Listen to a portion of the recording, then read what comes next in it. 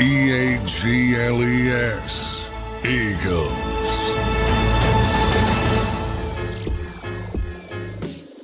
One and done. The Philadelphia Eagles have officially been eliminated from postseason contention by the San Francisco 49ers. They lose the football game today, 23-19, in a crazy game, in a wild second half, in a game that included a little bit of everything. And the Eagles fall to the depleted and injured San Francisco 49ers, and put it nowhere else other than that offense came back to bite them in the biggest moment of the year. Welcome into the JAKIB Postgame Show, everybody. The season obituary today. We will break it all down here on the Postgame Show. Big Sills, how you doing on the Postgame Show today, man? Eagles lose, are one and done, and have officially been eliminated from playoff contention. One of the biggest disappointments in Philadelphia Eagle history. The playoffs had been set up for you guys to run the tables to get to at least the NFC Championship game. And from the self-inflicted wounds in the second half, with the play calling, I'm sick and tired of hearing it. Stop with the excuse machine. I mean, they shut the damn run game down in the second half. The guy was running the football absolutely awesome. They were doing a great job in running the ball. And then they start throwing these under-the-stick throws. You know, again, play calling, tell me if you're not watching that. And by the way, the execution of the players, AJ with a critical drop going across the middle of the field, he may still be running. If he catches that football, there were so many things in this football game that came back to bite them. I'll tell you something else. Kyle Shanahan and Brock Purdy, they had no right being in this ball game.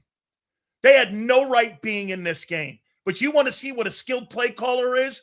You want to see what a skilled defensive-minded guy is when they're all working? And I'm not saying Vic's not, because Vic and that defense kept them in this game. You know what? At the end of the day, Zander, either your play caller's not very good or your football team on offense isn't. Pick one or both. I don't care. They weren't good enough. I heard John McMullen say this all week. Of all the defenses that were in the playoffs, he said that was the worst defense that was in the playoffs. If that's the case, that's the worst offense. And I said it to you and everyone else that would listen.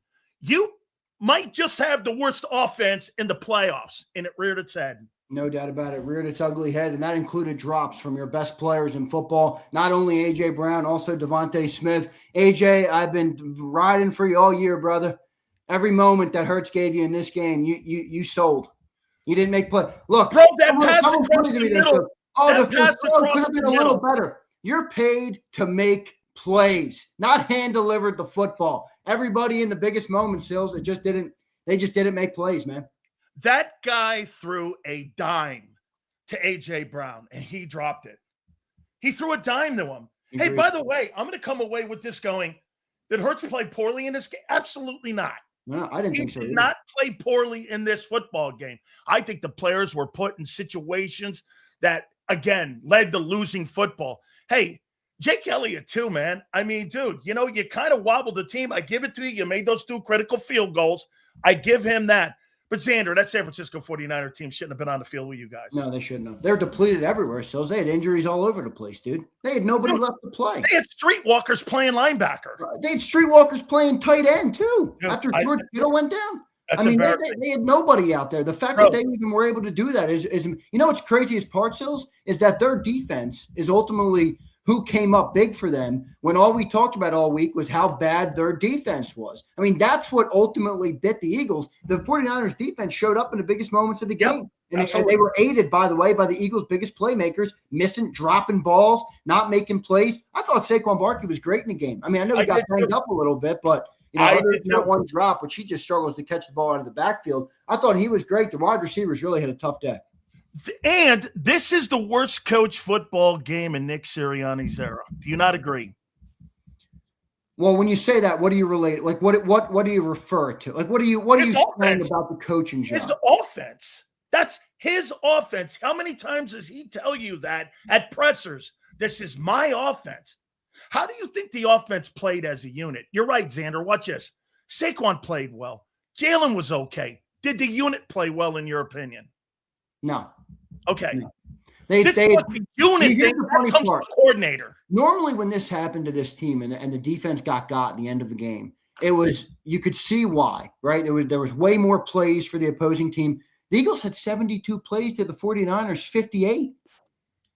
I mean, they outplayed them. They had 50 less yards than them. They had more plays, 72 to 58 on plays. The yards per play is the difference. I mean, the 49ers had 6.2 yards per play. They had those huge explosive plays in the game, and that ultimately, gave them a big advantage. Brock Purdy gave you 2 picks, and you scored 3 points off him? I know. Okay, you didn't cash in. Brock Purdy did not play well. He played well enough. We played well enough to win, but it wasn't him the reason that they won. So, it's real quick. I mean, I know we're going to get into this, and we got a long time to talk about this, but the Eagle fan in me just goes right here.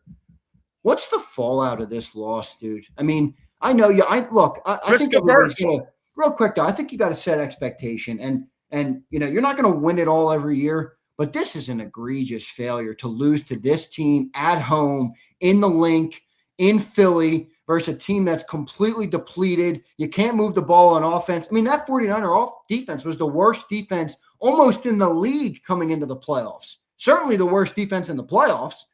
And the offense still puts up 19 points. I mean, what's the fallout of this? I'm looking at big. I mean, I don't know. I'm just going to say some names. It doesn't mean they're going anywhere. But Nick Sirianni's going to have questions. Kevin Petullo is going to have questions. A.J. Brown's going to have questions. Who we're paying on the defense? Are you extending the quarterback Jalen Hurts? Saquon Barkley? All of these things I think are going to come into play real quick. And that's part of what happens when you get bounced in round 1. How about approach a game when it comes to your passing game? When you needed it, it wasn't there. I mean, you know what? Last 2 years, it's been hanging out at 26 and 25. When you needed it, you didn't get it. And we said going into this game, Barkley did his job, dude. The Philadelphia Eagle passing game didn't. Barkley did his job. I mean, what else? I mean, and Zander, I get it. Brock Purdy didn't play well. If Purdy's not on the field, they don't win.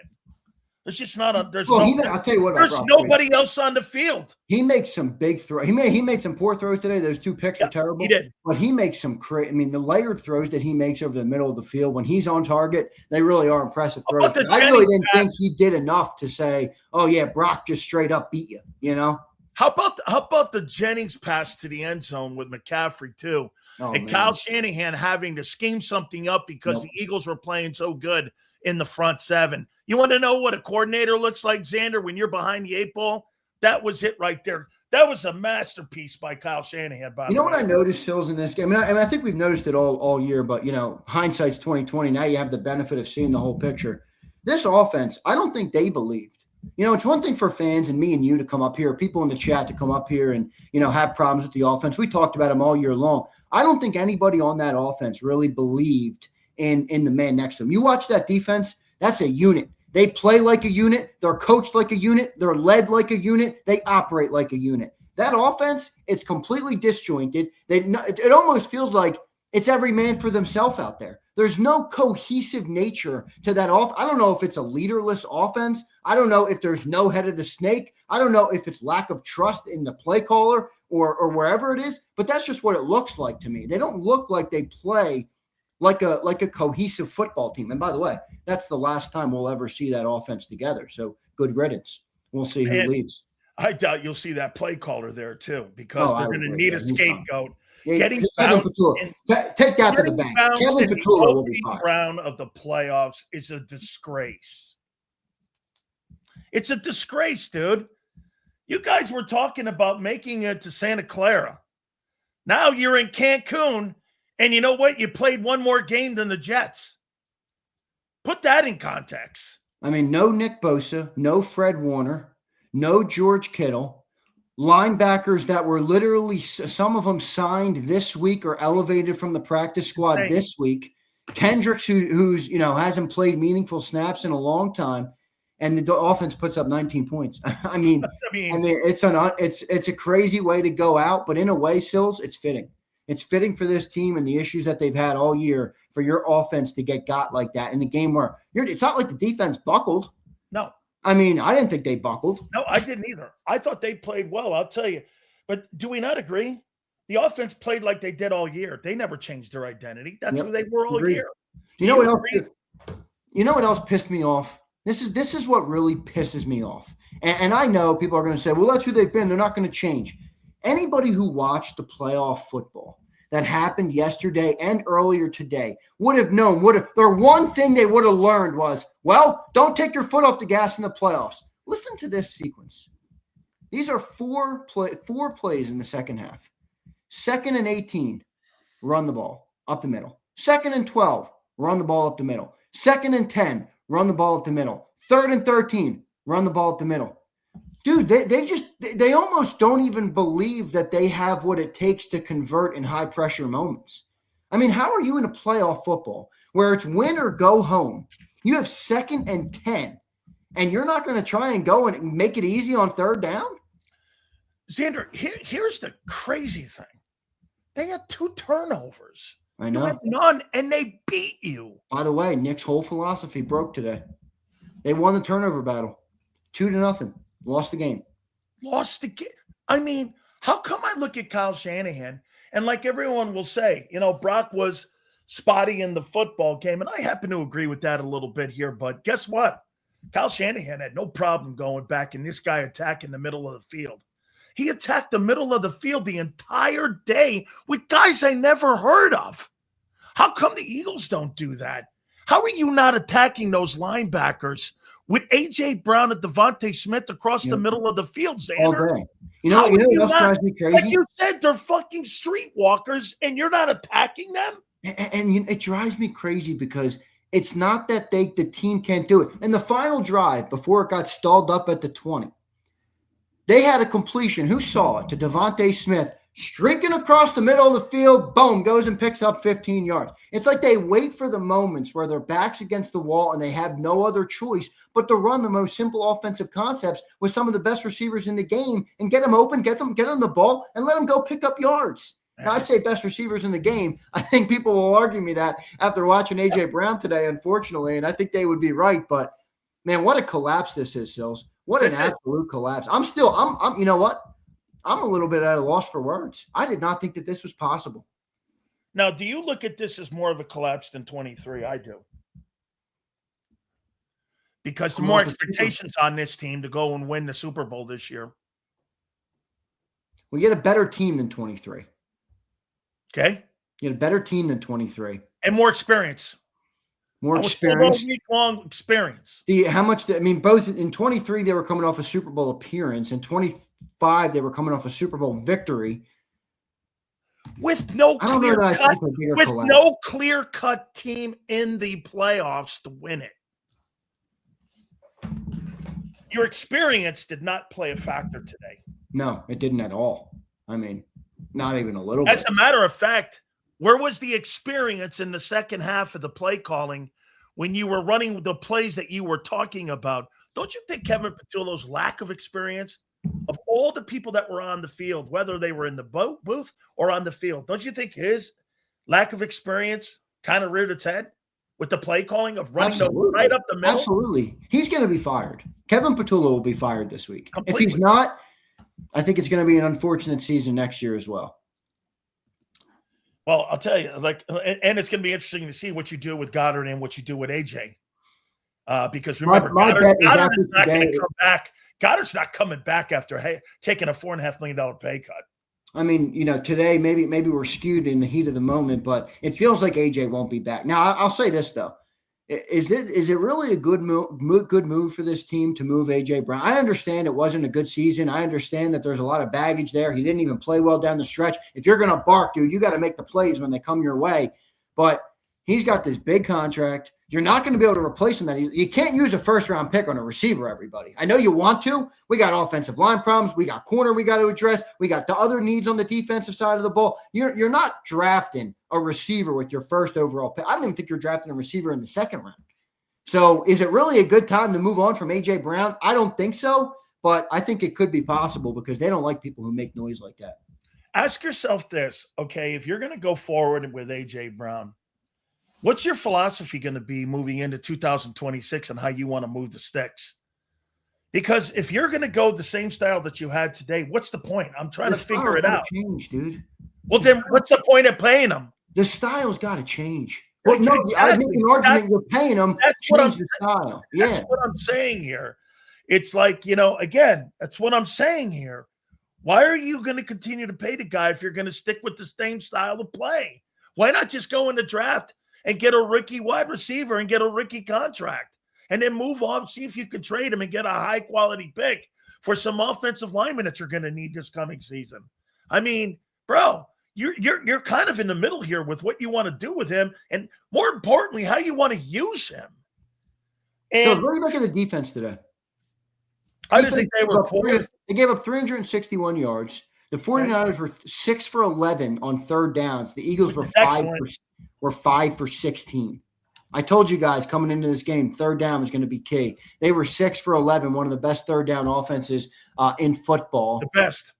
Yeah, the best. Excuse me, the best third down offense. They did give up those chunk plays, man. Explosion plays. They gave up that one at the beginning of the first quarter. They gave that explosion play up to put them down inside the red zone. That was a big explosion play. That was, hey, by the way, there were a few plays, man, but Reed Blankenship, wow, man. I mean, holy cow, guy. You got ran over one time, and you also got a little bit taken to the woodshed by guys I've never heard of. So, I mean, Q got beat a few times in this ball game. He did. And he had 2 good picks, but he got beat. He got beat, but he played well. There were a couple plays where he got beat. I thought Cooper played exceptionally well. I'll tell you the guy that I didn't see Zach Bond making plays across the middle of the field. Usually I see him making big plays. I didn't see him making any big plays. And I'll tell you too, where was Jalen Carter in the football game? I didn't see him really pushing the pocket. He had the sack, but you're right. That defensive line did not. Me and you thought for sure that the defensive line, especially in the middle area, was going to push Purdy back and make his life difficult. You're right. I didn't see a whole lot of that. Listen to this, Sills. Now, I don't have every play in front of me, and I'm probably leaving out some explosive plays. DeMarcus Robinson in this game, he had 6 catches, 111 yards. His long was 61. Christian McCaffrey had 6 catches for 66 yards, 2 touchdowns. His long was a 29-yard game in the air. Kyle Juszczyk, 4 catches for 49 yards. His long was a 27-yard gain. Jawan Jennings had 1 catch for 45 yards. Obviously, the long there was 45 yards. That's 4 receivers who had explosive plays. Plays plus 25. Yep. Plus that 25. Is so anti-Vic Fangio defense. Kyle Shanahan got the better of Vic's secondary today. Yep, he did. He absolutely did. With lesser players, much lesser players. I mean, you're talking Jawan Jennings, Kyle. When I thought Kittle went out, I thought they were done. Me too. I thought they were done. Me too. No doubt. No doubt. I thought they were using. Bro, I still can't get on the other side of the football field that I can't believe your offense couldn't muster up more than 19 points against that defense. I mean, the final drive. Look, Purdy and Kyle Shanahan and McCaffrey, bro, that's a really good group of guys. And then you're going against Vic. Dude, that was the game.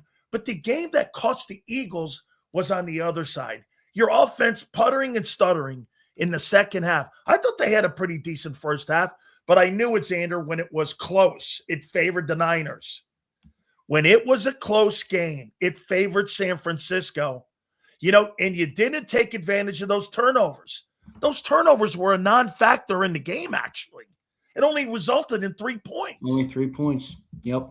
Totally didn't take advantage of those. Those are 2 big plays by Quinyon Mitchell, too, to jump that one pass at the end. And Zander, to your line all year long, the Philadelphia Eagles all year have not taken advantage of shitty defenses. Yep. And here's the grandest right here in a wild card game when you needed it the most. No doubt about it, Sills. No doubt about it. Sills, what do you think the fallout, if any, is for Nick Sirianni today? Or what do you kind of see his offseason now looking like? Is it simply, hey, Nick, let's figure out if this is a philosophy we want to stick with? I don't think Nick Sirianni's getting fired. I mean, the guy won a Super Bowl last year. He's not going to get fired. But what's going to happen with Nick Sirianni? How do you see that playing out this summer? It's clearly going to be on style of game, and it's going to be clearly on the next coordinator on how you're going to bring and who you want to bring in. I mean, if they stay with Kevin Patullo, Zander, they're going to go status quo. They're not going to do anything, and they're going to stick with what they're doing. The changes will come on personnel. We've left one name out of the mix here. Wonder what Howie Roseman thinks of this. Oh, yeah. Okay? Howie thinks he put a roster together that should be in the NFC Championship game. Do you not agree? I think he's right. And when you have an epic failure like that, Howie's not taking slings and arrows for this. The coaches are going to take the slings and arrows for this. Because you know what? You got a $200 million payroll, and you can't put more points up against the worst defense in the playoffs. For those who don't know, it's the most expensive offense in the history of the National Football League. Not this year, not in the last 5 years, in the history of the league. Now, the cap goes up every year, so that's obvious why it's more expensive now. But to have this type of output is egregious, and somebody's going to have to answer for it. If you don't think it's going to be Nick, maybe you're right. And it's going to be big to know that, though, because last year they hired a coordinator to run what they wanted to run. If they're not going to run what they want to run this year, like that risk-averse, nothing prevent offense, as Philly 500 has called it, do they bring in a coordinator that has autonomy to run his offense? That's going to be a huge switch for this team if that's how they're approaching it. No way. No way they do that. Like a Cliff Kingsbury coming in. Yeah, right. Exactly. All of a sudden changing something up and getting his own people in the building. Absolutely no way. This is going to be more on assistant coaches. This is going to be more on approach, and this is going to be some personnel. Do you really think Lane Johnson was – I don't think Fred was that awful. I mean, but then again, you're a backup guy. How much more would he have made a difference in the run game in the second half? I mean, I didn't think something about Lane's played that poorly. I didn't think they played that right. There's something about Lane's presence, but I agree with you. I didn't notice that as the that's what a spot in the game where that was a game-changing thing there. I didn't notice that in the game. I would agree with that. So, what do you think it is for Kevin Patullo? You think he's done? Yeah, I do. Well, real quick though, let me present both sides, and I will say, and I've already said in this opening, I think he's going to be fired. I think he should be fired. All right, I don't like calling for people's jobs, but the fact of the matter is, you're in professional football. You got to get the job done. I think he's going to be fired.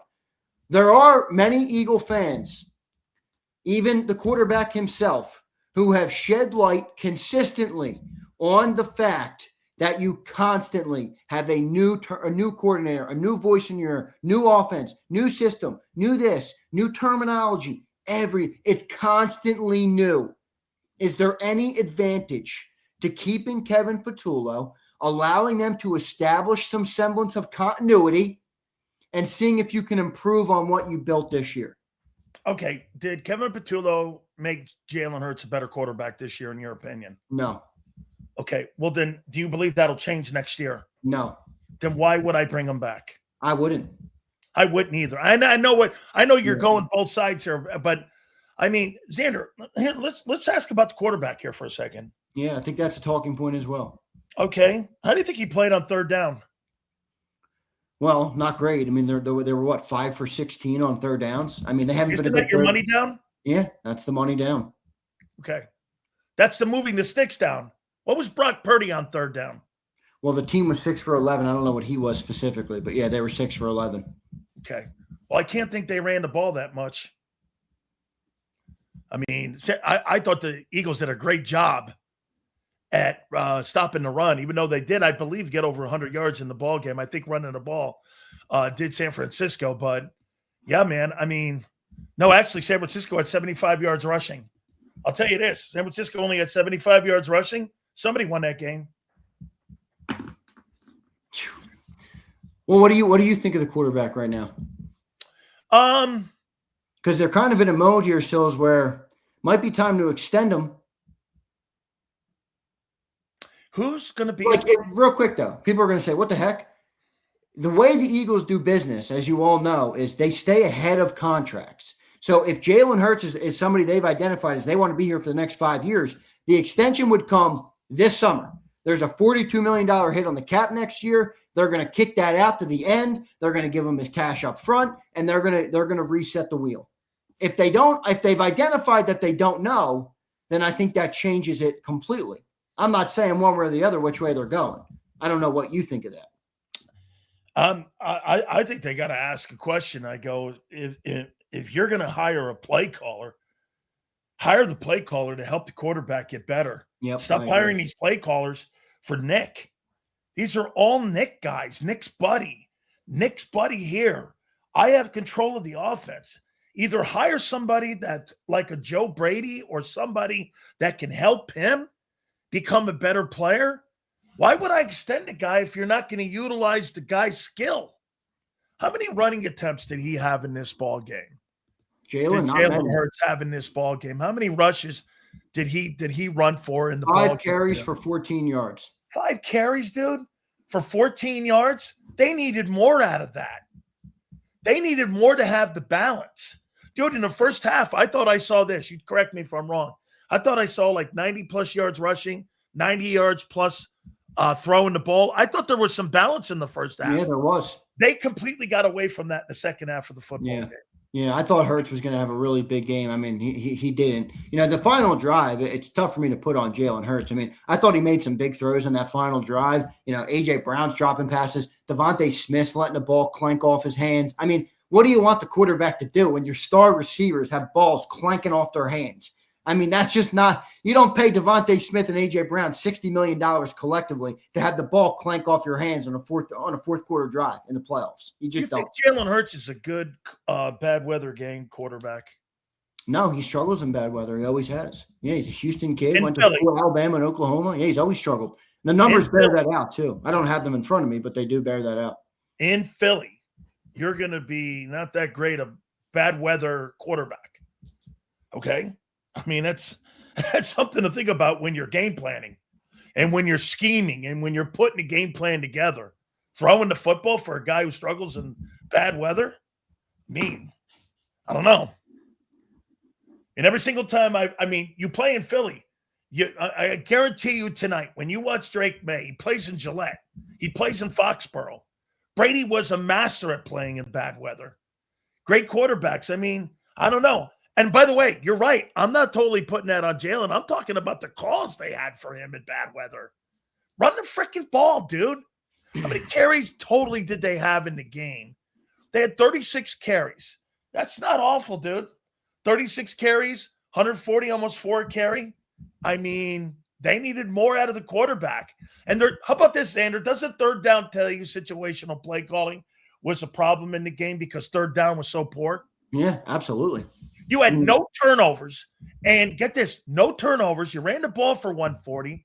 The quarterback was pretty decent in the ball game. 20 of 35 is not terrible in the game in bad weather. You ran the ball with 36 attempts. What the hell happened?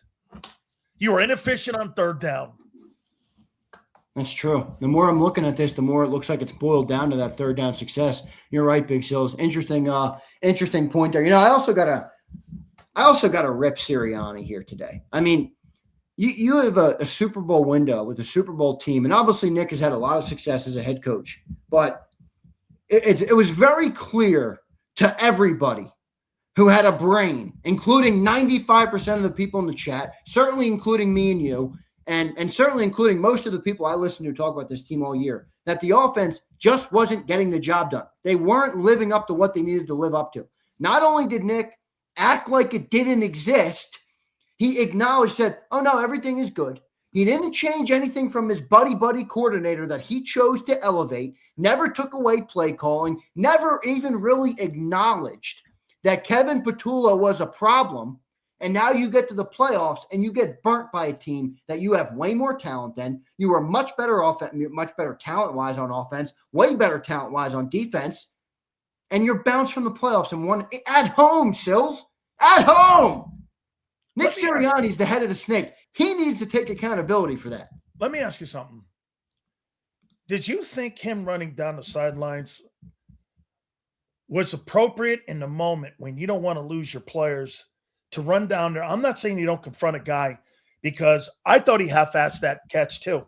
I thought he should have dove for it. Yeah. Okay, I do. But do you think that was the right moment? Don't you have to be the bigger person to sit down there and have a calm conversation instead of getting in someone's face like that on the sideline? I put that more on AJ. Oh, I'm not telling you AJ's wrong. Not wrong. I'm telling you, as the head coach, you got to conduct yourself on the sidelines to make sure that you don't see panic. Well, here's Okay, what that was a moment where it looked unraveling. Well, I agree with you from the macro, but you know, my favorite coach of all time is Nick Saban. You know how many times I watched him blow up on players, coaches, people on the sidelines? You got to have focus. You got to have this is playoff football. AJ's walking off the sideline now. It wasn't about the drop. There was 19-year-old kids were talking about a 30-year-old man fair. down there. Okay, that's not a 19-year-old guy. That's fair. That's fair. College is very different. Listen, Zander, I'm not telling you you're wrong about, hey, dude, you got to give better effort. That is on him. That's an effort. But don't you have to hold yourself on the sidelines as the leader of your football team? Hey, dude, I'm going to get that guy in the locker room and I'm going to address him. Hey, dude, you got to play harder. I get what he was saying. I get it. He's not wrong. Was that the moment, though, to do that? Because it surely didn't galvanize him. Definitely didn't galvanize him. He may have even lost the player. Yeah. And get this. Well, that's on AJ, too. Well, AJ's not the head football coach. That's fair. It's a fair point by you. Fair perspective. I mean, I thought Nick was fine to rip into him because AJ was lacking focus there. You know, two plays he could have made a catch, and then he didn't get off the field, and Nick was trying to get the punt unit on. I get it. So he was worried about got to be a leader. Someone's got to be a leader in that moment. Someone's got to be the leader. Dude, 60 minutes. Do you think this offensive team all collectively felt like there was no leader ever? Yes. That's how they played. Yes. The defense played cohesive all year. Yes. Yes. And who do you put that on? I put that on too many roosters in the hen house. You got too many people talking with all advice, talking to Jalen, risk averse, all this. I'll tell you what, when I watch Vic Fangio call a game, I don't see anybody in his face. I see Vic going like this. Dude, you know what kept you in this season? You're an 11-7 football team. You're an 11-7 team, dude. And we're 7-7 since the end of September. Okay. Since Liars Month, you're 500. Okay. I mean, Vic kept you in the season, dude. It was Vic Fangio. And your exceptional talent you have on that offense that wasn't utilized correctly. I'm sorry, dude. I mean, what a waste of talent on offense. That's got to be one of the greatest collections of offensive players in the National Football League. And it underachieved all year. And you know what? The 49er game put the cherry on top of the entire season. It just put it on top. This is what you were, dude. Get this. All the things when people said there was going to be a switch clicked in the postseason, never happened. Your identity was formed in the regular season for 17 football games. Your defense, I thought your defense played with great energy. I thought they played with a scheming offensive coordinator, head coach, and Kyle Shanahan. That was so great watching Vic and Kyle go back and forth. You know what was really obnoxious to watch? Was Kevin Patullo and Nick running that offense into the ground. It's a joke. I agree with your point about too many voices. I mean, you look at other teams. It's not a perfect science. Some teams, their coordinators, the head of the snake, or the leader of the offense. Like you look at the Bears last night. I think Caleb Williams is growing into a fine young player. Ben Johnson's the leader of that offense. On old school Brady-led teams, Brady was the leader. You look at Josh Allen. Josh Allen's everybody. So it's not a perfect science, but I think you're right. You got Nick. You got Kevin. You know, every time Kevin or someone speaks about Kevin, here's Nick Sirianni. Well, it's my offense he's running. And then Jalen. How much autonomy does Jalen have at the line? Nobody really knows. And I don't think the players know either, to be frank, which is a big problem. By the way, second half, Sills. First drive, 3 plays, punt. Second drive, 4 plays, punt. Then they had a 10-play drive, ended in a field goal. Next drive, 3 plays, punt. 8 plays, field goal, and then 10 plays, turnover on downs to end the game. 3 3-and-outs in the second half. Once again, Sills. 3 3. What was the longest drive in the amount of plays that they had in the ball game?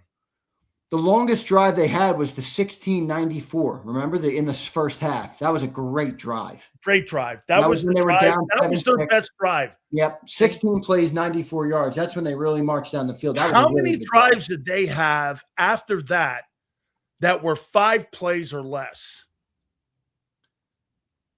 1, 2, 3, 4. How many drives did they have total? Total in the game? Yeah. Total drives in the game, 10. So 40% of your 40% of your drives, yep. 40% of your drives ended in 5 plays or less. Where are you going?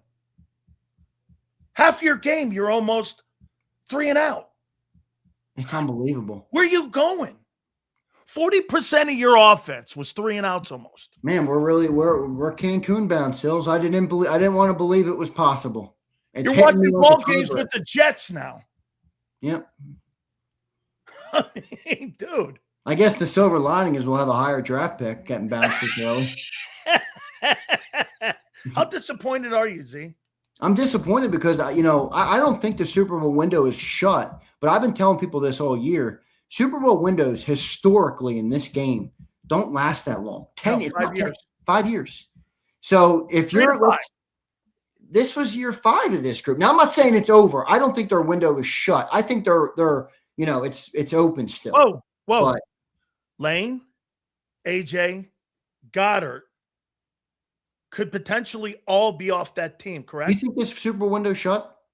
No. I'm asking you, though. Those are pretty big players to replace. Don't you agree? Yeah, huge. Have we seen the last of Lane Johnson as a Philadelphia Eagle? I'm getting that feeling. Okay. I mean, right? How much – I wonder how he looks at this and says, I believe in my roster. I need to get me some new coaches in here. I need to get some depth on the offensive line, and we're going to be fine. How do you think he looks at? Do you think he looks at it like that? I don't see it like that. I don't either. I'm asking how you. But I'll tell you what, he's not going to take a shit on his roster. It felt to me like you could have literally assembled the all-star team that you're going to see in a couple weeks at the Pro Bowl games, put them as the Eagles offense, and they wouldn't have been much better. Do you think the 49ers outplayed you today? No, not really. I thought they made bigger plays in bigger pressure moments. Better on third down. Bigger when they needed to score 6 of 11. Better in the fourth quarter. Yep. I thought when the pressure moments better situationally. Exactly right. I mean, the Eagles had more plays. They had 50 less yards. I mean, 49ers did outplay them, though. 6 of 11 on third down. They had 360 yards, 6.2 yards per play. I mean, that's huge for the on this. You know who killed the Eagles today was that DeMarcus Robinson kid. He killed him. Killed him because you weren't really gaming him up to be a factor in the game. But hey, check this out too, Zander. This is something to take a look at in this ball game. Look how many different people that he went to. 1, 2, 3, 4, 5, 6, 7, 8, 9 guys in the ball game.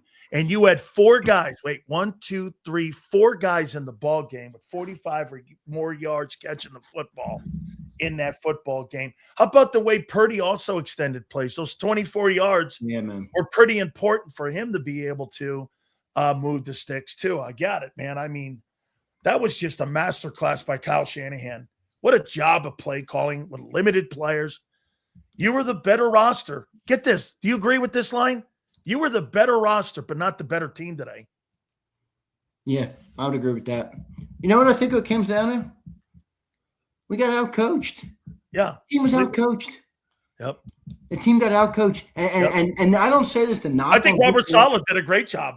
Not to knock on Vic Fangio, because it's not to say that Vic didn't do a great job, but he got outcoached too. Kyle had a good game plan. He had the zone beaters dialed up. He didn't care who the name was. DeMarcus Robinson. It didn't matter. You named all the explosion plays. There were 4 of them. Dude, Kyle Juszczyk had a 27-yard play through the air. Yeah. Kyle knew where to go and where to attack that zone, and he was right on the cue with it. Dude, the linebackers were a non-factor. I didn't hear Nakobe's name. I didn't hear Bond's name. I didn't hear any of those guys today. I'm with you. They didn't. I mean, Cooper and Q were the guys in the secondary keeping the thing close. They were the 2 guys making plays back there.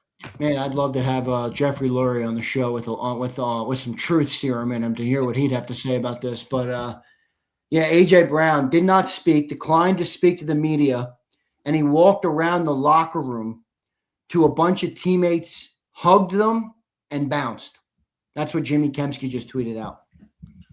We've seen the last of him. Yeah, I think we've seen the last of A.J. Brown as a Philadelphia Eagle, and I might have to rescind my comment about the Super Bowl window being shut. Guys, I know a lot of people had problems with A.J. Brown this year, and look, maybe I vouched for him too much, but receivers like that don't come that easily. No. You're not going to just replace that guy that easily. No. And you're not replacing him in the draft. Whew. Do you go get Pickens? That's an interesting name. Pickens would hate playing here. He would hate playing here. He would. You're right. He would hate it. You need more. Like Pittsburgh. No, you need a Puka Nacua kind of. Remember how miserable he was in Pittsburgh? Yeah. With Justin Fields is he'd be miserable here. We don't pass the ball enough. I think you said something earlier in the year that was also a pretty damn good line. AJ has kind of polluted the offense and how people are going to look at that offense and free agency wanting to come here and play. And if AJ bounces, like you say, what wide receiver in the NFL would want to come here? I mean, if A.J. Brown doesn't want to play here, why would any other high-powered guy want to come? Now, you float winning at him, and winning has to matter, but do you think it really matters to diva wideouts? I don't think so. I mean, bro, you got more questions and more big-time decisions to be made than any other time since I've covered your football team. You got a laundry list of things to go over this offseason here. A laundry list. Signings, extensions, who stays, who goes, the firing of a coordinator. Hey, all of that. Is Lane gone? Is Goddard back? Hey, Barkley getting banged up in that game. I thought Saquon was good, but you think a 29-year-old Saquon next year is going to be better? Yeah, hard to envision. About aging now and tire tread, all that, all those question marks. And most importantly, the one thing you've got to keep asking, 27th in passing last year, 25th in passing this year. Surely you've got to address getting that part of your team better, don't you think? 100%. 100%. Where does that come to? Is that strictly court? I mean, part of me thinks, I love Jalen Hurts, and he's obviously had a lot of success with Philly, but he's not really the quarterback that you're going to have, that you're going to create this amazing passing offense around. That's just not his game. That's right. That's not how it's been his game since forever. Since I never said this. Shady McCoy said this. He doesn't believe that they're going to extend him. Shady said that. Nobody on JAKIB said that. Shady McCoy said that. Did you see that soundbite? When Shady said it? Nobody here has said that. Now, I do think there could be a coordinator that could accentuate his talents much better. Would Nick give up that autonomy and power then to a guy that's going to run a different offense? I don't think he's going to have a choice. So you think he's back in the box again, in the sandbox with Jeffrey Lurie after this game? One thing John McMullen told me a couple years ago when they fired Brian Johnson is Nick Sirianni might not be a better coach than Doug Peterson, but he's more savvy politically around the organization. Correct. He knows if I don't do this, I'm going to get fired. Right. So he's the modern day NFL coach. Let's get to some super chats. See what the great people are saying. Look at Mark Holmes rubbing it in early. Guys, do me a favor. Please hit the like button. Thank you, guys. Appreciate everybody for being here, man. Unfortunately, the season has come to a screeching halt, and it is officially over. And as Mark Holmes puts it here, welcome to the offseason. Grab a beer and sit your butt down and shut the F up. That's going to be an interesting on Wednesday. Battle Royale. I'll tell you that, boy. That'll be on Wednesday at 4:30, guys. So that'll be interesting. No doubt about it. Welcome to the offseason. No doubt about it. Welcome to the offseason. Let's go to the top here. Let's go to our first super chat. $50 from Riot. Thank you, brother. Appreciate it. Fire this. I'm sure by the way, for anybody listening, if you don't like rated R, I would imagine the super chats are going to be somewhat rated R. Whatever you got to do to manage that. Fire this useless ass head coach and offensive coordinator. We're first round. We got plenty of time to find somebody and get rid of this below average, middle of the pack quarterback. Throws into triple coverage for the game, and he looked like complete ass all the second half. They're the choke squad. What you need to do is have a common sense conversation here, everyone. You're not firing your quarterback and you're not firing your head football coach. 10 months ago, they just won the Super Bowl, or 11 months ago, they just won the Super Bowl. Relax yourselves. They're going to be looking for answers. Because remember, that's not how they operate. Your quarterback doesn't have a trade. He has a no trade clause in his contract, and the head football coach is one of the greatest win percentages. You know what? Like I said, too, this is what you have. When you have a constant revolving door in play callers and your head football coach, how many times has Chris Long told you, when you don't have a play calling head football coach, you're going to have a conveyor belt of coordinators, and the Eagles are going to be in line for another one. How many times have I asked you, Zander, do you think Jalen Hurts will have another coordinator at the beginning of the year? Every year since Shane Steichen, every year he's had a new one, and he's going to have another one again. It's the way they do business, folks. What is the thing you tell me, Zander? Hey, you got to deal with it. It's true. True. It makes it look bleak, though, doesn't it? Yeah, because they're never going to give the control. Right. They're never going to give the control to a coordinator to come in here and take the reins and help Jalen Hurts. Yeah, I agree. Walk L says, Angelo called this 2 weeks ago. How does Sirianni explain this? By the way, he's on at 3:30 Monday. Beautiful. Can't wait to hear what he says. He's going to rip into this team. JD3, this team is never as good as the record stated. I hope we draft a quarterback with a priority pick. 27 can't come fast enough to get away from Hurts and his style of offense. Do we agree that the team was not as good as we thought it was? Yes. Oh my gosh. That's 100%. That can't even be debated. Could be an understatement, right? That can't even be debated. That can't even be debated. Because of what San Francisco threw at you today. And they weren't that great. Like, if San Francisco came in, though, and they played their best game, I'd say, all right, tip the cap. Good job. They didn't even play that well. They played their poorest game. They didn't play that good. Turnovers. 2 turnovers. Brock Purdy was pedestrian in the game. Made some good throws, but also made some bad throws. Christian McCaffrey never really got going in the football game. I mean, really wasn't that great of a game. Now, the good game. What happened? The other guys got going. Well, you know what we've been saying all year? This is playing the Eagles offense is a get-right game for defenses. And that was a get-right game for that defense, which was not having a good run. Holy cow. Now, let me ask you this. Because the Eagles lose, does that mean the Rams are hosting a playoff game? No, the Rams will go to Chicago? Chicago. Okay. The Rams will go to Chicago. And the 49ers will go to Seattle. Seattle. Okay. All right. Wow. So that's the final 4 in the NFC. Rams and Chicago and Seahawks and 49ers. Yep, that's right. Man, that's egregious that we're left out of that group. How are you not in that group? Wow. Oh, man. It burns a little bit more. What a disaster. This is do you agree? It's a disaster. Don't you agree? It's a complete and utter disaster. That's putting it mildly. That's putting it mildly. Here's Alexander Harris. Like I said 2 weeks ago, no matter who we played in the first game, if the defense doesn't play a damn near perfect game, we're going to lose because this offense is dog shit, and I've been saying it all year. Yes, you have, brother. Yes, you have. And really, everyone pretty much on this network has said that the offense has said it all year long, that this offense just has not been that good. It's just not been that good. And when we had those full goal games with the Raiders and the Giants, everyone was saying, hey, look, they're getting some momentum coming out. Then you saw what they did in Buffalo. Didn't that second half of Buffalo look that whole game like – didn't that second half of Buffalo looked a lot like the entire game today? When you say that's how they play. Second half of Buffalo, they didn't complete a pass. I mean – okay, well, how'd they do in the second half? I can say that. How'd they do in the second half in pass? I wonder in pass completions. I don't know. I mean, Jalen didn't have a lot of yards in the game. He was 20 for 35, 168, and 1 touchdown. That's Jalen Hurts. Yeah, right. That's what I mean. That's what you're going to get. Yeah, that's about where we stand. Yeah. Here's Riot. What's up, bro? Hey, John, how good is KP now? Tell John, tell me again how great he is. Tell me again how Nick had his guys focused and ready to execute. They're bums. I don't care how many wins he has.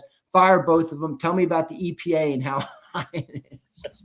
The EPA. I have no idea what that means. I just know that's advanced metric. I know what it is, but I'm like, okay, yeah, just use your eyeball test. You think that offense is going to put a ton of 10-play drives together? I can't for the life of me get why they can't just be consistent like they were even in 22 when they were putting those 13, 14-play drives.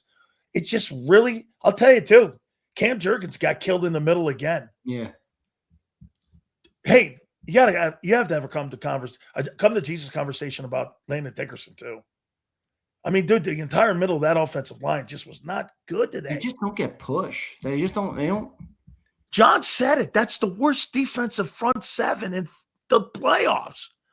And you couldn't get it done against that group. Zander, they had 5 dudes that I never heard of on that defense. The Kendricks guy, I think he's an 11-year guy, but his best years, he's on the back. This guy's on the back 9 and he's on the 19th hole. He's not the guy he was 6 years ago. He's not that guy. Man, you have a lot of decisions to be made in this offseason. They asked Nick about Patullo. He said everything and everyone will be evaluated. It's a cop-out. No, wait, I'll take that back. What's he supposed to say? Yeah, I mean, what's he going to say? Right, what's he supposed to say today? Yeah, no. All right, here's Marsh. Marsh, here's my last super chat of the year just to see Sills laugh it up. Wonderful year, y'all. Y'all have a great offseason, Jacob. I won't be as supportive until Nick and Patullo are gone. You see, let me tell you something about Marsh, all right? I know my boy Marsh. He's a shit talker, man. I love Marsh, him. this is not Marsh. Where are you going, Marsh? Where are you going, Marsh? You're gonna be right here with us, Marsh. You're gonna be right here, Marshall. All right? Marsh, I'm gonna be leaning on you on what direction we're gonna be needing. And he'll be fired up at all the moves that are made this year. Yeah, Here's Mr. Hill. What's up, Mr. Hill? Sills and Z, thank you for your show. I love you guys. Sills, with your football acumen, I learned so much from you this year. If Fleury doesn't demand changes in the offensive play calling, I may be done. Go Phillies. Well, go Phillies. He hits us with a go Phillies. Hey, listen, he will. He will. You know why? That's an organization that demands excellence. Yeah. They're not going to. You're 11-7. Put that. Man, I can't even. You know what? As much as I give you guys shit, I can't believe you're 11-7. I cannot believe you go from that to this. It's like a cliff. And like you fell off a cliff, Zander. It's just like you fell off a cliff. You mean to tell me you can't beat the shitty Niners? Bro, if you can't beat the shitty Niners, you are never going anywhere.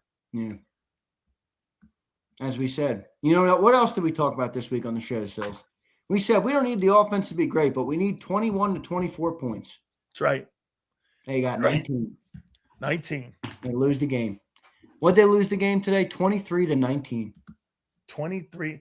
What did I say? I said 23-17, but I said Eagles would win. I can't believe they're on the back end. I put 23-20, so I was off by 1 on the wrong side. I can't believe that they're on the wrong side of this. I didn't see the Niners beating them. I did not. I don't even know if I saw the Bears beating them. I hope one of the most random AFC teams wins the Super Bowl. And I hope it ain't the Jags. I know. Josh Allen was spectacular today. I hope it's like the Patriots. No, I guess not. How about the Chargers? They're playing the Patriots right now. Yep. They're not going to the Super Bowl with that offensive line. They can't block a traffic cone. Oh, hang on here. I just saw a team that had no right being on the field. Yeah, but we're the Eagles. We have a historic bad offense, man. Hey, we're a unique squad. With no right being on the field with you, dude. We got to start laughing it up. Everybody. No, absolutely. We got to make them good out of this, all right? Hey, absolutely, man. Here's Marshall. All Knicks guys have bad season. All Knicks guys have bad seasons and get fired. Can't keep doing the same shit, expecting different results. I have to withdraw my support. Marsh is not happy. I wouldn't be happy with that result either. Holy cow. I wonder how Jeffrey Lurie's going to handle this. Who does he put this on?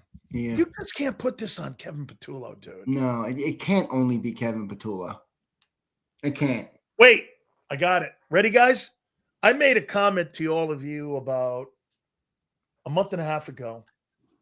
Ready for this, Zander? Folks, A.J. Brown is going to be the scapegoat starting Monday. Oh, yeah. And you're going to turn on social media. He's already and you're going to turn on him like I said you would. Yeah. And this is going to start Monday, that you're going to villainize him, and he's now going to be the bad guy. As I said to you, starts now. Watch Monday.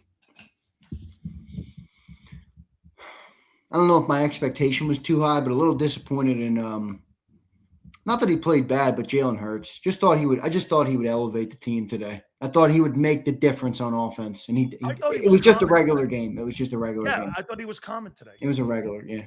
Yeah, I just thought he was common. Common men go nowhere. Herb Brooks.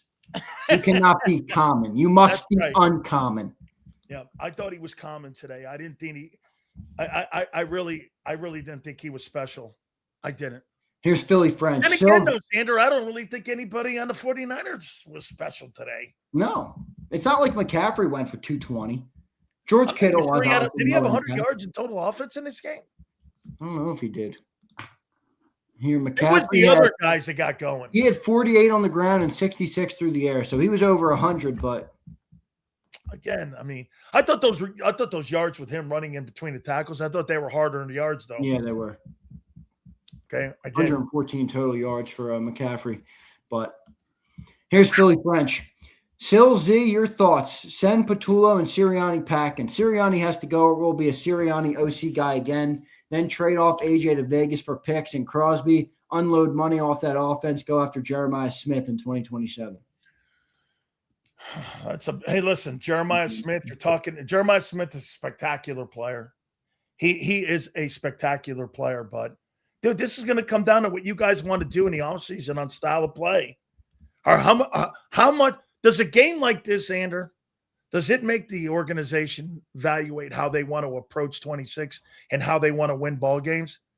Has what happened this year, in your opinion, do you think that erases how they go with this risk-averse stuff with not turning the football over?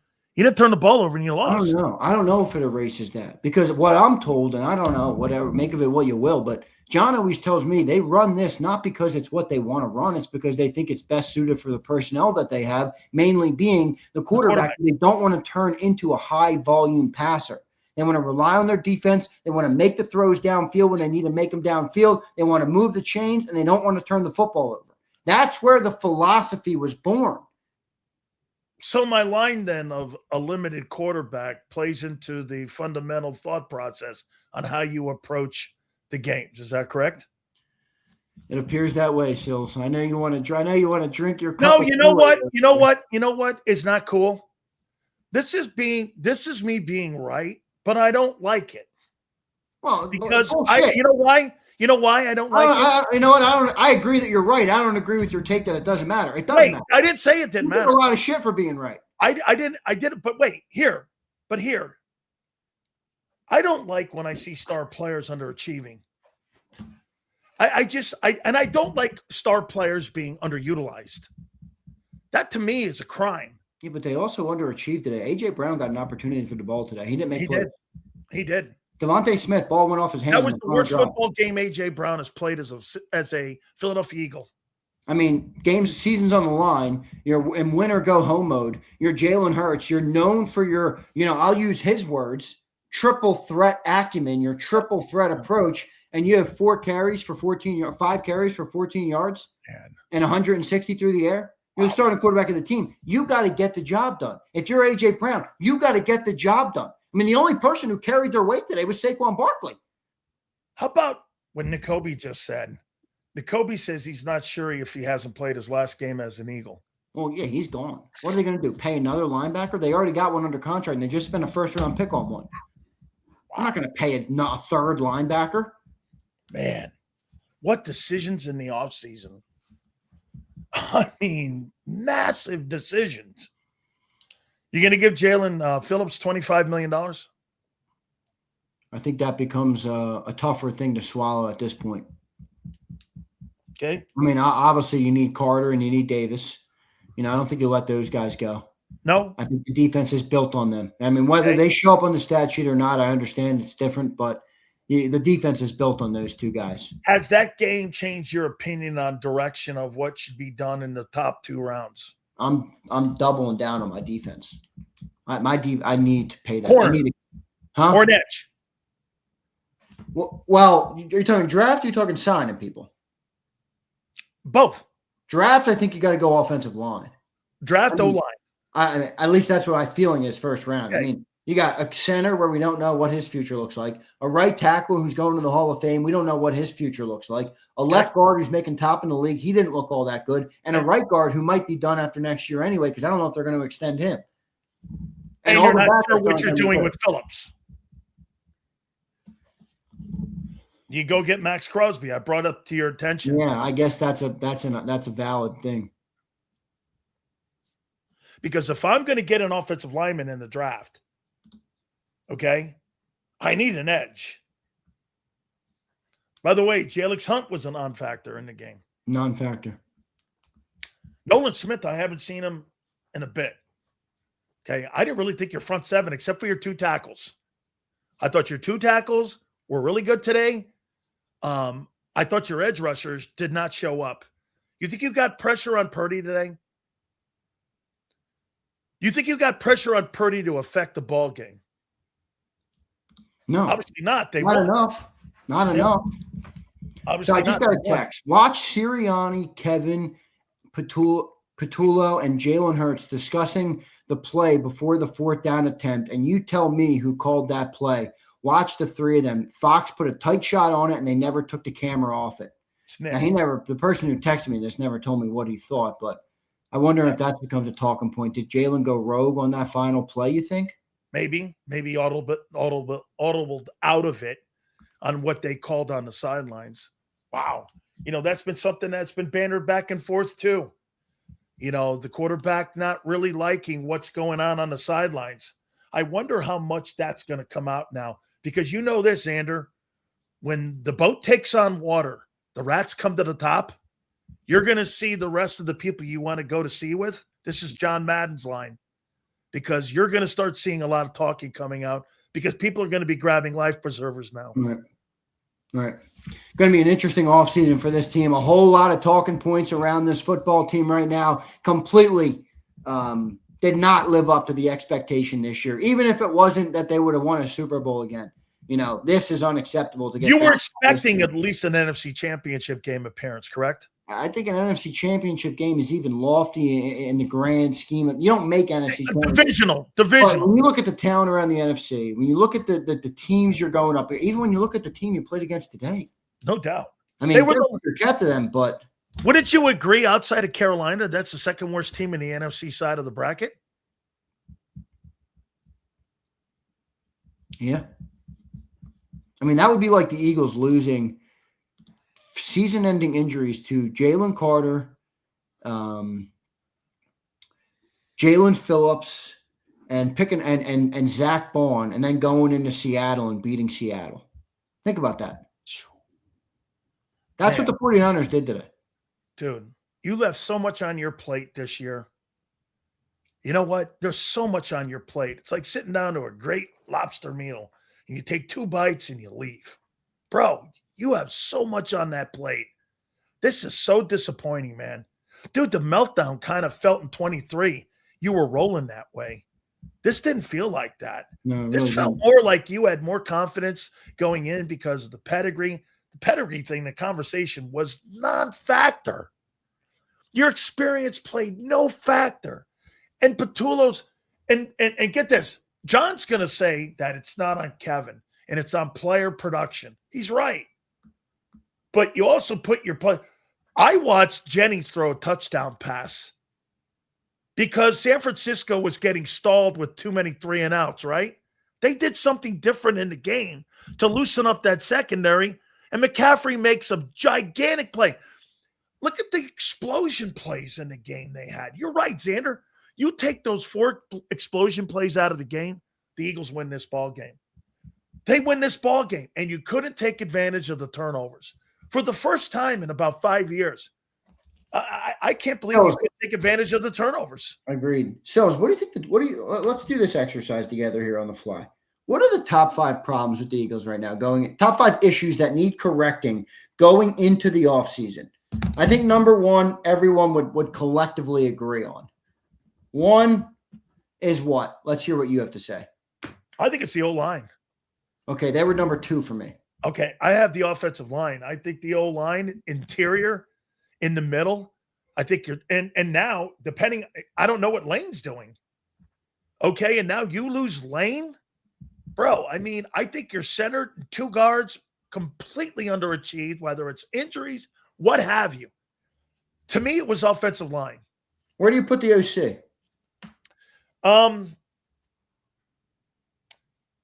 I put the OC. I put the OC 2. I'll put the offensive coordinator in 2 in approach. Dude, a guy that's never called plays. I'm going to put him – you know what? I have him 1, but I'm going to put a slash there and put head coach with him. Because head coach is the reason he's running the offense he's running in the first place. Well, then why don't we just say this? Number 2 for me, then, is the passing game. Your passing game has been terrible for 2 years. How can a guy go from 22 and look like that, an MVP candidate, to this? And it's not him. I told you, I took a ton of bricks off of him after the Buffalo game. This is just approach and execution. I can't believe the year previous, if I'm not mistaken, tell me if I'm wrong, Zander, A.J. Brown had no drops last year in 24. He had more drops. I don't recall, but off the top of my head. He didn't have any drops last year. You want to hear a crazy stat? You asked me, how was Jalen Hurts on third down tonight? I said not that good. They were 5 of 16. The Eagles had 4 drops on third down versus the 49ers in the wild card round.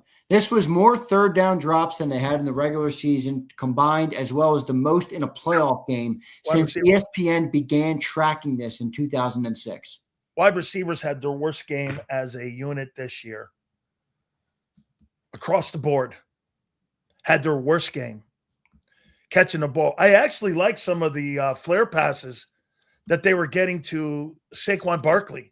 I thought that they were getting out in the open. I thought Saquon did a nice job, but the wide receivers today were just not very good. By the way, how about the timely penalties too? You guys had a big play down the field that was called back because of holding or whatever. I can't remember what the sequence was, but they had some penalties in there too that cost them on drives as well. No doubt about it. No doubt about it. We'll read a couple more super chats here from the great people of JAKIB Nation. Appreciate all you guys. Vitality. Please hit the like button, guys. The last drive was a perfect – and we'll have John McMullen coming up in a little bit. I assume there's a lot going on in the locker room, so he will be joining us shortly. Vitality says the last drive was a perfect representation of the season. All the makings of something great. Didn't execute and didn't finish. Pathetic. Brace ourselves for the turnovers. Here it comes. Go Birds. So AJ bolting and not addressing the media, which he'll be fined for that, by the way. You tell me, how's that look? How does that look for the entire game and the blow up on the sideline? Now he's not bolting. Good. Not good. He's proven to be more immature. Is that a reflection of him or Nick? It's a reflection of him. Okay. You're a grown man. You're a grown man. I'm not. Yeah. Don't put your problems on another man's shoulder. You're a grown man. You got to face the music. You know. I mean, come on. Too immature. Agreed. Unfortunate. I'm a big A.J. Brown fan, too. Forza says, thank God this nightmare season is over. Please trade A.J. Brown, who is a cancer, and get a real offensive coordinator. Thank God this nightmare season is over. Please trade Brown, get a real – Forte, if you remember right, during the middle of the year, I said, if you thought this stuff was going to go silent and he was going to stop, you're sadly mistaken. And in the biggest moment when they needed him the most – dude, I thought Jalen Hurts threw him a dime across the middle of the field. He just flat out dropped it. You know what I first thought, Zander? I thought it was behind him. And he put it right out in front of him. It was right here for him to catch, and he put the ball on the turf. I couldn't believe it. Man. Really unfortunate. Here's Joe High. What's up, Joe? J-Mac needs to eat some crow. Too much of a homer, refusing to admit the offense is not good enough to take advantage of bad defenses. He should be objective. I agree with that, Joe. I told him all year that the offense wasn't taking advantage of bad defenses. He kept pulling EPA out. I'll tell him that, too. How about this, Zander? What do you think Kyle Shanahan would have done with that talent today? A lot. Look at what Kyle does with the talent. Dude, he lost George Kittle in the beginning of the second quarter. We didn't even know who he had thrown the ball to. I didn't know those guys. I mean, I didn't know who they were throwing it to. Guys, I actually had to Google the Niners roster when I saw DeMarcus Robinson going off on us. I did too. I'm like, who is that? These guys were streetwalkers. Hey, Robert Saleh. I think Robert Saleh did a great job holding the Eagle defense to 19 points. He did a great job tonight. Yeah, with that group? I agree. With that group, right? I agree. Joe, thanks for the super. JT says 1K he's open but can't catch shit. AJ, trade that MFer. Reed Blankenship, peace. Reed's probably cooked too. Yep. Oh yeah, Reed's cooked. I thought he had a terrible game. How about him getting run over too by the fullback? Juszczyk. Yeah. Here's Pumper. They told me it was Hurts season. Ended up becoming Brian Pumper season. Pump taking victory laps now. Hey, you can't blame him. Pump. Man. A lot of people in the chat say Brian Pumper's wrong all the time. Well, Pumper might have been right this time, folks. Go Bird says, you guys might be upset, but I'm just relieved that I don't have to waste another second of my life watching this putrid offense. Fire everyone. Man, that's harsh. How in the world do you make an excuse for that failure? How do you go to your owner and go, well, hey, Jeffrey, you know that $200 million offense we have? We couldn't beat that shitty Niner defense. How do you go there and tell the guy, I spent $250 million in players, and you're, what is it, 5 of 12 on third down against that? Man. Here's Cody. Wow. This team was doomed the moment AJ and Sirianni had a spat. Sirianni and KP got to go. No excuse. Bring in Jim and McDaniels. You're not firing anybody. They're firing Patullo. Yeah, firing him, but you're not they can't run this back. You think that organization likes thinking that they're wrong? They let Nick make the pick. He won the Super Bowl. Okay. So then you're blaming the coach for the failures of the team. Oh, you watch. They will get that out there somehow. Oh, they will. Yeah. The owner and the GM will get it out there somehow. This is a Bob Lang special coming. Yes. Trust me. And Bob Lang works for those guys, not Nick Sirianni. That's right. That's right. Trust me when I tell you. They'll get it out how they want to. Joe High says, offense was shut down the second half. Story of the year. KP needs to go. Agreed, Joe. Here's Pump again. Your quarterback is not that guy. Put some damn respect on Sweaty, Milton, Rogers, and Kellen's name. Jalenites, you bums can't say shit. Yeah, it's a victory lap going on. I do agree, though, man. Hey, one thing, Pump, he was pedestrian today. I didn't see anything spectacular, but I also saw a lot of people not helping him out. I saw a lot of people dropping footballs too. No excuses. They were just underwhelming today on offense. I think the only guy that really had a spectacular I don't want to use the word spectacular. I think it was Barkley. I think Saquon did his job today. How many yards did he have rushing, Xander? Saquon had 106 yards rushing on 26 carries. I mean, that's kind of what he did all year. Get this, Xander, right? He had 4-1 for the year. He had 100 yards. He had 26 carries. That's who he was. The guy who needed to elevate was Hurts, and he did it. And AJ. Tough to push back on that. I mean, you just, you need your quarterback to elevate in the biggest moments in football. You just do. I mean, you watch Caleb Williams in the fourth quarter last night. I mean, say what you want about the kid. He made big throws, big-time plays, and big-time moments. Now, I feel like Jalen made some throws on that final drive, and his receivers, didn't really help him. That's a part of the conversation as well. But the reality is, the game is over. The season is over. The season is behind us. And the story will now be told. How do you think Vic did today? I didn't think he did that bad. Okay. I mean, I thought the explosive plays were no good. Gave up a lot of explosive plays. But that's Kyle. Kyle knows. Did you think that team and that offense would put 24 points on them? 23. Well, I said the Eagles' offense needed to score 24, so I thought they were going to score 17-20. Yeah. I mean, my score prediction was 23-20 Eagles. Okay. So they scored 23. Dude, I think if you hold the defense in today's NFL to 23 points, you got to win that game. Dude. I know. I agree. you got to win that game. I agree. That's the truth. Your defense was getting better too, man. I think in the next round, I think you go to Chicago and beat them. You would have went to Chicago and beat that team. I agree. You think they were looking ahead? I don't know what they were doing. I just don't think they were that good of a team this year. We've been talking about it all year, dude. That's right. They weren't that good of a team this year. They didn't win games convincingly. Right. The offense never looked good. It never looked cohesive. They never played together. There was problems all year. It started early with A.J. Brown. Saquon Barkley was never able to run the ball. Hurts didn't have his best year. Had some turnovers, in the middle of the year. Never really elevated like many wanted him or expected that he would. Play caller was over his head. Nick Sirianni did nothing to fix it. These are the shows that made up our season, Sills. This is the things that we talked about every single day together. I know. I was never impressed with them offensively. We took quite a bit of shit for talking about them, by the way. I know. Another lesson for the youngster on the show today. Never listen to the idiots. Hey, you know what I did? I took a ton of shit. I just never was impressed with your offense. Your defense, though, Zander, I will. When Phillips came, you started seeing massive improvement. You started seeing improvement on that side of the ball. You started seeing some of the skill set players. But, dude, even you have to. And I know you saw it. You were never impressed with them offensively this year. No, we talked about it all year. I had playoff confidence because this team has won so well in the playoffs. Right. And they do have a knack to control games, like, to play them in ways that are conducive to winning with a bad offense. They keep games low scoring. They never allow games to really get out of hand on the scoreboard. They keep things low scoring, and they were able to do that today. They just didn't make the plays they needed to. Absolutely. Oh yeah, this is going to be a mess come Monday.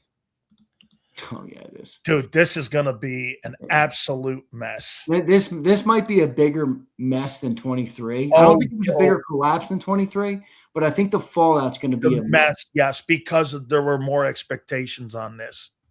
This is going to be a mess. Yeah. This is a mess right now. Let me text John, see where he is. Dude, John's going to join us soon here. So this is a mess, dude. I mean, my God, if you're the owner and you're beat at home by that 49er team, dude, the Bears are going to the NFC Championship game. Who are they playing? They're playing they're playing the Rams. No, excuse me, Rams. Yeah. Rams are going to win a Super Bowl. It's going to be Rams and Seahawks in the championship game. And then the winner. I don't know. I'm not counting that Bears team out. Not yet. I think the Rams. Yeah, I think they're going to lose. Know what happened with Carolina, dude? I've seen what happened to them all year. All right, well, they're the Bears. They make the improbable happen. I'm not counting them out yet. Man. If you want me to pick an NFC team I'll ride for the rest of the year, it's the Bears. I've liked them since the summer when me and John would debate about them back and forth. I like Caleb. Caleb's raw. I like he's raw and he's real. Did you listen to him after the game last night? Yeah. Super raw dude. Yeah, he wears it on his sleeve kind of, but not in an overwhelming way. Can I tell you something? I think the best city he could have went to and played in is Chicago. Yes. Because it's one of those blue collar cities that are going to call your shit out. Not like a lot of things, but when you win, that's another one of those cities. Being in LA, dude, didn't help him. Being in Chicago, I heard a leader after the game. Hey, look, man, this is a team effort. I heard all that stuff. I'll tell you what, I think he's growing up in Chicago.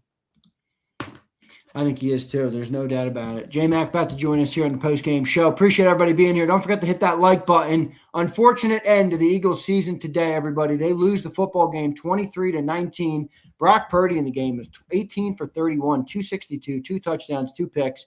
Jalen Hurts was 20 for 35, 168, and one touchdown. That's what I don't get. Like, how does Jalen have 20 completions and only 168 yards? I mean, they don't push the ball at all. Do you think they push the ball down the field a lot? No, clearly. They for 168 yards. Yeah, no way. That passing game reared its head, and Wyatt, again, it was the same passing game, and when they needed it, they couldn't get it. And this is not on all the quarterback. Those wide receivers had a horrible game today. Really bad. Receivers were terrible today. Yes. Yeah. Unfortunate that they were. And then AJ Brown bails out of the locker room, man. Sometimes he makes it tough to defend him. I mean, I'm a fan of AJ Brown. I think he's the best receiver we've had in Philly, maybe ever. But boy, he makes it tough to defend him sometimes. Absolutely. Yeah. Absolutely. Really does. And by the way, you another thing that Sills maybe can take a victory lap on. You called him Diva Brown very early. AJ Owens. Yep, AJ Owens early. Well, it turns out that's been true. All right. Man. Here's E-Train. Speaking of it, I'm a huge AJ fan, but he's been disgruntled for 2 years. Things seem to deflate when Nick chased him down on the sideline. Nick's influence on offense, risk averse to Cancun. Yep, I agree, E-Train. Man, poor execution. Second half was just like spotty at best. The whole thing. I mean, how do you get beat by that roster? San Francisco had no right being in that game. Right. Dude, I mean, they had no right being in that game. They were a tick above because of Kittle and with McCaffrey, Carolina. And when they lost Kittle, they were beating you with guys like Jennings and these other guys. I mean, let's get John McMullen. We got J-Mac in the green room. Let's see what John's got to say here on this game. John, I got you by video, John, or you want phone only? I can get you by video. See if John, I can bring him in now. There you go, John. Yeah, make sure you turn off the video because I'm in the I got you. cafeteria section. Yeah, your video's off. John, just make sure you speak into that mic, brother. John McMullen joins us right now here on the JAKIB Postgame Show. John, Eagles lose the game 23-19. Coming right to you, man. Just your initial reaction. The 2025 season is officially over.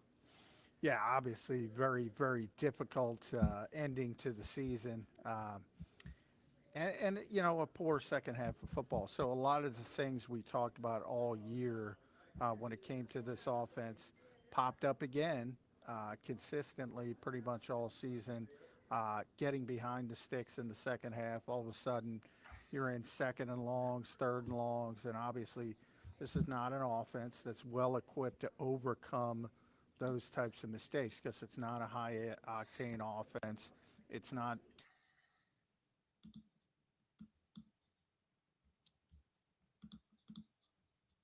people aren't, and they are not. Let's be honest. So I think we constantly talk about the names and the resumes on this offense. Look, because of the style of football they play, it's not really susceptible to pouring up a lot of yards. I mean, to Dan's point, this is a bad roster right now for the 49ers moving forward, and they lose George Kittle on top of it to a torn Achilles. Looking at that defensive group, there's no way you can let them off the hook like the Eagles let them off the hook.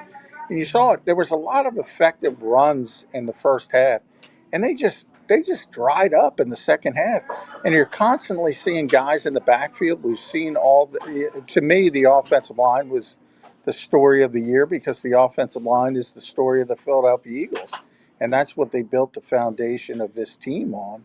And they just didn't play up to their vaunted reputations for a lot of different reasons, mainly injuries when you talk about Cam Jurgens, Landon Dickerson, Lane Johnson. Now think about Lane Johnson. What's his decision moving forward? Is he going to come back? Does he not want to end his career losing the last 8 games of his last season? Can't imagine that. But at 35 years old with that type of injury, you have to really start ramping up the succession plan when it comes to Lane Johnson. A.J. Brown getting the dust up with Nick Sirianni. You can talk all you want. He again didn't talk to reporters, so he's obviously not happy in this offense, hasn't been happy in this offense for a while. And then you have to start talking about the quarterback and saying, all right, if you don't feel comfortable playing a different style of offense, maybe you got to start making hard decisions there. And for Jeffrey Lurie, I don't think there's any doubt that Kevin Patullo is going to be used as sort of the explanation for it all. But if you're Jeffrey Lurie, you have to ask some difficult questions about, it's amazing, but I saw one national guy say, you got to move on from Nick Sirianni. I can't imagine they would do that. I can't imagine even thinking that way, but that's kind of the society we live in. I mean, we're not even 12 months off a Super Bowl championship. And granted, it's disappointing that you're not able to repeat. But let's be honest, it's very, very difficult to repeat in this league. It's still a disappointment. You don't want to make excuses. They just didn't play good offensive football in the second half. But while I will say the offense certainly deserves much of the blame, I mean, you are talking about a Kittle-less offense that is already down, Ricky Pearsall, who might be their most explosive receiver, and they're able to go down the field in a big situation after the Eagles took the lead, and that it's not the first person, but I talked about Christian McCaffrey being matched up with N'Kobe Dean in coverage, and it eventually happened at a high leverage moment in the fourth quarter of the game, and predictably it ended the way you would think it would end, and that's with Christian McCaffrey in the end zone. So the defense also didn't hold up in some big spots. Nice job. You got to give Kyle Shanahan credit pulling out the trick play with Juwan Jennings. I did not know. I just learned after that play. He was a 4-star recruit in high Yeah. school as a dual threat quarterback. Yeah. He was higher ranked than Sam Darnold and Joe Burrow and Lamar Jackson in the same high school class.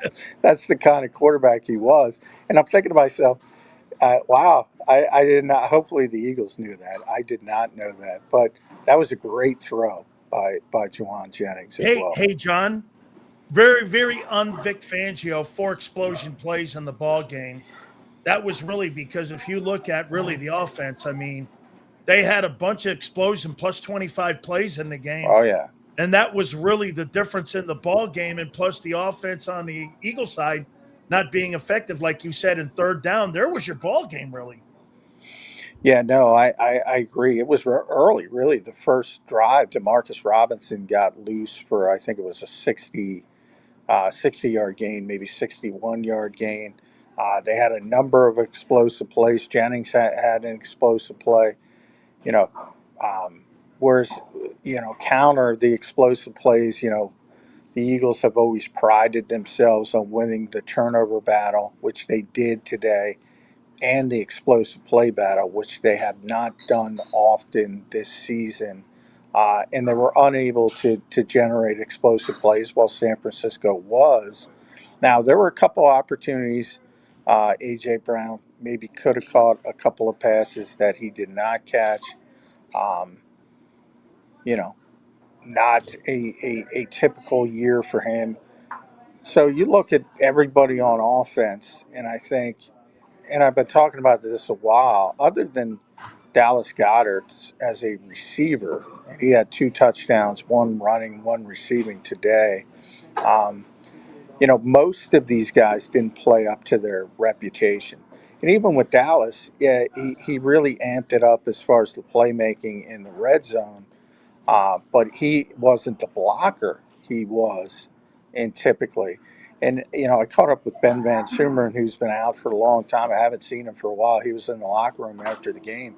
And we were just talking about losing him on the first play of the season, losing Johnny Wilson and Trink. I think people don't realize, what having that big-bodied receiver meant to the running game, what having a fullback meant to the running game last year. That was the projection coming in. Darius Cooper had to play that role. I think at receiver, I think he did a good job considering what he was in college. But he was a playmaker in college. He was like the guy in college. Like he's not used to blocking, and he tried as hard as he could. A lot of things went wrong when it came to the running game this year for the Eagles, and they had it going in the first half, and they lost it again because guys were just missing blocks up front, and all of a sudden Saquon's getting torpedoed 2 yards behind the line of scrimmage. The negative plays and the 3 and outs come. Just a bad season overall offensively, especially when you measure it against the expectations of what everyone thought it would be. It just wasn't a good offense. And John, what do you presume or speculate will be the immediate fallout of this? Well, the immediate fallout is I do think Kevin will not be back. That's just not. I asked Nick Sirianni about that, and he was open ended. Obviously, just defaulted to we have time to evaluate, but it certainly wasn't a he'll be back type situation, or I think he should be back type situation. So my early thought is that, yeah, he's likely to move on. But, um, I think for the people who think that's the only problem, I got news for you. If you just replace him with somebody else, you're not fixing the problems. No. There are far deeper problems I think what you said at the than that. open, John, is true. I mean, you gotta have an evaluation if this is still the brand of football that you want to, you It's want to subscribe. quarterback. Yeah, exactly. So that is obviously It's the quarterback. a difficult discussion Yeah. where you have to, because money comes into it, cap situation comes into it, all of that factors into it. But I don't think this was ever a long term sort of answer Huh. at the offensive sort of scheme to play this football consistently and win. But you win once, and what's the natural inclination? Well, we won this way, so let's continue. And now that you didn't win this way, maybe it's time to have that come to the Jesus moment and have the difficult conversations and say, hey, whether it's more trust in Jalen Hurts, or if you don't believe he deserves that trust, then you have to start thinking about going in a different direction. How about this, John? With what you're saying, then you're either going to side with Nick here on this, that Nick is going to go for more of a drop back guy, or you're going to side on Hurts' side here on how you want to approach the game. What do you think the owner and Howie Roseman are going to think after this? Because what you're saying right now, like you said, offensive coordinator is not going to change this. This is going to be, like you said, John, because the playbook's really not going to change because the quarterback skill set's not going to change. Boy, this is a really tough conversation in the offseason here for that organization. Yeah, it is a tough conversation. And, just knowing Jeffrey Lurie over the years, he's always sort of understood that a high octane passing offense is the easiest way to win in the NFL. Not necessarily the only way, which I think they've learned by the way they've done it. But I think, if you put what is it, sodium pentothal, if you put the true serum into Jeffrey Lurie, he'd like a more traditional drop back passing offense. The question though is, be careful what you wish for, because it is difficult to win in this league. The Eagles have won at a very high level. It's tough to just pull the plug on that and say we're going to go in a completely different direction. So my early thought is they're going to put the Band-Aid on it, and they're going to change the coordinator and say, all right, let's see if we can get this thing going with a few new concepts and a few new thoughts from outside the building. You've heard this all before when they brought in Kellen Moore, and then they scaled back and turned into a similar offense as they've always been. I think if you are going to go that way and just put the Band-Aid on it, I think the most important thing to do is figure out if Cam Jurgens can get back to what he was as a player, if Landon Dickerson can get back to what he was as a player, if Lane Johnson's going to be healthy. I think you have to figure out, because if you want to play that way, you better damn well have one of the best 5 offensive lines in football. I agree, Johnny Mac. John, A.J. Brown today obviously made a lot of waves this season, John, and then it ends the way it did. He had multiple drops in the game today, including one on the final drive, including some other balls that maybe weren't listed as a drop, but could maybe argue you could have went and got him, or maybe made a better effort. How do you evaluate A.J. Brown today, and what's the fallout for A.J. Brown with how the season went, all the noise that was created, and then when the going gets tough, when the game's on the line, the quarterback comes to you, and you drop the football? What do you make of it? Yeah, I don't think I've ever seen him drop as many passes as I've seen him drop this year as a whole, and certainly today at least 2 more that I think he should have had. Some people will say it was more, but he's certainly not happy in this offense. I mean, that's evident, and maybe it is time to think about a mutual parting of the ways. And that opens up another can of worms. Again, you have cap difficulties with that. You also have to replace one of the best receivers in football, which is, for the people who remember pre AJ Brown and pre Devontae Smith, it wasn't always hard to find. It wasn't always easy to find receivers for the Philadelphia Eagles. So at some point, though, if a guy's not happy, you might have to go in a different direction. I think it's pretty clearly that AJ Brown is no longer happy playing in this offense, and there's no more defaulting to, well, yeah, he's not happy, but you won. Now it's he's not happy and you came up short. How about this, John? This is the second coordinator that'll be fired in 3 years. What do you make Well, of that? yeah, that I don't agree with. Like, to me, the continuity part of the equation is always present. And, what I find ironic is a lot of people who preach, well, Jalen Hurts needs continuity. Jalen Hurts has a different play caller every year, are the first to scream, you got to fire this guy. So which one is it? Now, look, if you're Nick Sirianni and if you're Jeffrey Lurie, you know who Kevin Patullo is. He hasn't been here for 1 year. He's been here for 5 years. They know him better than any other coordinator they've hired or brought in. They've known him for 5 years. They know who the guy is. If they thought he was incompetent, if they knew he was incompetent, they would have figured that out the 4 years prior. I just think it's just low-hanging fruit, easy excuse for a lot of people. It's not going to fix anything, but it's also the public-facing nature of this league. Look, 25% of the head coaches are out. If you fail to reach expectations in this league, that's what happens. Yeah, but John, that's an interesting comment. Does that change Lurie's thought process? The coaches that are out there. It's one thing if John Harbaugh is not on the market and Stefanski's not, and people are high on Clint Kubiak. These guys are available. They're not looking for a head coach. I would be stunned. And certainly guys like Stefanski and Mike McDaniel are not taking offensive coordinator jobs unless they can't get a head coaching job. In the case of those two specifically, to be honest, I would think they would sit out a year with the idea of being a head coach the next year before they would take an offensive coordinator job. So I think a lot of the names that people want are not even in the equation. If you start talking about the Cliff Kingsburys, who the Eagles. What about Brian Callahan?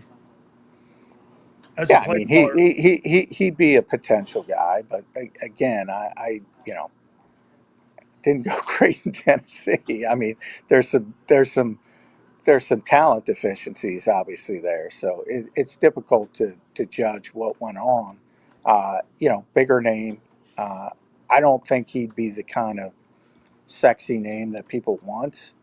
To be honest, I think they would want more of the guy who's perceived to be creative. I think that's a big thing with fans. Creativity often equals success in their minds. Isn't necessarily true, but I think that's what a lot of people look at and think is the way to go. John, do you get the sense one way or the other, leaning more one side or the other, that Lane Johnson will retire or return next year? Say that again. Sorry, Do you get the sense more one way or another that Lane Johnson will either retire or return next year? Do you have any? I haven't talked to the guy. I haven't talked to the guy in 2 months. He's been. Is that maybe a message in itself? Well, yeah. I mean, that's he was very upset. The last time he talked was the loss to the New York Giants, that ugly loss on Thursday night. And he did a bunch of interviews talking, and he used the word predictable a lot. And people ran with that, if you remember. And what Lane was trying to say was, And I did talk to him about this. What he was trying to say was, look, we're getting behind the sticks, and that makes us very predictable on third down. So people took that predictable word out of context and started saying, oh, Lane Johnson thinks the offense is predictable. And he was a little pissed off by that. And that's being kind. He was very pissed off by that. And he kind of shut down and said, you know what, I'm not saying anything because I don't want to impact the team in a negative way. And have not seen hide nor hair. Then he got hurt, obviously. That wouldn't, I imagine if he didn't get hurt, that wouldn't have continued like it did. But when he got hurt, he's not required to speak to the media. He's not required to be in the locker room.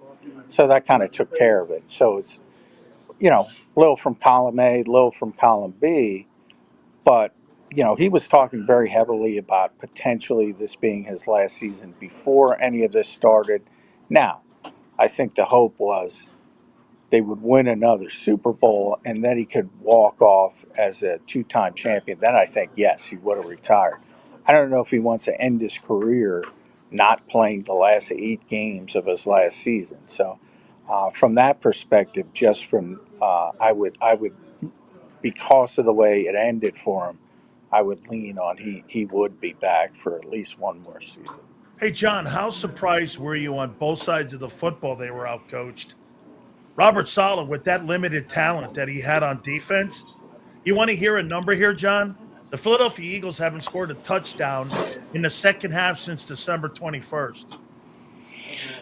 Yeah, it's been, and it's, the strange part is that, they played well offensively in the first half. Probably, as usual, they didn't score as much as they should have. But it is strange. They were using tempo, they were moving the football, and then all of a sudden it dries up in the second half. Had a lot of penalties. They seem to have, that's the one thing they seem to have kind of fixed. They limited the penalties over the last month or so of the regular season, and they were back today in a big way. They had 7 penalties, some of them drive-killing penalties. The 49ers only had 1. So I think that was big. And then, it's a bad loss. I mean, that they were a very limited team, especially defensively, from a personnel standpoint. So if you can't take advantage of that with all the big names that you have, it's a bad loss. There's no way to put lipstick on that pig. How surprised are you by it, John? Very surprised. I think anybody who listens to me all week, this is. And They're saying you're the kiss of death, man. You were the kiss of death on the Packers and the Eagles. Well, I mean, I know people are going to say that. It's been a strange year in the NFL. It really has. As you know, I'm not a superstitious guy, so people are going to say, "Don't pick the." I have nothing to do with the Eagles losing. That I can tell you 100%. I have nothing to do. I am surprised that they lost. They shouldn't have lost to this team with all their limitations. Now, again, if Fred Warner was out there, if Nick Bosa was out there, I would have said the way the Eagles were playing, yeah, they got a good chance to come in here and upset the Philadelphia Eagles. But this was, Bryce Huff is your best pass rusher. Eric Kendricks was on the street a month ago. Garrett Wardlow played less than 50 snaps on the year. You had 2 linebackers who played less than 50 snaps on the year, and they won a football game. So Robert Saleh deserves a ton of credit. And he did it really, last week as well against Seattle, held them in the game. So he deserves a lot of credit, and that's probably why people are looking at him for another opportunity to get a head coaching job. He deserves some credit to hold that together, because I'm surprised he was able to hold it together. John, it is a tough roster to make a whole lot of changes with. I mean, how sweeping do you think the changes will be? Like you said, I know it's a tough loss, and I think everybody feels that they didn't live up to expectations, but they are 1 year removed from a Lombardi. Like how sweeping do you think the changes will be this summer? Well, like I said, I think most of it will be just changing the coordinator. I think you move on from certain guys. Dallas Goedert, ironically, because he had 13 touchdowns, is probably not going to be back from the offensive side of the ball. Who else can you get rid of? I mean, if Lane wants to retire, that's baked in. But as I said, I would think he'd be back. You're certainly not going to move on from Jordan Mailata. You're certainly not going to move on from Landon Dickerson. You're going to hope he has an offseason to get healthy. Same thing with Cam Jurgens. You're not going to be able to move on from Saquon for one more year. Devontae's here. So, yeah, there's not a lot of room. And it's very unlikely they move on from the quarterback because of his contract. So there's not a lot of room to make changes defensively. You know, most of the star players are young. You have some difficult decisions to make with N'Kobe Dean and Reed Blankenship and Jalen Phillips. But yeah, there's not a lot of room to make grandiose changes. And the guy who I think they should bring back is Jalen Phillips. N'Kobe, you're probably going to have to let him go. Reed, either he takes a discounted contract or you're probably going to have to let him go. Other than that, it's going to be run it back and hope that you're healthier next year. How about this, John? Would you agree with what you just said and what you guys have been saying all year? Like you just said, you're not changing anything. And if you want to change, you got to change the quarterback. Because you've got too many things going on that offense. You've got too many contracts. You're not changing anything. And if you change style of play, John, it's not a coordinator. It's a quarterback. And I don't believe they're doing that at least for another year. The guy deserves to come back for sure, but that's the question going into 26. Is going to be whether or not that style of play can come back and win again. And I think they're going to do that and give them one more year on bringing that style of play back because, Zander, if you change that, you're changing the quarterback. You're not changing a coordinator. I agree. I think we lost John. He'll probably join back in for in a second. Let me see if we get him back. But I agree with you. It seems like a major crux point. Like, okay, you're going to change that, but the head coach is who really you'd have to change, or you got to force him to break and bend to what you want him to do, which at that point, he becomes a dead man walking. Right. You're either changing the head coach or you're changing the quarterback. Who do you think the organization is going to side with? Side with Nick? Or are they going to side with Jalen? Now, again, I thought John said something interesting because I said this at the beginning when Jalen Hurts became a starting quarterback. If you guys think this was going to be a 13, 14-year career in Philadelphia, this was never going to be. These guys have low ceilings, these dual threat guys, especially a guy that's not 6'6", 6'7", like Josh Allen, who doesn't have an arm for a weapon. I mean, he's not that guy. This was never – if you guys remember, go back. What's great about JAKIB is you can go back and listen. This was never going to be a long-term thing. This is never going to be a 12, 13-year thing. Remember I used to ask the question, if in the next 7 years you win 2 Super Bowls and you go to 3, was it a success? And it would be. But this is nothing that's going to be a long-term thing. This is never going to be long-term. I agree. We'll see if we get John. John, we might have lost John for the night. Sills, what are your final thoughts, man? The season has come to a screeching halt and it's over. Kevin Petula will be fired. I think Nick Sirianni is a bigger problem than John will agree to. And I think you've hit the nail on the head. I mean, to me, this looks very clear. If you are going to stick with Jalen Hurts and Nick Sirianni, then expect a similar type of offense next year, no matter who the coordinator is. Or you are going to force either Jalen to play a different brand of ball, which they tried the first 4 games with Kellen Moore last year, or you're going to force Nick Sirianni to be a dead man walking and just accept what hand is dealt to him. There it is. That's exactly it. This has been written. Zander, I think everybody knows that this was the writing on the wall. And that last year, Barkley was the catalyst in this thing. They rode that guy to the Super Bowl. Jalen Hurts is so capable of making great games and having great games. Is Jalen Hurts capable of carrying a football team when you need him most?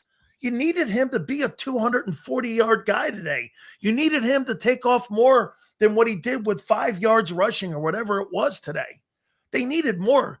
He was pedestrian today. They needed exception. Did you see Josh Allen play in that game against the Jags? Over 300 yards in total offense with nobody in trash cans with the Buffalo Bills.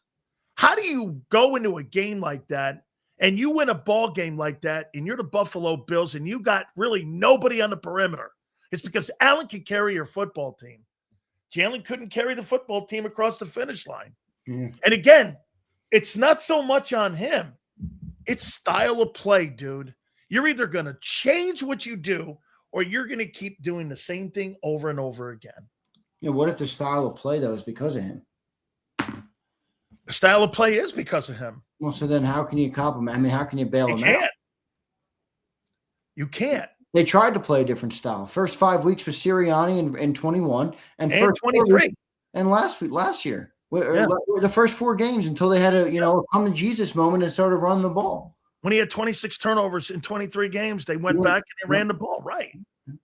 This is where these are the decisions they're going to have to make. Hey, Zander, Kevin Matillo was not, what did I say? He was not qualified to be the offensive coordinator of this football team. Well, guess what? You said that a long time ago. By the way, a lot of his biggest haters were in here saying you were an asshole for saying it.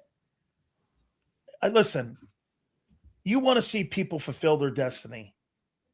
And being right, sometimes, as my wife would say, being wrong, it's not cool. I wanted this team to get to the NFC title game. I wanted to see what they would do in this shitty playoff run. There's not a lot of great teams in this thing. Boy, are you going to regret this in 2 years, 3 years from now, like nobody's business, that you left that on. Zander, if you're pissed off about that 22 season, you're going to look back on this and go, watch.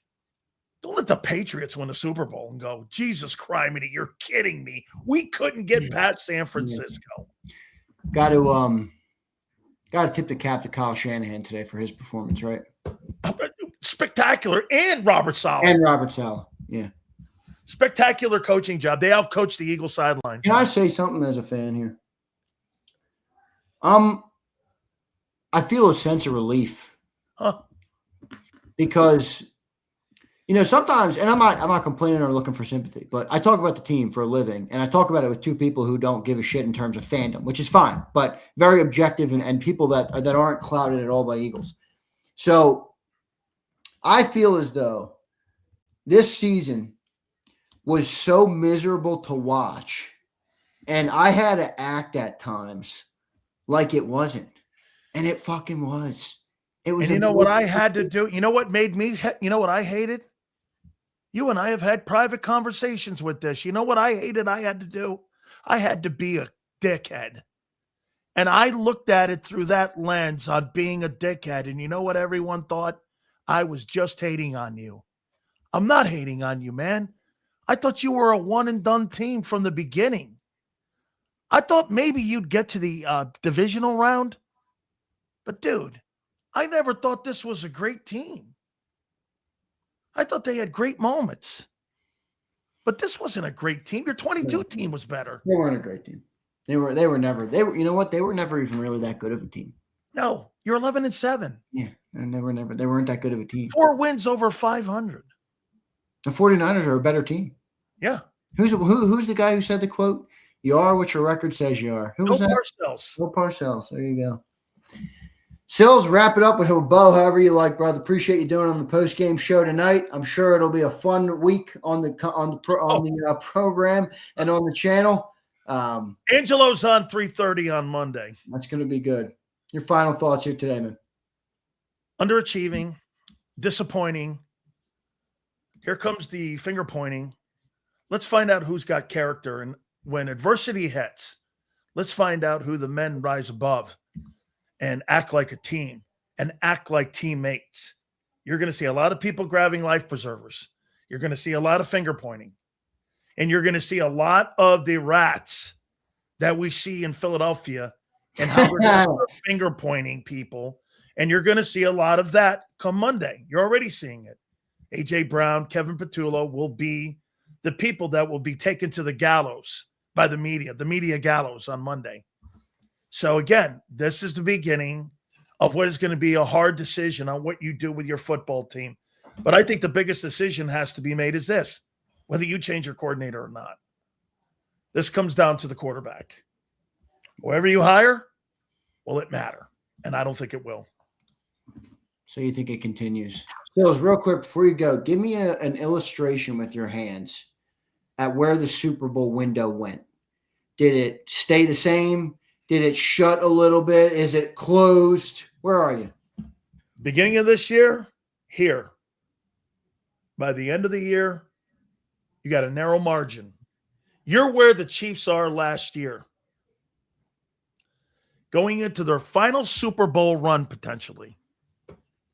Here, Zander, the decisions you make in the offseason are going to dictate whether or not you push that window back open again to a wider place.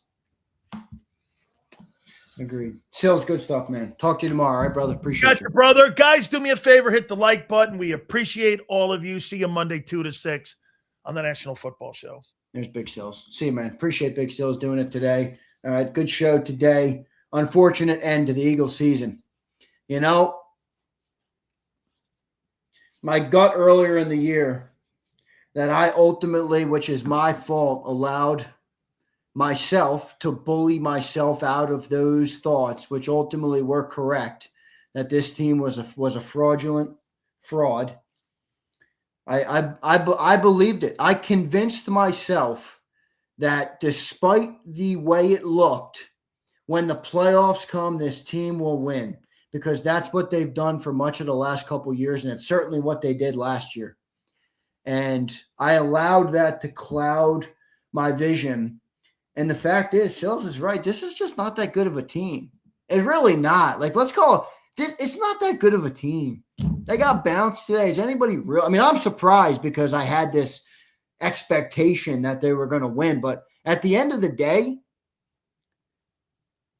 I mean, we watched them all year. They never executed on offense. The coordinator never showed that he was worth a shit. The head coach never appeared to be a coach that knew how to lead a ship of men. The quarterback did not elevate in games this year, and certainly did not elevate in the biggest moments in games this year. A.J. Brown was worse this year than he's ever been in his career. I mean, Saquon Barkley couldn't find a hole to run through and didn't have a good year. I mean, yeah, that's the story of the year, and that's how it ended. I should have been smarter. Curtis says, I tried to keep you. Curtis, I didn't buckle till late, but, you know, Curtis, part of me, and this isn't an excuse, all right? I'll hold the accountability, but part of me always was like, I can't be the guy that's like the Eagle fan on the channel and be like an asshole going into the playoffs, you know?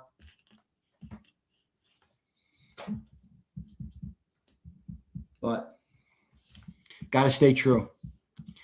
Let's read the super chats. A lot of them. Thanks, everybody. Appreciate all you guys today. All right. I tell you what, the weight of this season is lifted from all of us. I think even the biggest, like, Jalen lovers or whatever you want to call them, Eagle fans, the Embraces of the world, like, I think even them were convincing themselves that this season was fun to watch. This was an objectively horrible season to watch. It was, in a way, it was fucking miserable. Let's call a spade a spade. It was tough to cover because it was so miserable, and it made me so conflicted to talk about it all the time. This was a bad year. It was a poorly coached year. It was a poorly played year. It was bad vibes. It was bad everything. And I'm glad we don't have to pretend that it was anything different anymore. I'm glad we don't have to pretend it was anything different. It was a miserable season in Philadelphia. It really was. It really was. And I think everybody really knows it.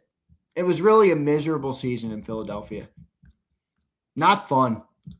Last year, how fun was last year? Like, even when we had the problems last year, I'll never forget last year. Like, it was so fun leading up to everything that happened. Not even the end result. This year was miserable. Miserable season. Now the question will be, if Sileo had the window here, every decision they make this offseason, it will either make the window open up a little bit more or it will shut it completely. This is a crux point offseason. This is a crux point offseason. By the way, got to give a little shout out to Hogan in the chat and our resident 49er fans. Hogan has been telling everybody all week, okay, that we were frauds. And some Eagle fans agreed with him, but most gave him a lot of shit. Hogan, hat tip. Well done by your team today. Well done by your two coaches. Multiple coaches, but really Shanahan and Salah. And ultimately, you guys just dominated the game today. You were a better team. So, Hogan, congrats, brother. Enjoy your next game, all right? I believe you have to go to Seattle. It's going to be a tough one, man. But, you get to stay on the West Coast. And I actually weirdly like the Niners in that game. I don't like you to win it, but I weirdly like you more than most will. Many will probably say you're going to get clapped, but we'll see how that goes. Curtis is there. Next week, I'll put my Saquon Super Bowl jersey on, drink a cocktail, and enjoy being a football fan.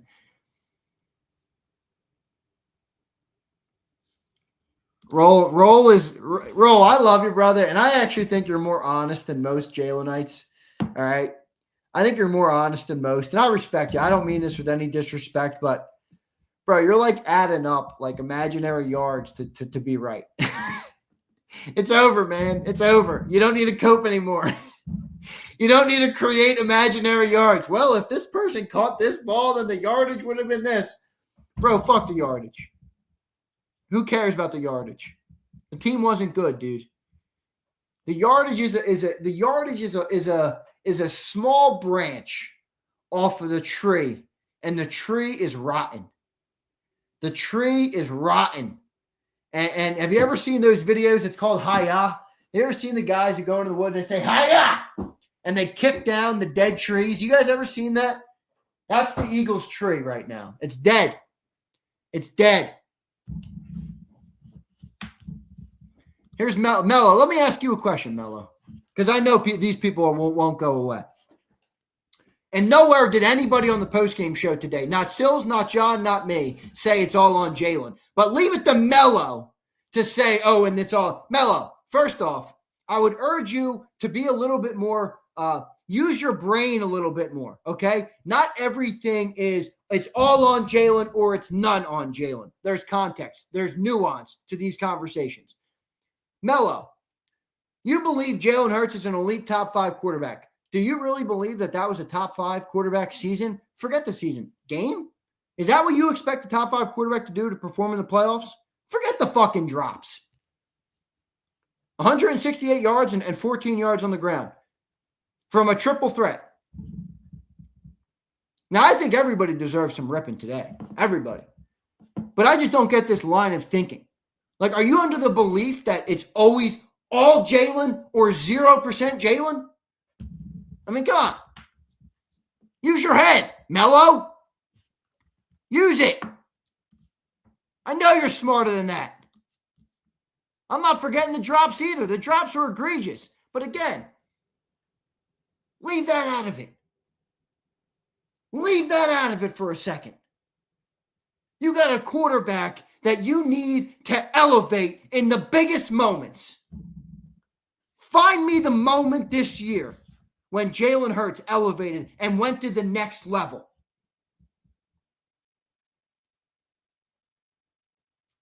Find me that moment. Is there a moment? Roll Philly. When did Jalen go to the next level this year?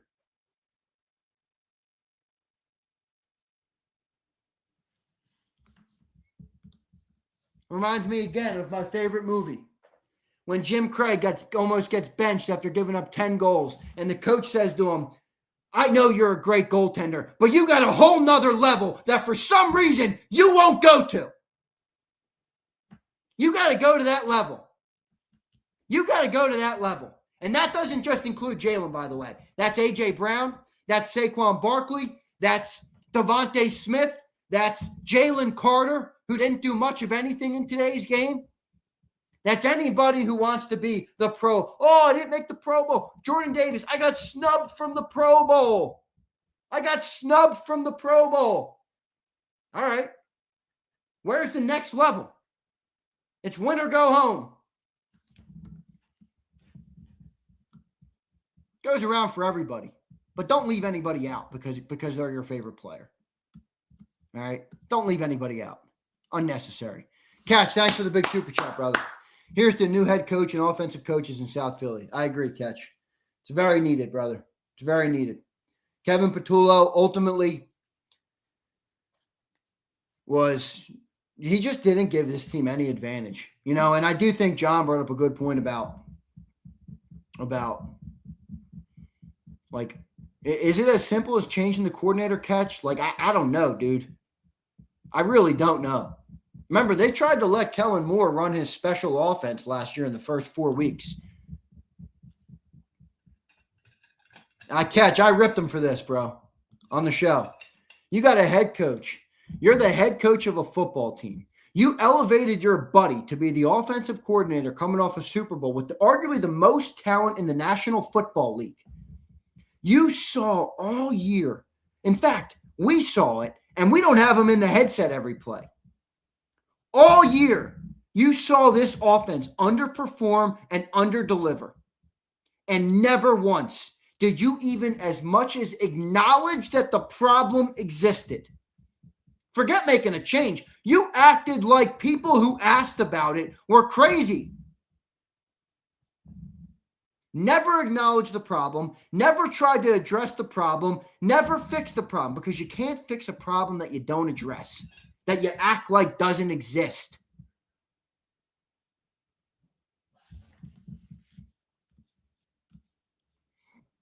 Joho, I read all your comments. They're so stupid. I can only take one of them every 8 to 10 hours of content. You still got cap locks on your 2008 computer. You don't know how to turn it off. Have you ever written a comment and not cap locks? You need attention. That's what you need, Joho. There you go. I just gave it to you. Take it, use it, stuff it in your shirt, and look down at it every day for the next couple weeks. Ladder says, I felt like every game was a week 1 game. No consistency. Agreed, Ladder. It's a great point, dude. No consistency, no continuity. You know, I really feel like, you know, and I don't know who it was. I saw a comment of this, but, you know, it really just feels like this offense, they never had a leader. They never played like a unit ever. Not once this year. Not once. Like, you watch that defense, you're like, man, they feed off one another. They love one another. One of them loves when another one makes a play. Like the Eagles, the offense, it felt like a bunch of individuals trying to individually make plays versus playing like a cohesive unit. I never saw it this year.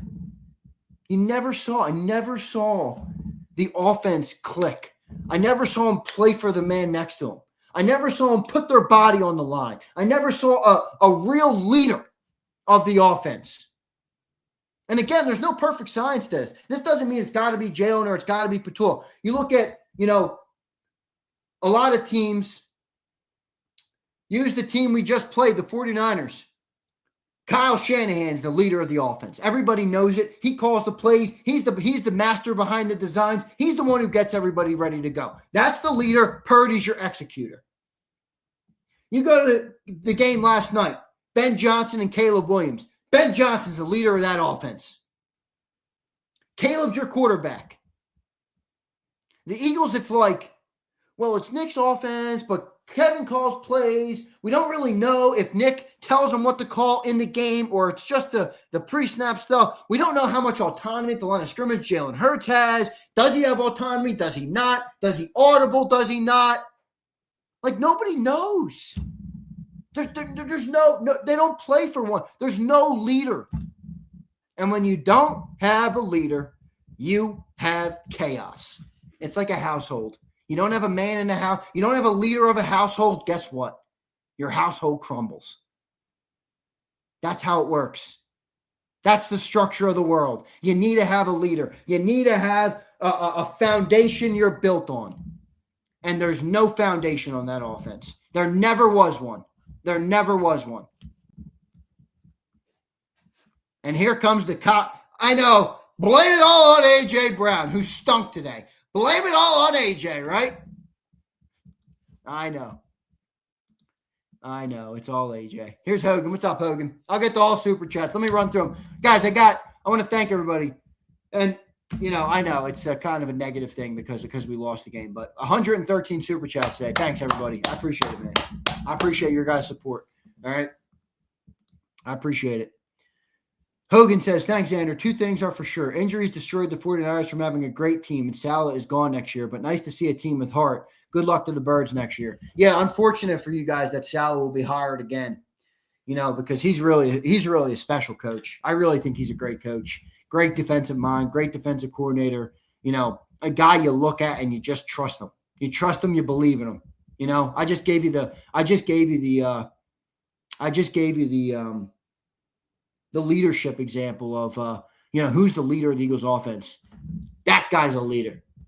I look at that. That guy knows how to put us in position to win. That's what I see with Robert Saleh. I'd like that. That's my style of coach. Here's Foxfire. Sure, Jimmy's and Joe's need to make plays, but anyone thinking Petula is running a creative, unpredictable offensive scheme is in denial. Yeah, complete denial.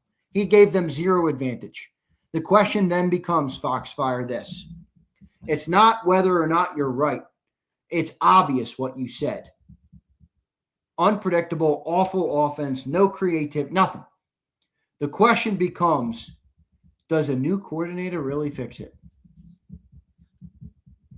How many times have we heard, it's Nick Sirianni's offense?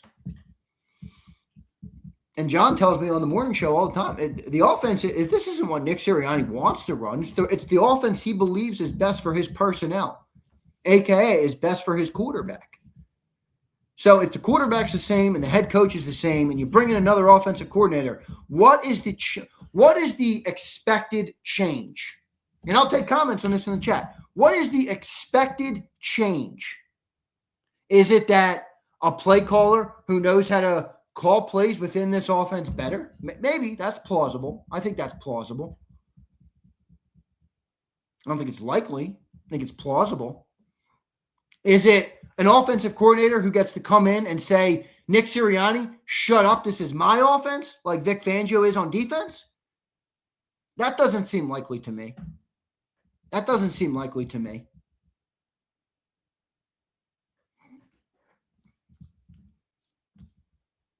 So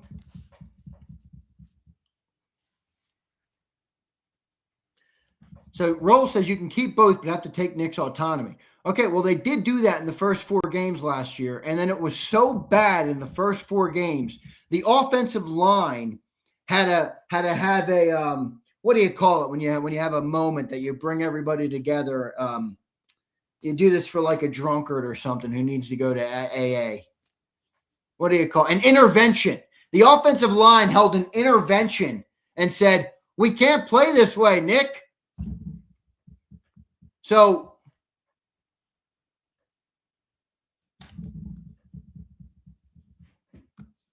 I don't know.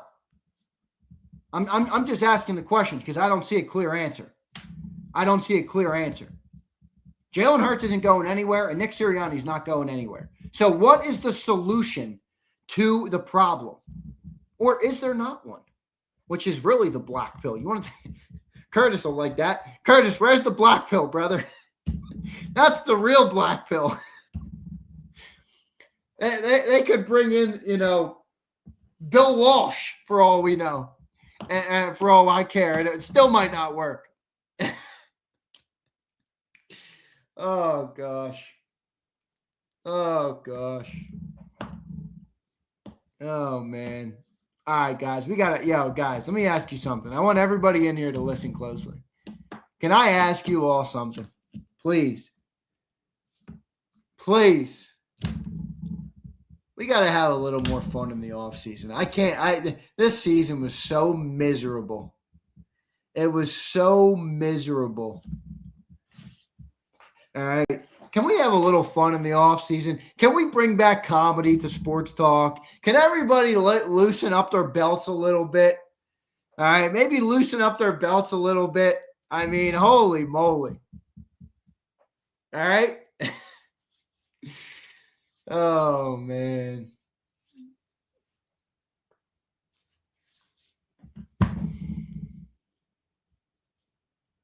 Hot Sizzle says, Z, I'm upset. Me too, man. Unfortunate. Zero fun, sir. Mine, you know I love you, brother. Ray says, I had a lot of fun. A lot of y'all are curmudgeon adjacent just in regular life. Ray, I do agree people are miserable in regular life. I'm not. All right? I can be. Sometimes I like to be. You know, Ray, sometimes you just get to you're just like, yeah, I'm going to be fucking miserable for a week. Yeah, Z, just as long as you don't talk about, oh, I know, that's all you want, roll Philly. Can't criticize your boyfriend. Here's a Pump. These dunce caps keep bringing up coaching like they don't know Jalen Hurts' incompetence handcuffs the offense. Better word, he's the straitjacket. Kellen Moore might agree. Gina says, miss my super. Don't worry, Gina, I will get to it. All right, I got a lot of them here. I'm about to rattle through them. Actually, here it is. I'll get to the other one right now. Only time Hurts has been good is when he has a coordinator for 2 years in a row and when they had hired an experienced OC. Yeah, but last year wasn't about Hurts. The success last year wasn't about Hurts. Kellen Moore didn't come here and turn Jalen Hurts into something. You can make an argument Brian Johnson did better with that. You can make an argument Brian Johnson did better at that. So, last year they had a historic running game. Will that historic running game come back? I don't know. Lane Johnson, I hate to say this, but one of my predictions in the offseason is that Lane Johnson retires. I don't know. I hope not. I never thought that at all, ever. Certainly not earlier in the year. Coming into the year, I did not think it would be his last year. I never got that vibe, but I don't know, man. Felt like he lost his love for the game a little bit this season. You know, just listening to John, he was very upset about how the comments were taken after the Giants game. You know, I don't know. I hope not. But if he retires, I don't know what Cam Jurgens is going to be. Is Cam Jurgens ever going to be a good center again? Who knows? Who really knows?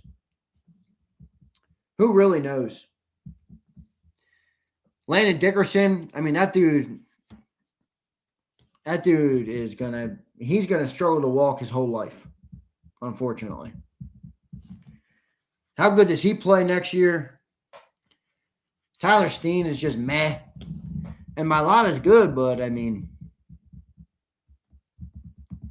Morty, it's another good one. Vic Fangio, 67 years old. I don't know. I get the vibe from Vic. He's the type of guy who might want to coach till he's done, but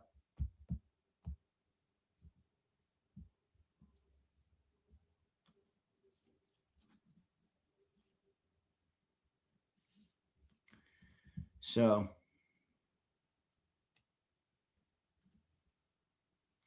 corporate says it's a blessing we got to learn. I think it's a blessing. I don't think it's for the same reason that you do, but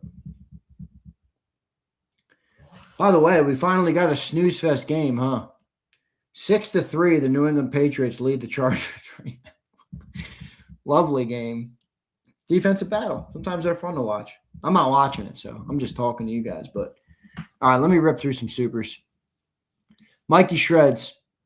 I'm sick and tired of having to take 2 aspirin before every game. This offense sucks insanity. Doing the same thing over and over. Good loss for my heart. Yeah, I kind of agree with you, just in the sense of I don't like to say that, but I do. I feel a sense of relief. I mean, this team was tough sometimes. This team was tough. Tough to watch. Tough to talk about every day. You know. Tough to have to fight the trolls every day about them. Where's that dude Hip Hop? He ever show up again? Oh, yeah, I wonder why. Where's that dumbass? Hogan, thanks for the super. Fox, thanks for the super. Joshua Jackson says, Hurts can't throw, question mark. In 22, he and AJ set NFL record 125 yards a game. Hurts threw for 3,800 yards and was in the MVP combo and went to the Super Bowl. Nick made him risk averse. It's a fair point, Joshua. Ladder says, I got that one. Ladder, thanks. Catch, thanks for the big super, bro. Appreciate it. Roadblock says, to everyone saying trade or cut Hurts, if that happens, the Eagles will eat $124 million in dead cap. He's here for the long haul. He's not going anywhere. JH says, I have to disagree a little. This year showed our defense is still great and can get better. Excited for next year and the following. Don't lose hope. I think that's fair. I feel that's why I said to Sills on the postgame show, double down on that defense, man. You know, double down on the defense.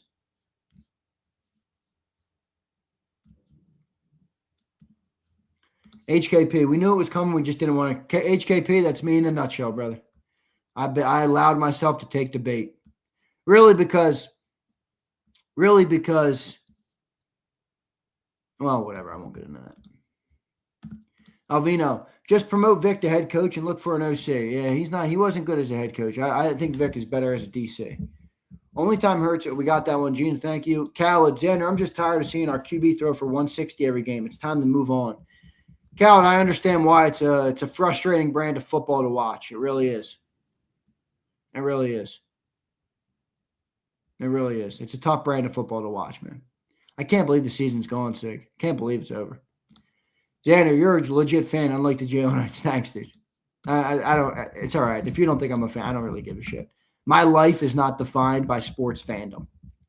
It's not. All right. I got a lot more shit in life that's a lot more meaningful than whether a sports ball team that I don't get any money from other than my business, obviously, that I don't have anything to do with, that I don't work every day on. Like I'm not an Eagle player. I'm a fan of the team. And I'll leave it at that. Pumper says, Brian Pumper was villainized in JAKIB Sports on a daily basis, but all he did was tell the truth. It's okay, fellas. We have better days with Tanner. Pumper, you were right, big dog. He's not a free agent. Deshae, get it right. Joe High, okay, bring in Todd Monken and go back to RPO. Well, Jalen Hurts doesn't want to run.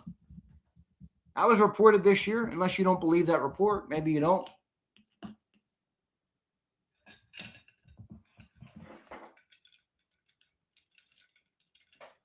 Look, I got this big-ass drink. Gay-ass straw in it, but so be it. He's not a free agent, idiots. All you numbskulls. If you're going to speak so confidently, at least be right. He got another year on his contract. Pumper says, M. Reyes, Waddington, Marquise, Big Mike, Roll Philly, Hot Dog Water, Eduardo, Anton, Lucius, and Martin Perez. Sit down, shut up, and take this medicine. Oh, that's great. That is a great super chat. That is a freaking all-time super chat right there. He called him out by name. Man, that's good. That is funny. That is funny, man. Holy moly. Pump is out here cooking people on a griddle. Here's Pump again. Hurts season is over. Now the Jalenites have to get real jobs. No more cheerleading needed at this moment. Y'all been relieved of your duties. Yo, I got a feeling Pumper is going to be rarefied air all summer long. Hogan says 49ers beat all three teams left. Warner back next week. Hogan, I don't think you guys are done yet, man. I don't, but you got Hogan. The one thing I'll say, man, is you guys are banged up. Hey, wait, is Fred Warner really back next week? That's huge. That's huge if he comes back. But you guys got a lot of injuries, man. Oh, man, big throw. Oh, man. Great job by that receiver to come back and get the ball. Who was that? Who's number 9? Kayshon Boutte. What a great play by that receiver to come back and get that football in that Patriots game right now. Man, would have been nice to see A.J. Brown do that. Hey, A.J., go get the football. You know, I'll criticize Jalen Hurts. I'm not going to criticize him for that. All the people, well, the ball didn't hit him perfectly in his chest. Yo, AJ, you're paid to make plays, not get hand-delivered the football.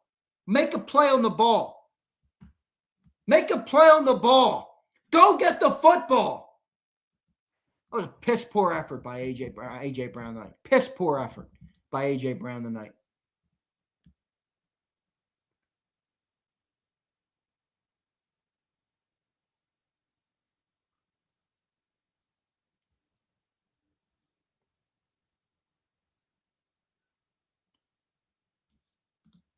A piss-poor effort by A.J. Brown. Anthony Hunt. Sills, you think Darnold can take Hawks to the bowl? I'll answer for him. No. You're off Sundays now, Sills. How you doing? LOL. E-Train. I'm a huge AJ fan, but he's been disgruntled for 2 years. Things seem to deflate when Nick chased him down on the sideline. Nick's influence on offense needs to be removed again. Risk-averse to Cancun. E-Train, maybe you're right. Mikey Shreds. 23 points is nothing to allow guys. What do we expect with 3 and out after 3 and out? Our defense aren't a bunch of cyborgs. The offense is a joke. I agree, Mikey Shreds. This is not a defensive problem. Anybody that makes this a defensive problem doesn't know their ass from a hole in the wall. And that's just the truth. Literally, they don't know their ass from a hole in the wall. I mean, that's just insane. Defensive problem? Stop. Stop it. How many times this week on the shows, this week on the shows, with John telling me I'm stupid for even bringing it up? Amount of times he's told me that this year, I can't even keep count. Well, a lot of it turned out to be true. Sorry, John. How many times did I bring up the amount of points we were scoring in the second half of the year on teams? How many times? I brought up the Lions game, the Packers game, every game in the second half of the year. Well, the weather here and this here and this. We scored 19 today. Versus one of the worst defenses in football with barely any of their players left. 19 today. They scored 157 in 4 games in the postseason last year.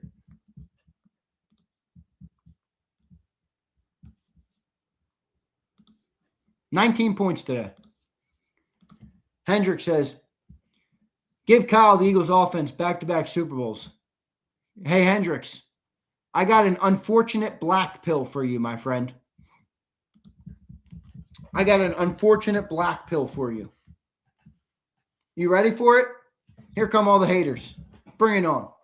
Here come all the haters. If Kyle Shanahan were the head coach of the Eagles, they would have traded Jalen Hurts 3 years ago. Just like they did with the guy they spent 4 first-round picks on. Kyle Shanahan doesn't want Jalen Hurts as type of quarterback. He wants an on-time, on-target thrower. That's what he wants. He's not running Kyle Shanahan's offense with this offense. In theory, it sounds great. He would never do it. Kyle Shanahan's not running this offense with this quarterback.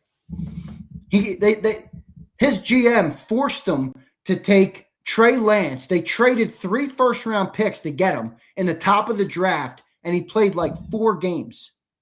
He went with the last pick in the draft. He wanted Mac Jones, who he's now got on his roster.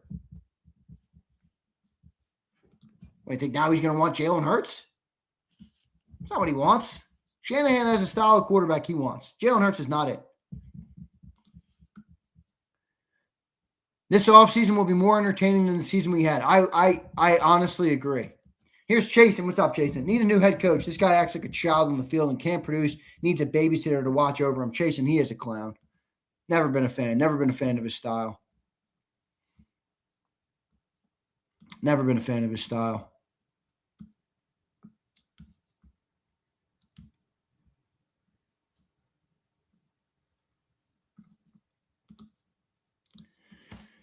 Here's MTVNTN. Something people aren't talking about is momentum. You can't expect AJ to come in clutch when all year never get him going. That's why he was talking. Yeah, but that's a bullshit cop-out. The ball hit you in your hands, dude. I don't really want to – oh, thanks. I paid you $32 million for momentum. No, I paid you $32 million to catch the football in big moments. The ball was there multiple times. Catch the ball. I mean, I've been defending A.J. Brown all year when he was bitching about this offense. All year. Brother, win or go home, the ball's hitting you in the hands and you're not catching it. I mean, he's lucky that Jalen Hurts bailed him out on the 4th down there. 3rd and 5, he throws it right into his hands. Bounces off. He's got rocks for hands up there.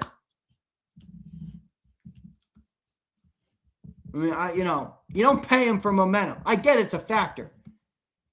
The fact of the matter is, though, the game is on the line and the ball hit your hands. Make the catch. Make the catch. I'm not saying that doesn't mean I think he was wrong earlier. I think he was right about the offense. I always said that. That doesn't mean he doesn't make the catch. Hendricks, Kyle coached the pants off. Kyle's a great coach. Great coach. Kyle's a phenomenal coach. Awesome offensive mind. Knows how to get the most out of his players and his team. Has forward-thinking schemes and designs.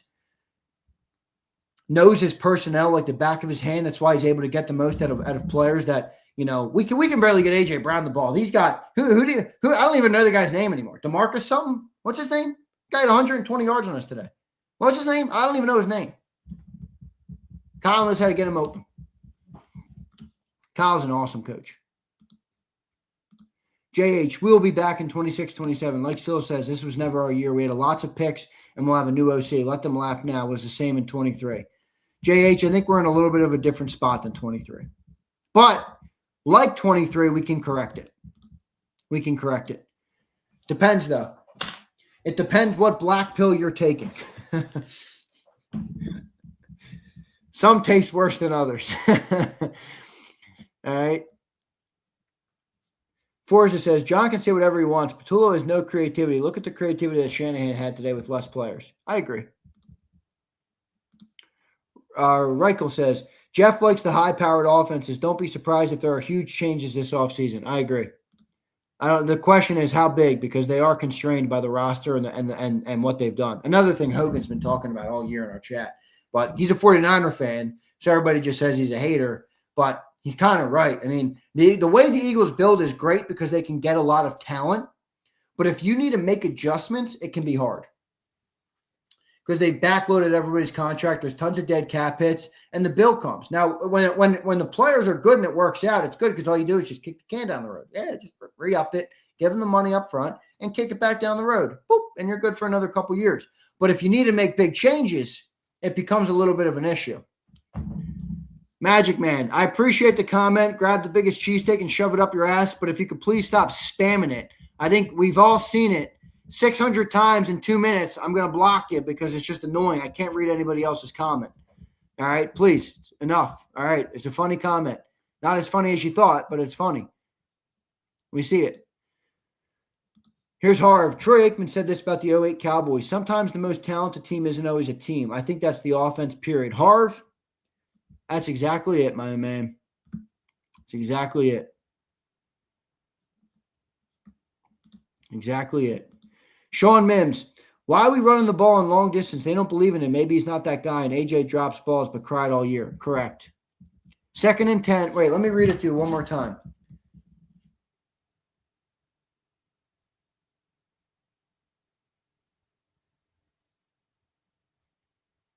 Let me read it to you one more time. 2nd and 18. 2nd and 18 in the second half of a playoff game in a one-score game. 2nd and 18, run the ball. 2nd and 12, second half of a playoff game, run the ball. 2nd and 10, run the ball. 3rd and 13, run the ball. They don't even try. They don't even try and have an explosive offense. They don't even want to take the shot. Howie said, Max is blowtorch the offense now, Howie. Khaled, Carter is dog crap. Did not see him show up at all. Agreed. He didn't show up for shit. He made one sack where Purdy ran into his lap. And outside of that, he didn't do shit in the game. I mean, that's the guy we want to pay $36 million to. Playoffs, games on the line, he doesn't show up versus a shoddy interior offensive line. I know, the shoulders hurt. And guess what? My shoulders hurt too, Jalen. Everybody's due. Big Mike, look, A.J. Aguilar didn't catch 2 balls that went straight through his hand. Some of our fan base say it doesn't have anything to do with the loss. Okay. A.J. Aguilar is hilarious. Oh, my gosh. Big Mike, thanks for the laugh. A.J. Aguilar. Oh, man. A.J. Aguilar is brutal. Oh, no. Oh, man. AJ freaking Aguilar. Oh, gosh. You got to be kidding me, man. You have got to be kidding me.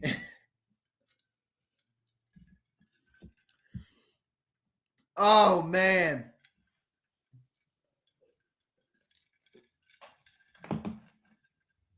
You know what's funny?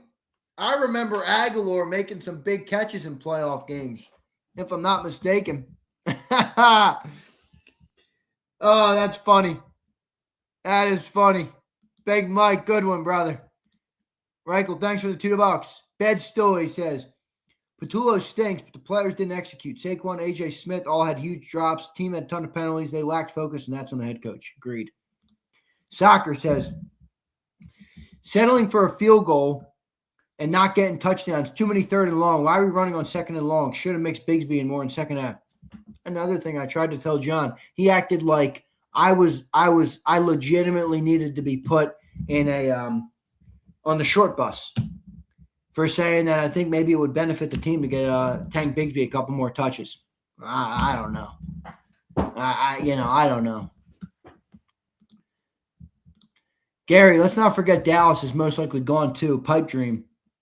But I'd like to see them get Sadiq and then O-Lineman rest of the draft. AJ's hands already on his new team anyway. Agreed. Elliot, thanks for the service, but pack your bags. I thanked him enough last year. See you, Jake Elliott. I mean, come on. Kickers are important in the playoffs, man. Kickers are important in the playoffs. You can't have a kicker that you have any trepidation with. Not at all. Can't do it. Can't do it. Here's Roll Philly. Roll, thanks for the chat, bro. Jalen's stats would have looked a lot better without those drops. Don't know if it makes a difference. Nick and KP got to go. We don't need a child at head coach. Man, you almost have to tip your cap to Roll Philly's ability to find every Jalen Hurts excuse humanly possible. You almost got to tip your cap, brother. We just got bounced by the depleted Niners at home in the playoffs. He had 168 yards through the air with some of the best receivers in football. Maybe they're not. And all he's got is excuses. Oh, Roll. At least you're consistent, brother. At least you're consistent. At least you're consistent. Oh, my back is hurting. Where's my boy HKP? Oh, man. This back is no good, man. I gotta fix this summer. I unfortunately have a lot of shit I gotta fix this summer, personally. So I'm gonna be tending to that. Zander times won't be as long, folks. Roll, thanks for the chat. Pump, Jalen Hurts can't even elevate a fart. F out of here, Jalen. That's pretty funny. I got good fart game. Ask my fiance. I got great fart game. JT Philly, AJ, get him out of here, Patullo. Get him out of here. Hashtag go Canes. That's good. Go Canes. I'll rock. I'm rooting for the Canes. That's a tough one though, man. Bum ass quarterback just lost to Shane Falco and the Sentinels. Oh, what a pull. What's that from? The movie? What's that movie called? The Replacements or something? What's that thing called? What's it called? That's funny. Bum ass quarter. Jail Knights don't run the night.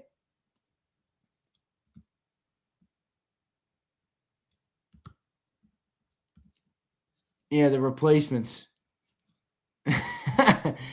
Vitality. That's pretty funny. Cal, it says, get Landon Dickerson and Cam Jurgens off my team. Disgrace of an O-line, effing piece of shit offense. I'm going to cry myself to sleep tonight. Cal, don't cry yourself to sleep. There's bigger things in life than football. Dalton says, Doubt he'd want the responsibility, but I wouldn't hate if Vic was promoted to head coach and we hired an actual offensive coordinator. Get rid of Nick's meddling in the offense. I don't think it would go down that way. And I don't think Nick wants that, but he wants to be the defensive coordinator, dude. He doesn't want to deal with that.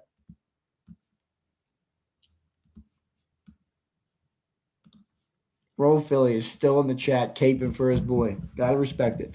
I don't have to like Nick and Hurts being back, but we gotta live with it.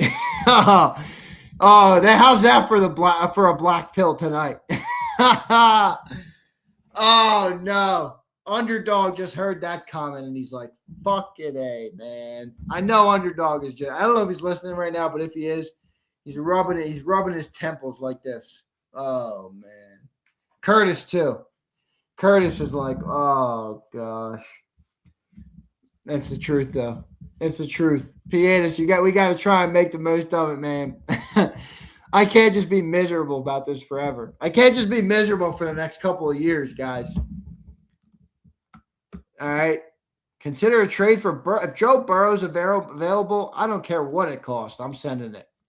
Are you kidding me? We'd be going to the Super Bowl every year with Joe Burrow. We won the turnover battle. Let's celebrate. That's pretty funny. Yeah, Curtis, that whacked him in the face. Here's Eddie B. What's up, Eddie? Dan, I guess number 5, Jay Hurts is still my bitch. Side number 4, Dak Prescott. Mark Holmes is right. Mark Holmes is going to have a good week on the Battle Royale. Stay focused. Says, at least we get first dibs at offensive coordinators this year. Hopefully they hire a real coach. Will it change anything? I don't know. Here's Aztec. Bang, bang, Niner gang, you losers. Your cheesesteaks suck too. We own you. Bow down to the Niner Empire. Oh, that's funny. That's a pretty good comment. Philly cheesesteaks don't suck if you go to the right spot, though. If you go to the right spot, saying a Philly cheesesteak sucks just means you got shitty taste buds. Philly cheesesteaks are fire. Give you a heart attack, but they're fire. Here's our Pump. Who the F wants to play here? We got a fullback coach playing as quarterback. Delusional ass fans, man. I'm glad our organization got humbled. Pump, you're funny. Here's Joshua. To excuse KP, and John says his execution, but what if the call they had to execute is a run on 2nd and 18? Explains why both run and pass struggled this season. Yeah, I think you're putting that on the wrong guy, though. That's not on KP. That's because they don't trust the quarterback. There's not another team in the league that would throw the ball on all those second downs I read to you in the second half of a playoff game. I'm sorry. There's no other explanation.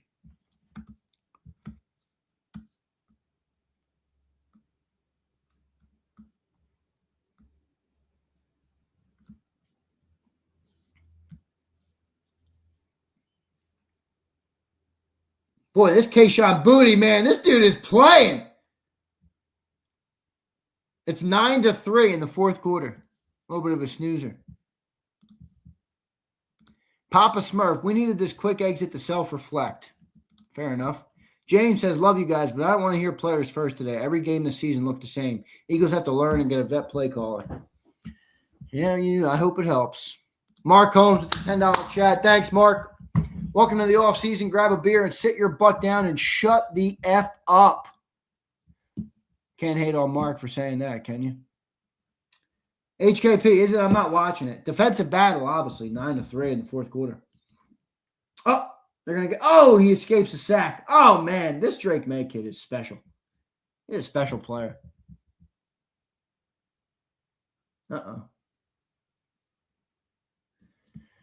Good player, man. Joseph says, we will take Brown off your hands. We need a big receiver. Maybe he needs a change up the turnpike. Who's that? What are you a fan of? The Giants?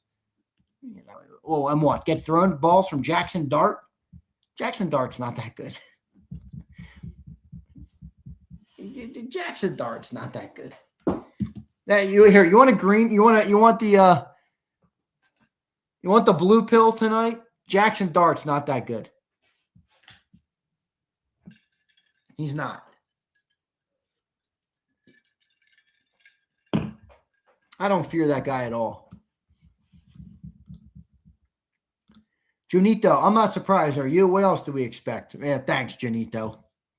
Corporate Pumper says, Get this straight. The Jalenites are blaming all this on coaches. So they put their hand in Hurts' ass and ventriloquist that pass into triple coverage. I don't know where else he could have thrown it, dude. Nobody was there. Nick, I'll get to it. I'll get to all of them. Philly French, thank you, bro. I got that one. Eagle Vania says, not enough tank, no passes in the middle, nothing past the sticks unless go balls, no rhythm or tempo. Nick is immature. KP the water boy. Wow. SMH. Wow, you're rambling. Alvino, promote Vic to head coach. You're a Cowboy fan. Shut up. Fox Fire, dude. Thanks, bro. Appreciate the $5. Pumper, QB only wants to throw deep balls, hitches, and needs to roll right to see. Can't play cold weather, only like shotgun, can't read zone, and doesn't want to run the ball. Now ask yourself, is that a mid-quarterback? Jeez, when you put it that way, Pump. Wait a second. Should we fact-check Pump here? Let's fact-check Pump. QB only wants to throw deep balls. Check, that's their preferred route when they push the ball. Hitches, correct, led the league. Needs to roll right to see. Heard Brady say that tonight.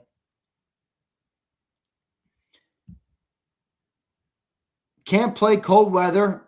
I would urge everybody to look up Hurts' stats in cold weather. It's not great. Only like shotgun confirmed. Can't read zone. I don't know if that's true or not. He does struggle against zone D and doesn't want to run the ball. The evidence would prove that to be somewhat correct. Good day for the Brian Pumpers of the world. King Dizzo, give Sirianni pom-poms because he does nothing for this team. And don't even give him pom-poms. King Dizzy again, or Dizzo. The play schemes are some of the worst I've ever seen, man. We should never hire in-house for OC again. Brian Fleming, who is throwing Come on, Brian. Don't say that. I'm speechless. Pathetic performance on several levels. Devin Parker, thanks, bro. Appreciate you, man. Hope you've been doing well. Member for 15 months. Nazzy Naz. Only person that gave Eagles an opportunity on offense was Jalen. I know it hurts to say it. I don't know if I disagree with that today. Jalen was trying.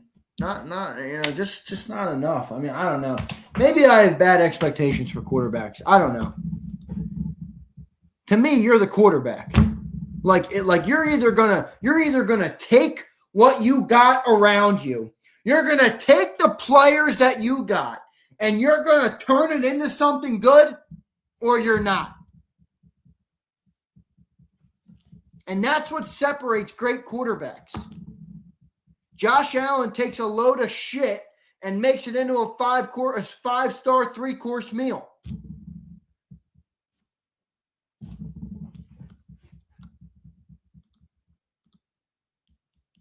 There was a lot of drops. Look at that beautiful pass by May. He's got a lot of beautiful passes, bro. Drake May can flat out play. Drake May can flat out play ball. It's funny you say this. Josh has good coaches. Hey, Zeta, go read people in Buffalo. They want the coach fired and they want the OC fired. They've wanted them fired for years. What an ironic comment. That fan base has been crying for McDermott and Brady to get fired for years. This is exactly what all their fans say. Joe Brady sucks and so does McDermott. Funny you should say that. He's got good coaches because he makes plays. That's why you think he's got good coaches.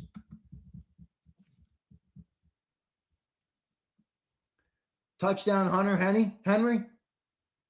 I said Hunter Henny. Speaking of the Henny, I'm sure a couple people got their bottle of Henny out. Any white people drinking Henny, or is that exclusively the black guy drink? I don't know. You tell me. You guys are more cultured on booze than me.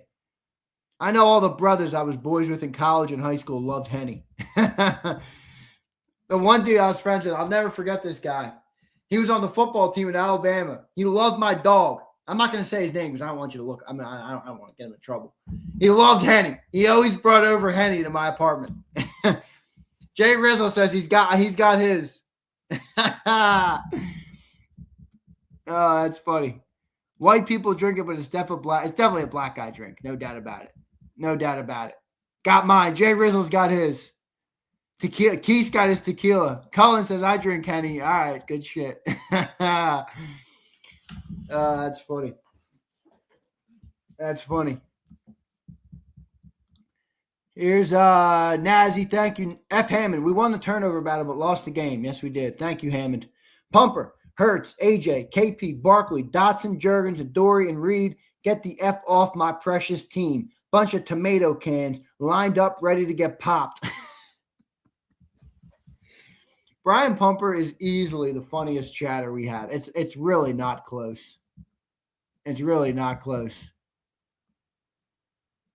It's really not close.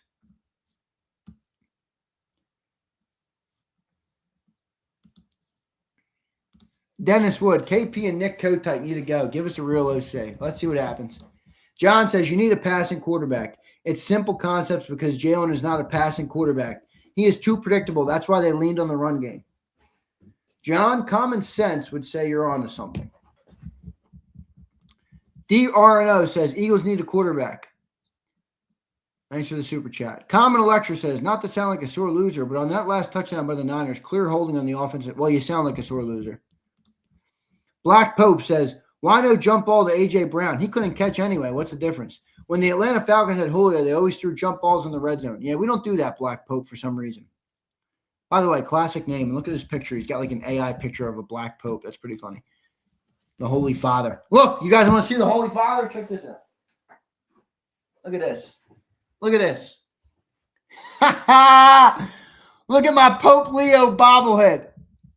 Yeah, buddy. How's that for the Holy Father? Pope Leo.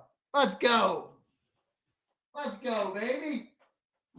Let's go, Pope Leo. Classic. How's that? Vitality. Thanks, brother. Nick has some soul searching to do. Tough detailed together is a rotting carcass. Wow. That's a good phrase, Vitality. A rotting carcass. +2 turnover margin didn't mask the offensive undisciplined nature.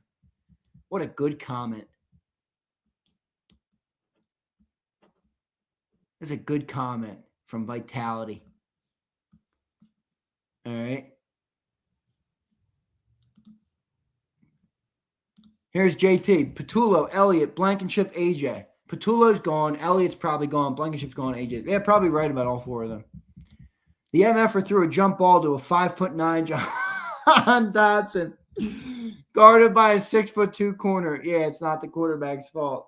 Yo, what was he doing? Even Brady was like, dude, you got AJ one-on-one. Why are you going to Dotson? And that ball was awfully thrown. I don't know what that was. Probably one of the worst throws of the day. This guy says whites are. I'm not racist. What? Saying you guys like Henny? Is that racist now? Oh, come on. Don't be so sensitive. Don't be so sensitive, bro. You sound like a little bitch. Is that racist too? I'm sure it is. Who knows? I don't even know. Does anybody even know what that means anymore? I mean, holy shit. That's a hilarious comment, though. We throw a jump ball to Jahan Dotson in the end zone. I mean, you have got to be kidding me. You have got to be kidding me. Swoosh says, somehow, some way, McMullen is going to defend this dog shit offensive coaching. Please don't bring up the drops either. Let's not be dense. Yeah, right. The offense sucks anyway, with or without the drops. That's pretty funny. Here's Fleming. So do you think the front office will even notice that promoting an inexperienced play caller leads to getting embarrassed in the first round again? No, I don't. I don't. I don't know. Maybe they will. Who knows, man? We'll find out. Gary, AJ's hand's already on his new team. See you later, Kevin. Agreed about both. Q says, all that risk-averse turnover battle shit is dead. Fire the FNOC, trade AJ, and let's keep it pushing. I'm effing sick. Wow, that's a good comment. That's a good comment.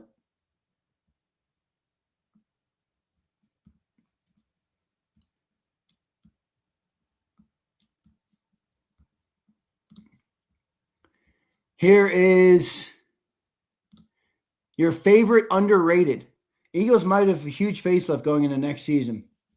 2 turnovers, 3 points, and a total of 19 points against a bruised and battered Niners team.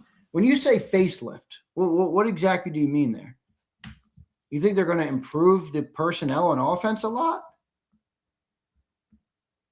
Like what does that mean?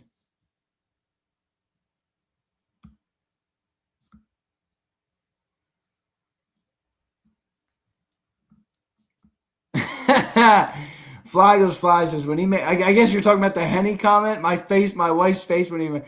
All right, wait. Fly goes fly. Let me get this right. You are a black lady, and you are married to a white lady. Is that right? Is that what I'm picking up here? Are you drinking Henny right now? That would be the next crazy coincidence. Are you drinking Henny right now, or let me guess, you got a bottle on the shelf? That's funny.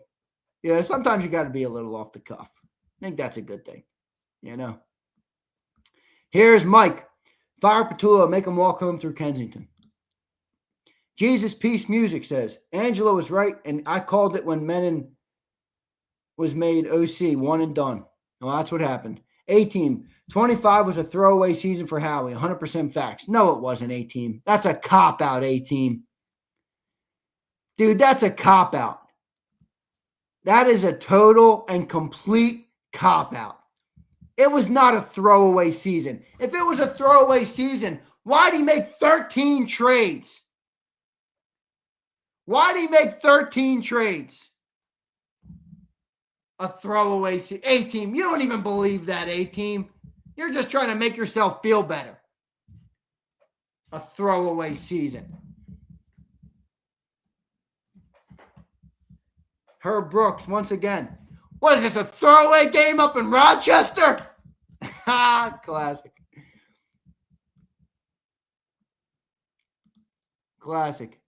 I hope one of my post-game guests comes on drinking Henny tonight. That'd be iconic.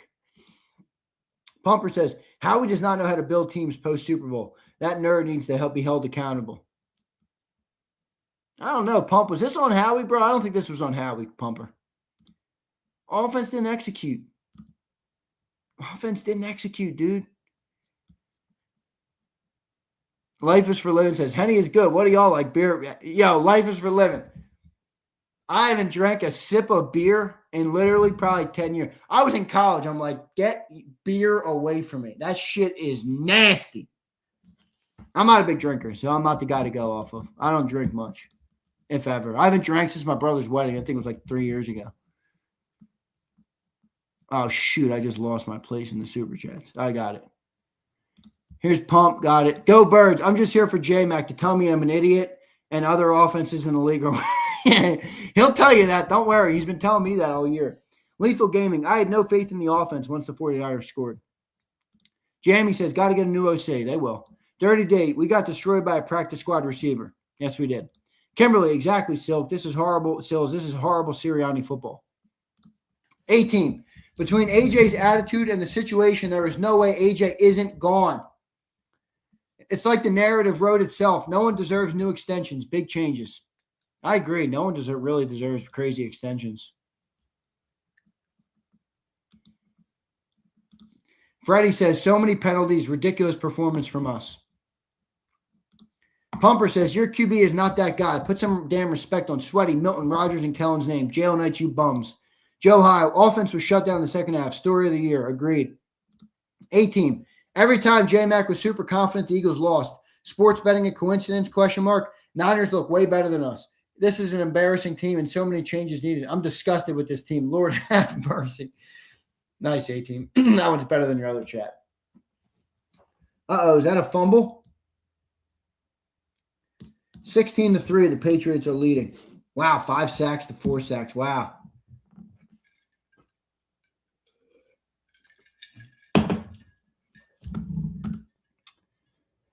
This team was doomed the moment AJ and Siri. I read that already. Go Birds. You guys might be upset, but I'm relieved I don't have to waste another second. Pumper. They told me it was Hurt season. Ended up being Brian Pumper season. That was a good comment. 1 KO, he's open, but can't catch shit, AJ. Trade that MF for Reed Blankenship. Peace. JT, good comment. Riot says, hey, John, how good is KP now? John, tell me again how great he is. Tell me how Nick had his guys focused and ready to execute. They're bums. I don't care how many wins he has. Fire both of them and tell me about the EPA and how high it is. That's a great comment.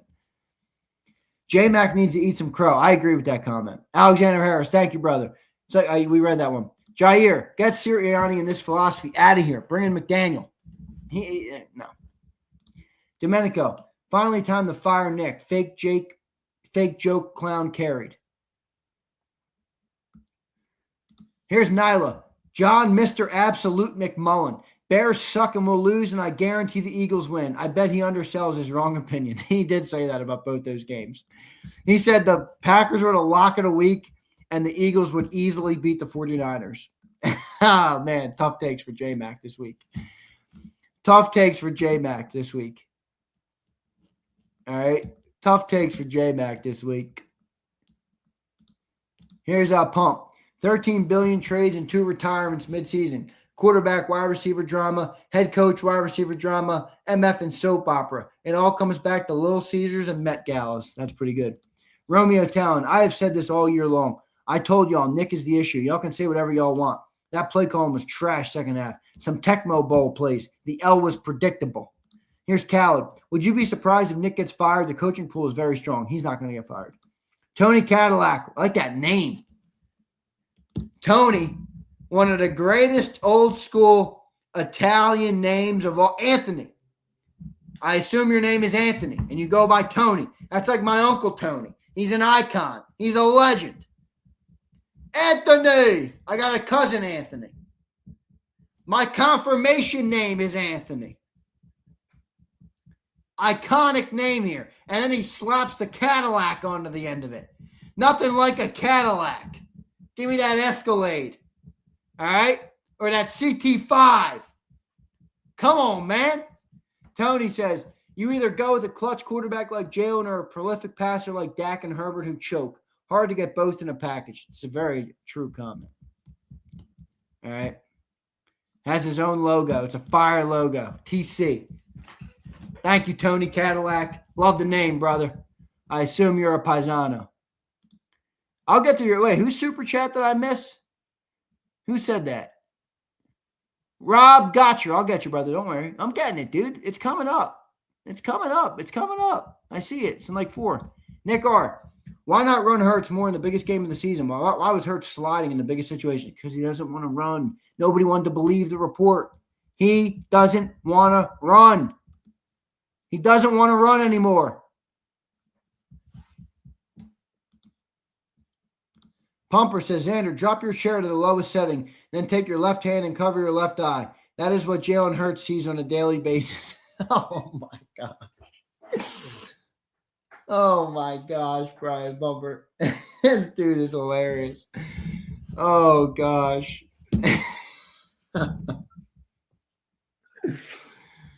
Oh, Pump. Here's Tony Cadillac again. Tony, thank you, brother.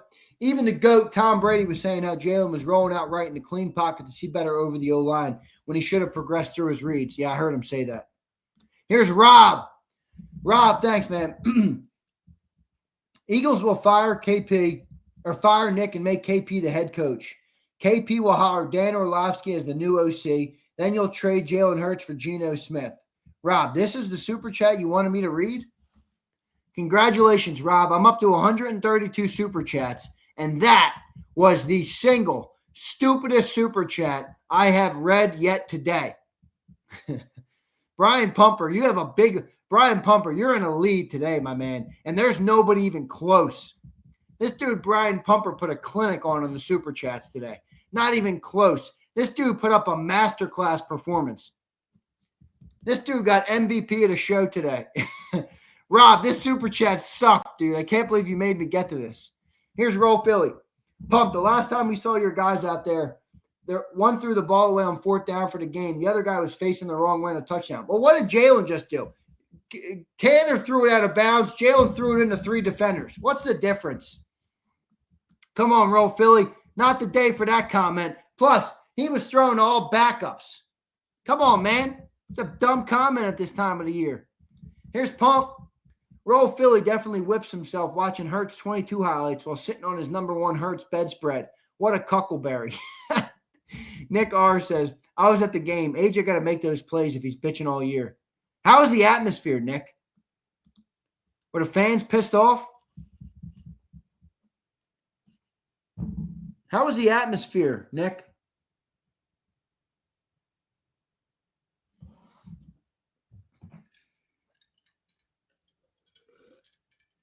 Oh, I love when people start chirping Pumper because he spends money. Pump, don't let these brokies bring you down. I appreciate you supporting the channel. Today's a Brian Pumper feast. A number one bedspread. I could actually see Roll Philly having that. I really could. Roll Philly, be honest. Do you have a Jalen Hurts fathead? Tell me, Roll.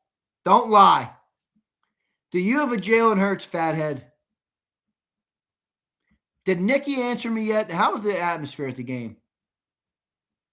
Daniel, look at Daniel. Go back to your miserable weather and existence. You got nothing.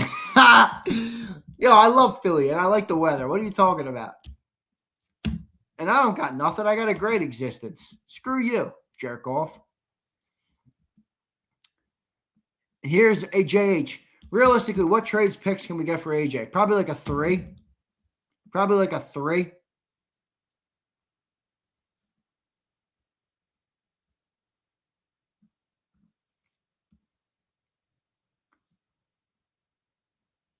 Yes, we was pissed the F off. Thank you, Nick.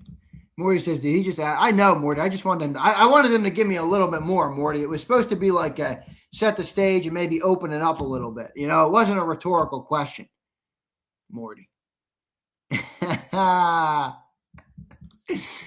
Roll, this is the best comment you've ever made. Roll, people shit on me in the chat. I'm the same way, dude. I don't do anything around the house.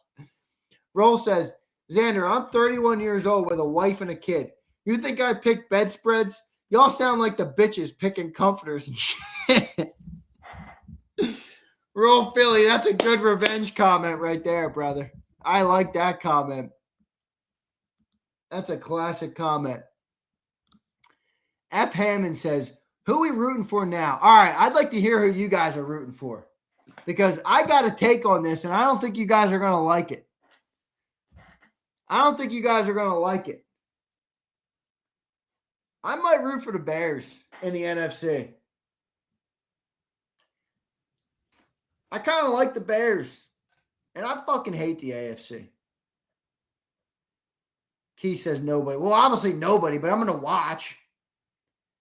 Nah, I'm rooting for the Bears. Give me the Bears. Give me the Bears and Ben Johnson. I like Caleb and I like Ben. Bills? I could see that. Steelers, yeah, but they're not going anywhere. The Niner hate is hilarious. I don't think it's that big. And Chuck Hutton. Hurts syrup dried up. Chuck, you had to hit me with a Hurts syrup, didn't you? All right, let's do this post-game show. Did I get all the super chats? Let me check. Here's the link in the chat. I'm only sending it once.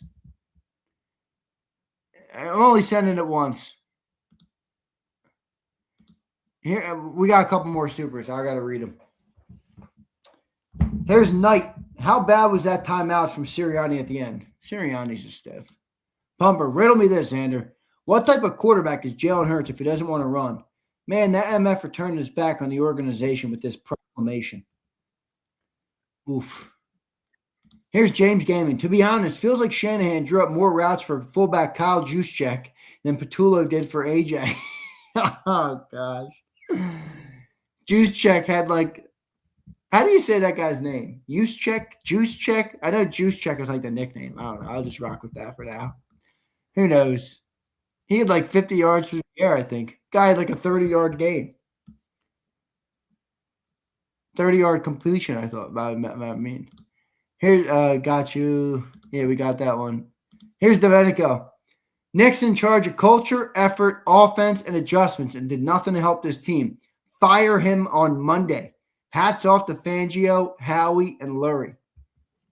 All right, so Domenico, while I understand your frustration, are you honestly of the belief that the head coach that won a Super Bowl 11 months ago is going to be fired? Because he's not. Mike says top contenders to land Patullo as head coach. Nobody. 13 billion trade. Oh, I got that one. All right, I think I got all the supers. Thanks everybody for the supers. Appreciate it. Let's go to the chat. I got Joe Whipp and O-Line Guru coming up. Let's go to Joe Whipp right here on the Postgame Show. Joe, welcome in, my man. Hey, Zander. One and done, Joe. Well, I should have put money on it. I had the Niners 23-20. Wow. So I was off by. I had the Eagles 23-20. Nah, this offense is just. I'm tired of being gaslit by the organization and fucking J-Mac, who's looking at living in a different universe than we are. This offense has not improved. Okay, you hire a first-time coordinator. They didn't improve at all during the season. Matter of fact, they got worse. They run 5 fucking patterns. The defense sits on them. They know what's coming. So my philosophy is, obviously, KP's got to go. Whoever's responsible for this offense, I don't give a shit if it's Nick. He's got to go too. They can't run this offense. They can't get rid of Hurts because of the cap hit. Yeah, but Joe, you're smart enough to know that that's not happening. It may not, okay? But look, this offense, if they don't make the correct decisions this offseason, you heard it here first, they will not make the playoffs next year, okay?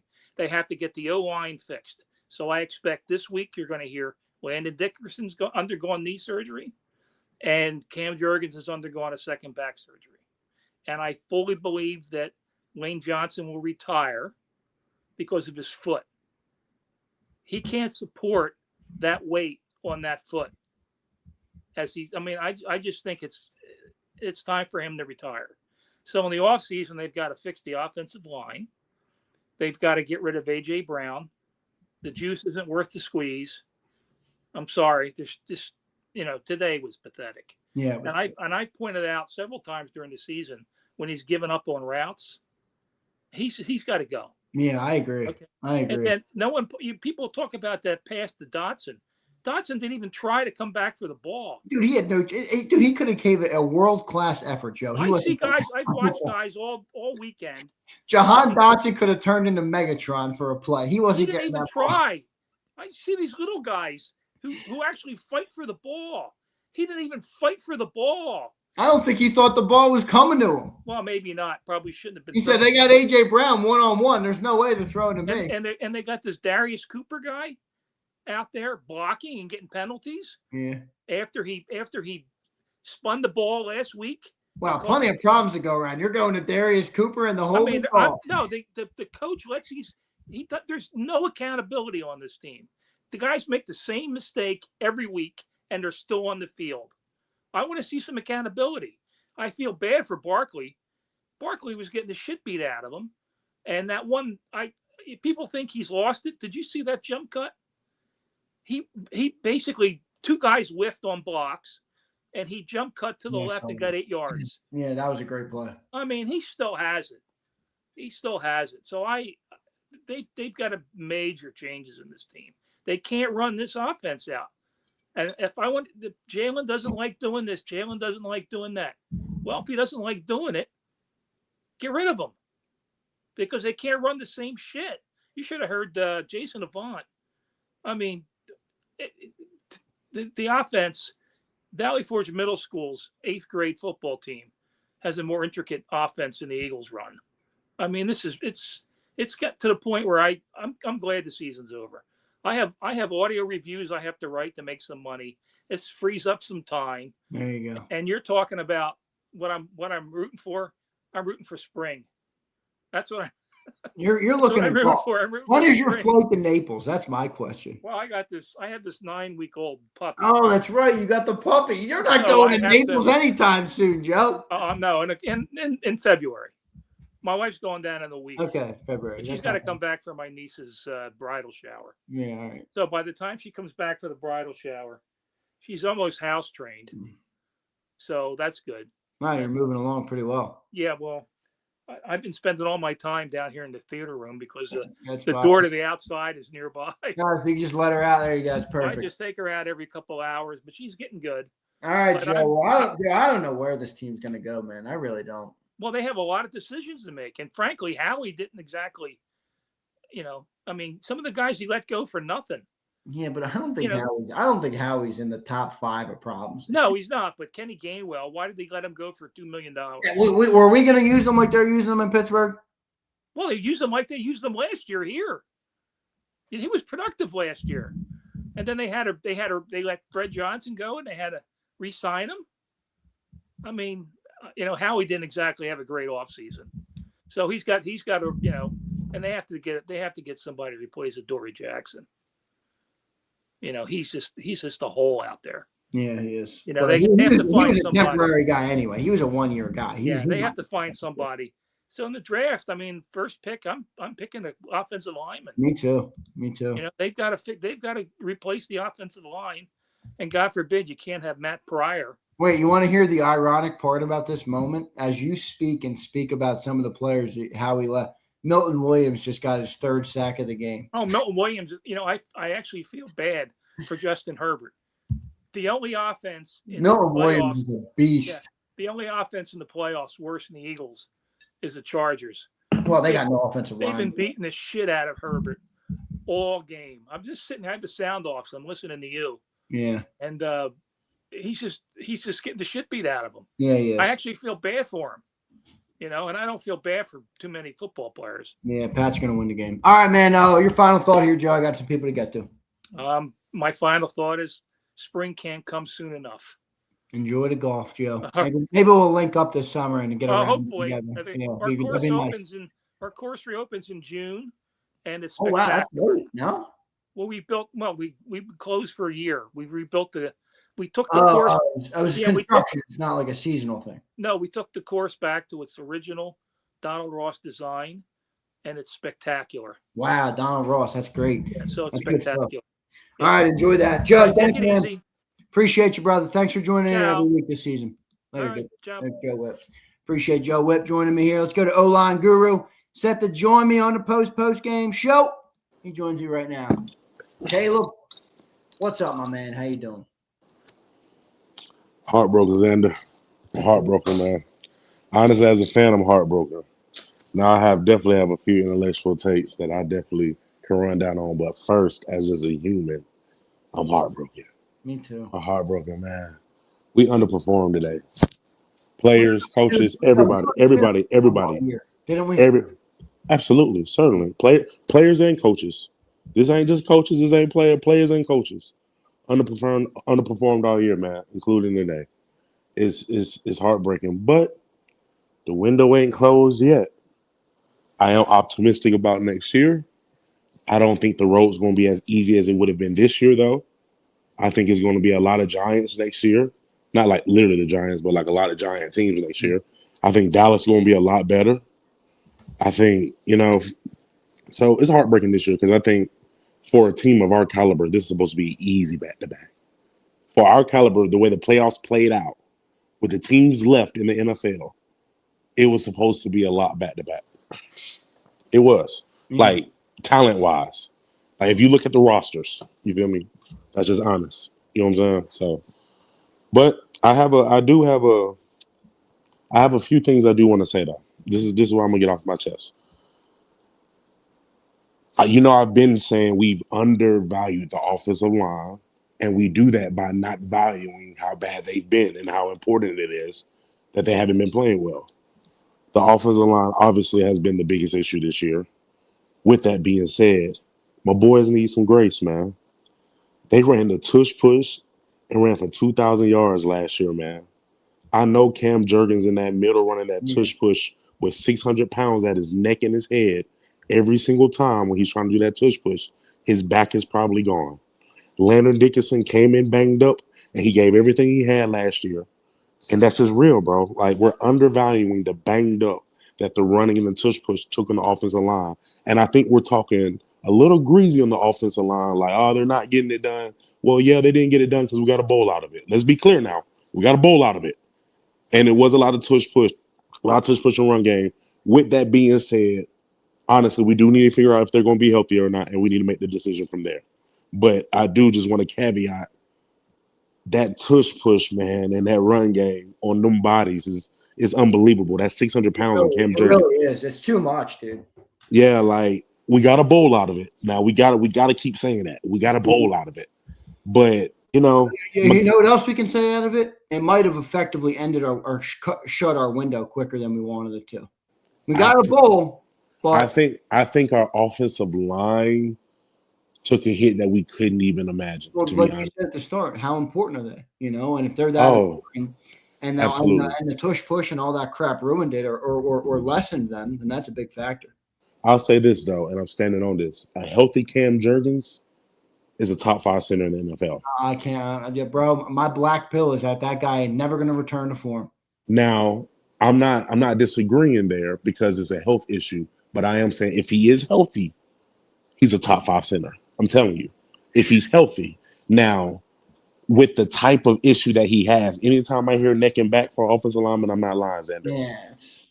That's bad, bro. You feel me? That just being honest, man. That's bad. You know what I'm saying? But Landon Dickerson, I don't like. Only reason why I don't like his injuries because he came in injured. He came in with a knee problem, and he's a big guy, and he's an earth mover. That's his advantage. So him slowing down a bit could be detrimental. You know what I'm saying? But them boys did take a lot out of themselves, you know, just to do what they do. AJ Brown, he hurt me today, but I ain't even tripping on that. This is what I do want to leave and propose, though. I just don't know what we'll look like without AJ Brown. Like, let's be very clear. I said that. Let's be very clear. Sure, he underperformed today. Sure, he's a headache. And sure, it's been a lot. But do we want to add an offense without an AJ Brown to that? I don't know. I'm just being honest. Now, everybody's saying, how can we afford it? How can we do that? No AJ Brown offense, you have to realize, Zander. No AJ Brown offense, a lot of quarterbacks will struggle with this offense that we have without an AJ Brown. Not just Jalen Hurts. Like, how much do you think Hurts is responsible for the offense that they run? I think he's responsible for a good bit of it, but I think the way that is ran, this is my pushback on the Hurts and KP thing. This is me as a player, and this is my point of view. You know how John always talks about coaches always say it's the players, and I understand that as a coach. It is always that's going to be your point of view. You ask any great player, they're going to say, if it wasn't for my coaches really believing in me and coaching up to my style, coaching up to my pluses, I wouldn't be what I would have been. Jason Kelce says all the time he's an undersized center, but he's explosive. He's great on the second level. He does great even on the third level, great in open space. He found the offensive line coach that is willing to cater to his pluses. Let's get him on some double teams. Now, let's not leave him one-on-one with big guys a lot. Let's get him in open space. Let's get him on the second level. They found the offensive line coach that believed in him and catered to his style. With that being said, today's loss, Jalen Hurts had to play better. And I'm willing to say that. And at first, I was a little bit out on that, but then I thought about it. I'm like, man, it's a playoff game. Yeah, if he had it's a playoff game, so the level is up. I think that our great defense got us a little arrogant, if I'm being honest. Maybe even our offense, like, oh, we got a great defense, I can chill. I feel like that was the vibe. Like, oh, we got a great defense, we'll be fine. I think it got us a little arrogant, and it came back and bit us. I understand the offense underperformed, but I do think it was a bit of arrogance in the room a little bit. We went back to the Super Bowl. We won it. Like, we'll be fine. We'll figure it out. We have a great defense. And I think that arrogance kind of showed itself today. But back to Jalen Hurts and how much of it, I think more of the issue, bro, is the play caller. And I'm going to stand on that. I understand the whole his play style isn't pass heavy or pass volume. But I always push back on that and say, Zander, what quarterbacks with that pass volume has won without a great situation? And he got it done in that situation. Now, the question, the rebuttal I think you might ask is, what's the time clock on Jalen Hurts type of play? Like, how long does that last? Like, how long does that type of play last? Like, I know we got a Super Bowl out of it, Caleb. I know we went to 2, but still, as it ran out, what's the time clock on that? I just think, and I told you this stat from the very beginning, Xander. There's never been a first-time play caller to win the Super Bowl. And the type of quarterback we have, we need a veteran play caller. And we need somebody to nurture that. If we are able to nurture that, we'll win the Super Bowl. It's quite that simple. I really do believe that. Like, it's really that simple. We have the wide receivers. We have the running back. The offensive line took a hit this year, though, man. I think we do need to, acknowledge that. Yeah, and it's not just one, brother. I mean, you're looking at multiple changes potentially in the offensive line. Yes, man, and that's going to be tough. Now, don't get me wrong. Let's be very clear. Jeff Allen's the best in the world. Let's get this out the way. He's the best in the world, and if anybody had to make a change, that's the man to make the change. Let's be very clear on that. But yeah, but you need the Jimmies and the Joes, dude. And if the Jimmies and the Joes that you got that are under contract for $21 and $20 million each, respectively, and Landon Dickerson and Cam Jurgens, and they can't play, I don't give a shit if Jeff Stoutland, you know what, he can't do it. Yeah. If they gonna have to play them, because I was kind of wondering why. I think we played them too soon, Xander. I'm being so sincere. I know, I agree. Like they played game 1, brother. Do you think Stoutland will retire? Well, we better pray not. Vic is 67 too, dude. How old is Vic? Vic is 67, I believe. Nah, we're good, man. Vic might be older. 67, bro. 67. He's 67. He'll be 68 in August. Jeff Stoutland is what? 63. Oh yeah, we got more years out of him for sure. These guys, and the type of guy Vic Fangio is, he's a football guy, bro. That's what I love about him. Yeah, I know. Right? He's such a football. As a former player, I played in college, not in the league or nothing, but you love playing for guys like that. He just eats, sleep. No matter if you paid him $100 million, he'll just be a basic guy that loves football. It don't matter how much you pay Fangio. But I'm gonna leave you with this because I know you gotta go. Real talk, Xander, and I'm standing on this. I get the whole, regardless of the play caller, the offense is going to be the offense thing. I vehemently disagree with that. I mean, I can't disagree with that more. I think we undervalue how much rhythm play calling matter. And when John says it's always the players, yes, Xander, by the playbook, every play should work if everybody do their job. As a football player, you know that. Every play is designed to work every single time when you call it. Yes. So, yes, by design, if somebody mess up, it looks bad. But we can't act as if there aren't certain plays that is better for the situation. And leaving that out is just crazy. I agree. Now, am I saying that we'll have Joe Montana? No. Am I saying with a good comparable offense, a coordinator that knows what he's doing, can we get back to the Super Bowl? Absolutely. Can we have a competent offense? Absolutely. Without a doubt. For sure. The ignoring of the incompetence from play calling this year in the rhythm of the play calling and saying is just because of the style of quarterback play. Well, we got to realize that once again, the history's too deep. 2 Super Bowls are all pro and winning one. At some point, we got to be like, yes, his play style ain't great, but goodness, we know he can do something. Second and down, like you said, all them second and third downs, running the ball, all them third downs in them horrible situations. I don't care if I had me back there at quarterback. We're trying to win the game. That's not a good decision. I don't care if you don't believe I can throw the ball. Yeah, right. We shouldn't be doing that. We shouldn't. I don't care if I'm back there, Xander. Do you get what I'm saying? Jalen Hurts' incompetence in those decisions does not matter at that point. It's a bad call. What do you make of the fact that they designed it for him? Well, it's a bad design then. I don't care if the design's a bad design then. They can design it for him, and it could be a bad design. Yeah. It's a horrible design. Redesign it then. This is okay. You want me to tell you what's crazy? Yes, it could be designed for him, but can we maybe say maybe it's a bad design? Yeah, that's fair. All right, brother, I gotta run. Go Birds, man. I know I might not talk to you in a while, man, because the season over. GG's, That's brother. True, bro. It was a long time since I talked to you. That's true. Yeah. So last year we got to talk till February.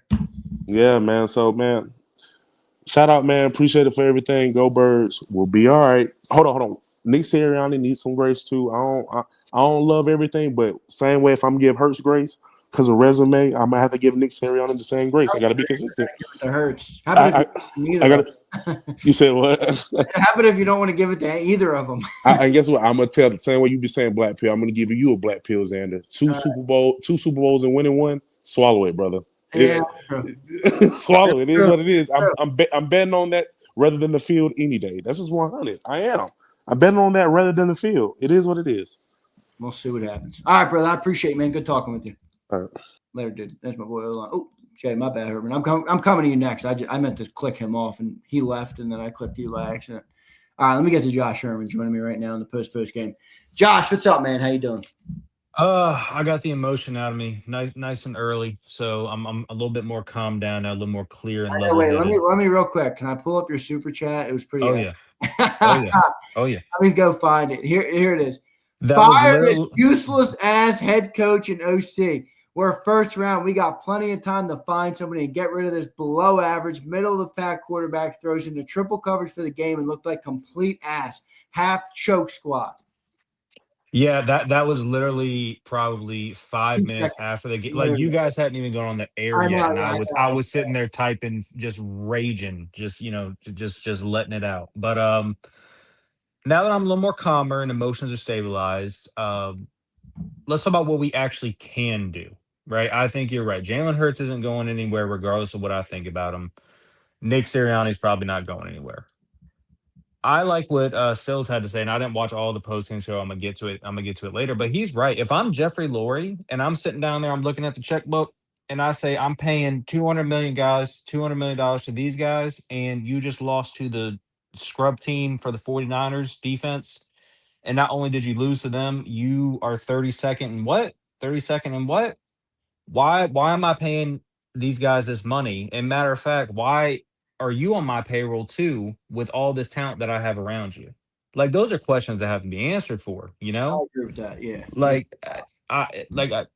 Again, Kevin Patullo is obviously going to get the boot. But then who do you get in to replace him? You know, are you going to be able to get a Vic Fangio type guy on offense who's going to tell Nick, look, go sit in your box, go do what it is you're going to do, and let me run this offense. Okay. Or are you going to get someone, maybe a newer school head coach like Mike McDaniel, who has some experience with, these types of quarterbacks that Jalen is, working with Tua. He's probably seen a lot more crossover between the two. And honestly, I don't think Mike McDaniel would be a threat to Nick Sirianni in any way, shape, or form. I think Nick has the balls to probably tell him to sit down, be quiet, and run the offense. Like I don't see Mike McDaniel as an intimidating presence. But the other thing about it is I'm sick of hearing Jalen says he doesn't want to run. I don't want to run. I don't want to run. Well, guess what, bro? You're not an effective enough passer in order to succeed the way that you want to play football. There was a quarterback long time ago up in Washington who once upon a time said, I want to be a pocket passer. I don't want to run. I don't want to run. You know who that was? Yes. Yeah, his career didn't turn out even as half as good as Jalen, was it? So look, bro, I get it. You want to have a long NFL career. But even a guy like Brock Purdy, I follow the 49ers probably more closely than other teams just because my dad likes them. But even in his dire moments, bro, you'll see his little ass out there scrambling, picking up first downs. Now, I mean, that dude was, you watched he picked up the first down tonight running through two defenders. Yeah, I mean, that dude goes out there and has to do what he has to do. Like, there's no, I get it. You want to be healthy, but you are not as good as a pocket passer as you need to be to thrive in this league with the elites of the elites, right? So, I mean, you're going to have to face that. Now, to that point, I mean, we got some big decisions to make this offseason. I was looking at earlier because I was curious. We have 8 picks in the 2026 draft. 8. It's not that many. No, you're right. It's not. You're going to fix. Who are you going to sign and fix with 8 picks? I mean, to your point, the line is beat up. You got to make some sacrifices there. I don't think AJ's coming back, but if you trade AJ, what can you get? Like 2 3s, a 2 and a 3, a 2, depending on what you do. So yeah, I think this offseason is definitely going to be wild. I don't think this was Howie's best year. He traded a lot of our draft capital for bums. I mean, Jair Alexander. I think his only 2 impact players were Phillips and Bigsby, right? I mean, everyone else kind of just middle of the pack, if that. They sent 2 picks for Bigsby. That was an over. Yeah. Yeah. And you know what else was? You know what else was an awful trade? No picks, but they got rid of Thomas Booker, who can stop the run, for Jordan Bennett. That dude barely hit the field this year. Oh yeah, yeah. And we needed defensive tackle depth. Oh, for sure. That's the other. Yeah, and we're just talking about the starters. We haven't gotten into the lack of depth of talent we have anywhere with 8 picks, and I don't see. I mean, any guy in free agency. I mean, I guess you could try to get people, but you're not going to find a Quentin Williams guy in the back that you can just plug and play, and it looks like nothing ever missed a step. So Howie's got some decisions he's gonna make. But if it was me and I was in Howie's position, I would tell Nick, look, buddy, we tried it your way. We hired your friend. He's gone. We're gonna bring in a real coordinator in here. And if the quarterback doesn't want to play ball, then we'll deal with him until we have to, and then we're getting him out of here, and you're probably gonna go with him, a Harbaugh situation, except reverse because they kept Lamar. Yeah, right. But I mean, realistically, we'll see what happens, but I'm kind of with you. I think our Super Bowl window has closed much faster than a lot of us have anticipated. They can still open it though. I don't think it's slam shut. Yeah. I mean, maybe 2028. That's a young defense, and that's a good defense. It is, but like, who are you going to pay? I'm paying. Obviously, I'm paying Cooper Davis right away. Cooper Davis and Cooper doesn't need to get paid yet, and neither does Davis needs to. Well, I'm talking about like 2-3 years down the line. But yeah, for sure. You can't lose everyone else is expendable except for Quinion, Cooper, Carter, and Davis, in my opinion. Right? You cannot lose those 4 guys. Those guys have to be Eagles for life, whatever happens. Everyone else, we can see where it goes.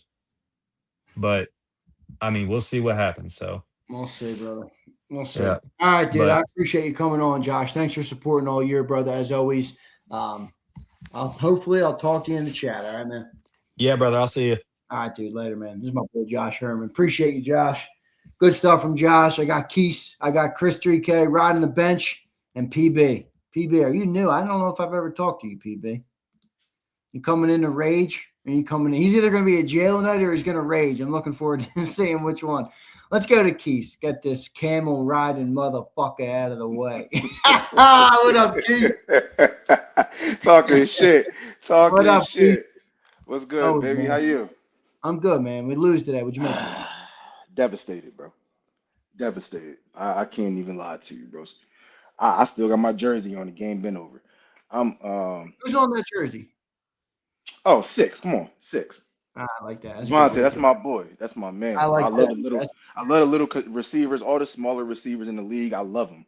And you know what I'm saying, just playing against all these giants and still, producing the way you do. I always, see the small receivers and just marvel, really. You know what I mean? But bro, oh my God. Off the rip, Lane Johnson. Lane not there. I always said, if Lane's not there, we're not winning. You said that in the pregame show. When they said Lane was out, you said, fuck. Yo, I couldn't believe it. As soon as Lane wasn't there, I tried to, still be optimistic and different things like that, but people don't understand how historic this man is, bro. He went almost 4 seasons without giving up a sack on his side. He's a different thing entirely. We drafted him number 4 overall. You know what I mean? Like, he's an athlete playing O-line. Like, it's just to not have that guy there, bro. Like, he's the anchor. And yeah, bro, like, what's that? What does that make us 3-5 on the season without Lane? Or you know what I'm saying? So it's just that's one of those things, that just it kills me that Lane wasn't there. But I will say, and I love AJ, but bro, I'm so disappointed in him. For him to be the second highest paid player on our team and to be folding like that was disgusting. It hurts me to my stomach, bro. To be dropping those passes, it was egregious. Jalen Hurts, bro, putting those passes on the money. And these people disrespecting Hurts like that, bro. He was making those passes. Smitty dropping passes. And I love Six. Bro, it's so egregious for them to do that to him. Look, he on the screen. Oh, well, he just left screen. But, bro, come on. How y'all do Jalen like bro, he put that What's man. Nick Starry ass saying up on that screen? He's not. Who gives a damn? Yeah. Who gives a Who gives a fuck? damn?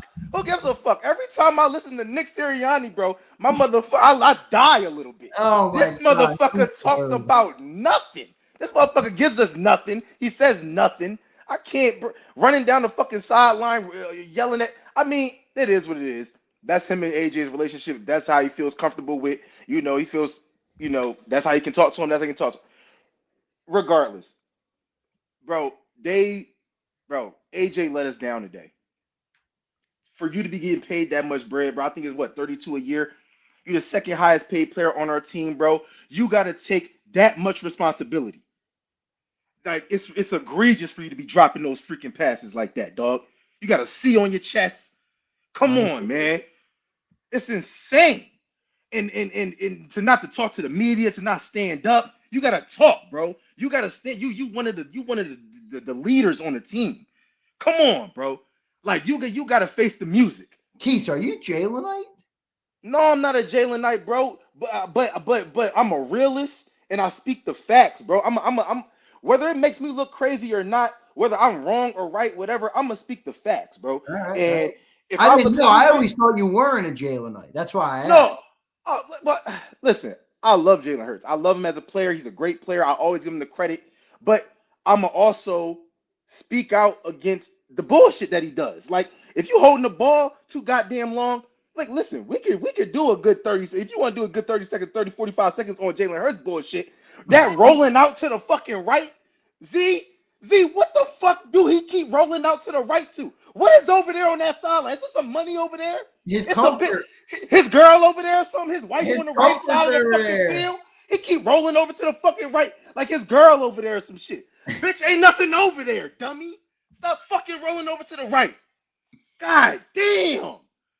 Like, don't get me wrong. I got my gripes with that guy as a player, bro. But he put us in a great position to win this game today. I seen those passes he made. I seen some dumb shit he did, but I also seen those receivers not catching the ball and making all that money.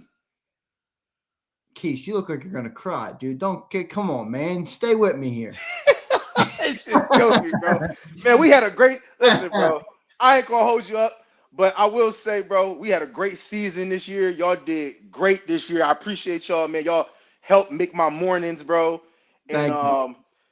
yeah, bro. We we had a great season. We did, and as far as like the podcast, y'all did great and covering the game and everything, bro. I just wish buttering me up, bro. I don't need to be nah, buttered. bro. I ain't buttering shit up, bro. I'm speaking the facts again. I just wish that we could get a couple more weeks, bro. Damn, I wish we could have got a couple more weeks. I know. Ain't nobody man. in this league fucking with us. Yo, I got to come up with some off-season content to talk about, Look. man. I'm already on the wheel, bro. I got to figure out some shit to talk. No, they gave us quite a bit. But all right, well, Keith. that's true. I All right, appreciate it, brother, man. Yep. Good talking to you, boy. Love you, man. Have a good one. Later, man. Love you too, brother. Appreciate you, Keith. There's my boy, Keith. Let's go to Chris 3K coming up next here in the post game. Chris, you ready for me? There he is. Chris, what's up, man? How you doing? What it do, Zander? You got me? I got you, man. What do you make? Eagles bounced by the Niners in round one. Somewhere in between disappointed and when the person shows you who they are, you got to believe them. I mean, in reference to who? The Eagles' offense. Yeah. I mean, it's been that from week. You know the quote I said. You know the quote I said in week 2, bro. I mean, so to a certain extent, I mean, who's the dummy? Is it the people that kept showing us that they were bad, or the people that kept believing that they were going to be any better than what they were? I mean, we're the dummy. Yeah, you know what I'm saying? It's been this since week. You know, when I first told you the quote of the year: highs too high, lows too low. So it's been that. You know, just to I'm gonna take the Band-Aid off today. For the, like I said, to go directly to start with AJ. I mean, I think two things can be true. He didn't play well. There's no denying that. Definitely want to see him make those plays, but I'm gonna stand on what he said was not wrong. I don't care what anybody feels. His words directly. If anybody goes back and listens to what he said, not what they want to hear, what he actually factually said is that you can't keep relying on your defense to bail you out every week. Right. It's not that's what he literally said per the interview that he actually did. Not whatever people want to hear or it was about targets. I mean, obviously, does he want to make plays? Yes. But his direct quote when he was on the interview was, you can't keep relying on the defense to bail you out. And that's what we kept getting away with throughout the year. We got away with it against Buffalo, Tampa. You can just go down the line. And today, in the biggest moment, it bit you. That was the whole point of what he was trying to get at. And I think people. Here's the thing. I agree with you. What he said was right, but now you got to make plays. If you got opportunities to make plays, you got to make those plays. No doubt about that. Well, his play, to be honest with you, we still did pick up the first down right after that. So it wasn't the final play in the game. And mind you, this is what people do. People are so results driven that because we lost the game, they point back to that play. And he should have made the play. But we picked up a first down anyway. Exactly. And we were still moving. And if we go same outcome on the next play by a different mean. Yeah, by a different way. Exactly. So not defending him and not, doing what I think he's capable of doing. But I'm just saying this scapegoating thing, I just have always felt is garbage. And it's never been true because, like I said, what he was saying, the genesis of what he was getting at, it was factually correct. I don't care how he did it. Right is right, and the truth will always be the truth. I don't care how you get to it. It's always true. So that's that. What do you think changes in the summer? You think they fire some people? You think need big sweeping? Like what do you think? No. I don't think sweeping changes need to be made because a couple things. Obviously, Nick should be here. KP will be gone for sure. Nick shouldn't go nowhere. Jalen shouldn't go nowhere.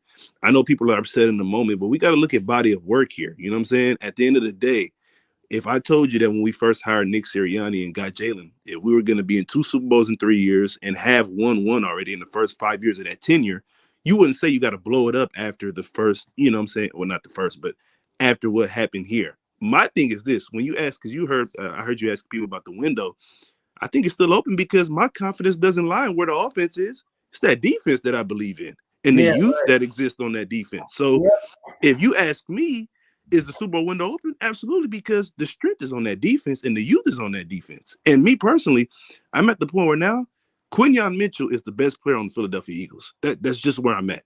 He is, regardless of position, or I'll put it like the best 3 players on our team are all on defense. It's Coop, Quinyon, and Jalen Carter. Those are our 3 best players, regardless of position. If you look at output and the way they played, and obviously because John's been talking about that too. He normally does like a ranking of the players. He said switch out of defense. Yeah.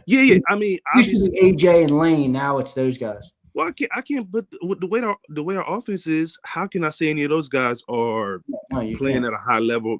I can't say that. So my confidence lies in the defense, and that if they're the better unit anyway, that's where I feel like, and they're as young as they are.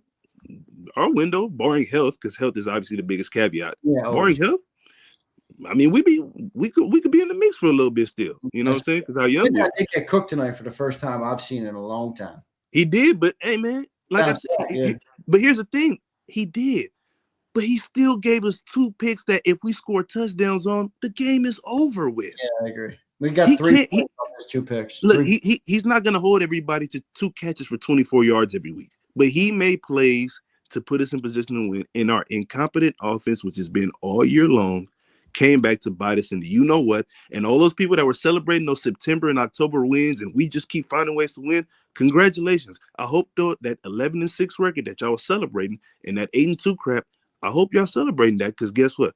We don't get nothing for that now. We'll see what happens, man. I appreciate you joining in all year, Chris 3K. Always good talking with you, brother. I'll tell you what, the team are in your hometown. They have a chance now. Better chance now. Yeah, I don't give a fuck about them, though. I ain't no Rams fan. But, yeah, you're right. You're right. They do got a better chance. One thing I will say, times like this will definitely always make me appreciate winning last year because you see how hard it is. Yeah, exactly. It's so true. Very true. All right, brother. Good stuff, man. Talk to you soon, all right? Yep. All right, later, dude. And my boy Chris 3K joining me. Riding the bench coming up. And I got, look who showed up. 11:30 at night. I'm getting ready, 4 hours in, getting ready to wrap it up. And who shows up in the green room? Who the fuck shows up in the green room? None other than M. Reyes. I'll get to you, Reyes. Let's go to my boy, riding the bench. What's up, riding the bench? How you doing, brother? You're muted, man. You're muted. You're muted, brother. I didn't hear a word you said. You came in with a good entrance, and I didn't get any of it. My fault. That's my bad. You're good, man. What's going on, brother? Oh, we're all right. We're all right now. We're all right. We've calmed down. We're tranquilo. How are we doing? I'm good, man. What do you make of this whole thing, man? What do you make of this whole thing? I mean, sure, disappointed, but I think like everybody has come to the conclusion it's who we've been all year. Yeah, it is. You know what I mean? I think this was just one of those games where you look, and honestly, like I felt a little bit of a different inkling in this game right when like that trick play happened with San Francisco, and then they panned to Sirianni's face, and you saw his like demeanor just changed. I was like, oh, that's when it's like they have no faith. Like he doesn't have faith that they were going to overcome that. You know what I mean? And like you saw everybody on the team just they looked flat. The defense played with some pride, and I just thought like they just looked dejected. That offense had no faith in no each juice. other. Forget no juice for a second. They had no faith in each other this whole year. Agreed. It was like you said, it was just a collection of individuals on offense, and then the defense was the backbone of this team. That just is what it is, though. At this point, so what kind of changes do you think are coming, if any? Not much. I mean, you're not changing the quarterback. You're not changing the head coach. And I think it would be too much of a panic move to do all those things in the grand scheme of it, right? Like most organizations won't do that after this 5-year stretch that they've had. And again, the most teams I think look at football and the way they evaluate their teams in like time frames. And I think in a 5-year span, overall, this team has been successful. But it's not a poor take to have a reactionary feeling of like you got to overhaul freaking this head coach and like make a change. They're not gonna do that. They're not doing that though. They're not going to do that. But weirdly, I think Nick Sirianni's going to have a little bit of a hot seat next year. Not saying hot to the point where he'd get fired, but like, all right, Nick, like it was warm after last season and we won the Super Bowl. That seat's always warm. Yeah, man, that seat's always warm in Philadelphia. But part of it's because the guy's the guy's a bit of a dingus. Like I don't know what else to say other than like, you know what I mean? Like I know we talk about the quarterback being limited and stuff, but like the head coach is also limited. You know what I mean? Like we like to rip the quarterback and say he doesn't have this skill set, but like what exactly is the skill set of Sirianni at this point? All the things that like, we praise this team to be, it's all because of roster construction and ability and talent of these players. But like, we want the quarterback to elevate the offense, but it's not like the coach is necessarily doing that either. Right. So, but again, the track record is the track record, like everybody else has said previously, and they say it better than I do. 2 bowls in the last 3 years, 1 win, like that is a good track record. I think a majority of teams would kill for that type of success. So it sucks that you lost today, and it's going to be a very, very fun and interesting offseason because there's definitely a lot of things that's going to be talked about. But I think there's just going to be a lot more changes in terms of the roster. Like I think 3 of the 5 offensive linemen are probably going to be up in the air with Landon, Cam, Lane Johnson. People wanted to replace Tyler Steen. I don't know if you're going to want to replace him now. No, you know what I mean? I think Landon and Cam are getting replaced. I just don't think they're that good anymore. Right, but well, now you're going to have to find something, right? Like if they're taking a back step, like all of a sudden you got to have a contingency plan there. And on defense, there's chickens are going to come home roost. You got to pay some of these guys. And then what you do with AJ, I don't know what you do with AJ at this point. What do you do with Dallas? I don't know what you do with Dallas at this point. I would try my best to bring some of these guys back, but financials are financials, man. And while it's not my paybook, while it's not my money book, it's not, you know what I mean? Like it's just they're gonna have to answer a lot of questions here. And I don't know what you're gonna do in the draft per se, because me neither. Yeah. That's a whole can of worms I'm not ready to open yet. I'm not ready there. I'm not going there yet. Yeah, I'll get there. I can't get there yet. I'm about to say right now we have to just like sit in this and just let it kind of, let it marinate a little bit. Quick, though. I'm sure that'll come quick. So yeah. All right, brother. I appreciate you joining in all year, man. It's always good talking with you. Sorry, and it sucks the season didn't end the way we wanted it to, but be back to do it again next year, right? Yeah, that's right. That's right, man. We'll talk to you soon, bro. Right, Take care. Brother. Appreciate you, brother. There's my boy right on the bench. Appreciate him. PB, you ready for me, brother? This dude got PB. I got a white guy and a shiesty. Is that right? I don't know if I'm looking at this correctly. Let me go to PB. PB, what's up, brother? How you doing, man? You got a shiesty on or what? I just got done walking my dog. I live in South Jersey, so it's a little chilly for my liking. Cool. Yeah, thanks for joining in. First time talking with you.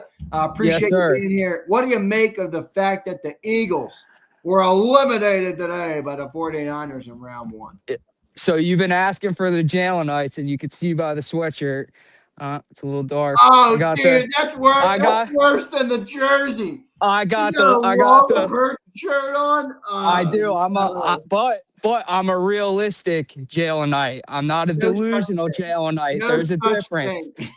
So my whole thing is my attention is not on AJ. It's not on KP. It's not on Hurts. My attention is on the creator of the prevent offense in Nick Sirianni. Okay. And 21, that was his first year. I give him a pass for that because he was a rookie head coach. 22 was great. 23 is where I have some problems. So they went into that downslide. They lost, 6 out of their last 7, I think it was, in 23. He had absolutely no answers.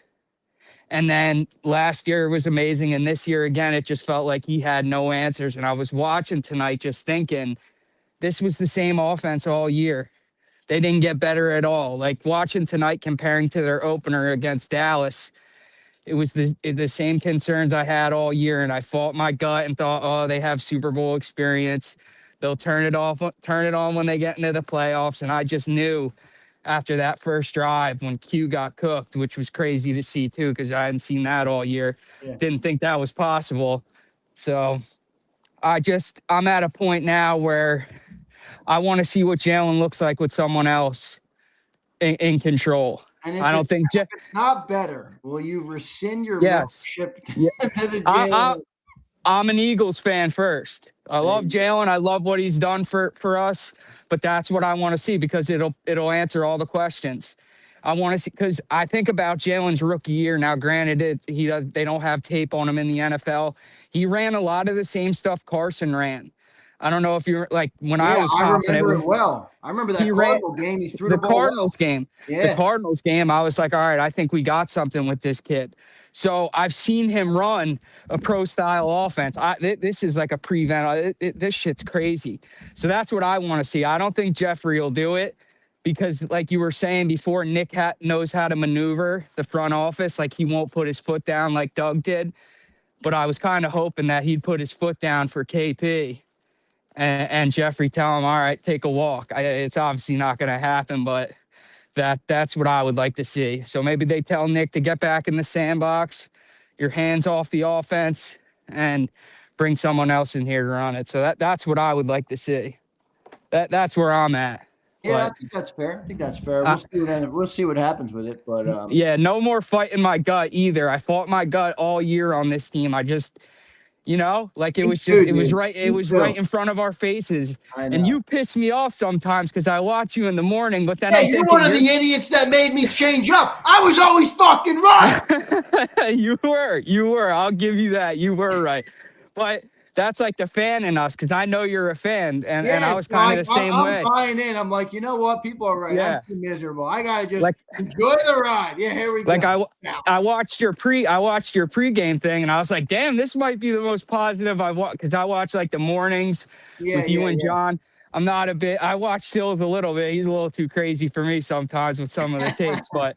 I watched your pregame, and I just said, holy shit, this might be the most positive I've seen Zander all year because, like Jalen deserved the benefit of the doubt with how he's played, but that was my one issue. I need you to rise, dude, in games like this. He didn't play bad. He didn't play good. It was just medium. You can't. Yes. I don't need medium. Yes. That's why I'm saying I'm an honest Jalenite. All right. So that's just where I'm at, man. But it was good to talk to you. Sharing your name in the chat so I know who you are because I don't know who you are in the chat. Or do you not comment in the chat? I don't really comment much in the chat. Fine. Sometimes every once in a while, but yeah, my first name's just Patrick. So all right, cool. All right, Patrick, I got you, man. All right, Zander, have a good night, man. You too, man. Thanks for joining in. Yes, sir. Later, dude. There's my boy PB, Patrick. Thanks, Patrick. Appreciate it. Good commentary from my boy Patrick. He's got the Run Hurts sweatshirt. Or Love Hurts, whatever the hell. By the way, does anybody know what the hell that means? What does Love Hurts mean? Is it just a play on of the Philadelphia thing? Is that all it is? I don't even know what Love Hurts. Love Hurts. What are you writing me a letter? How about deliver the ball to AJ? That's good. Let's go to M. Reyes. I saved this dude for the end. Oh man, Reyes, you still got the jersey on.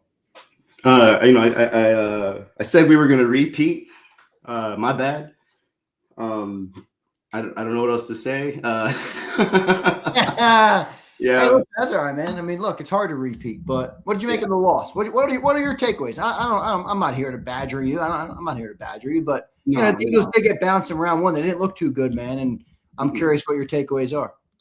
It was the same pitfalls that kind of just plagued us the entire season, and we well, something we hadn't seen just recently.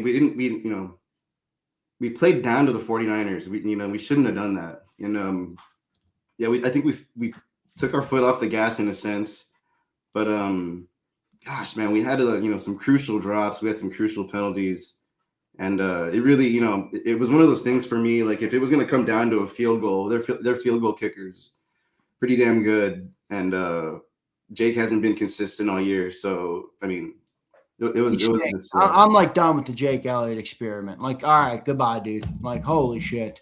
Yeah.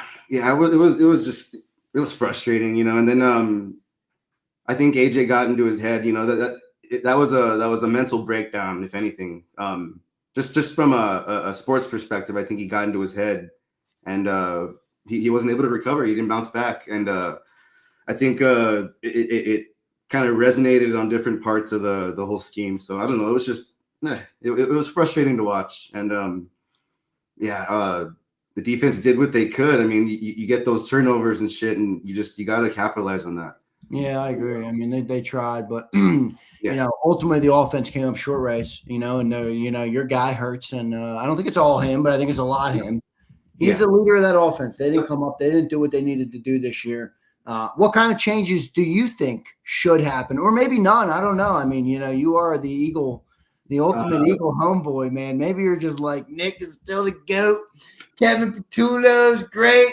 Jalen is great. Run it back.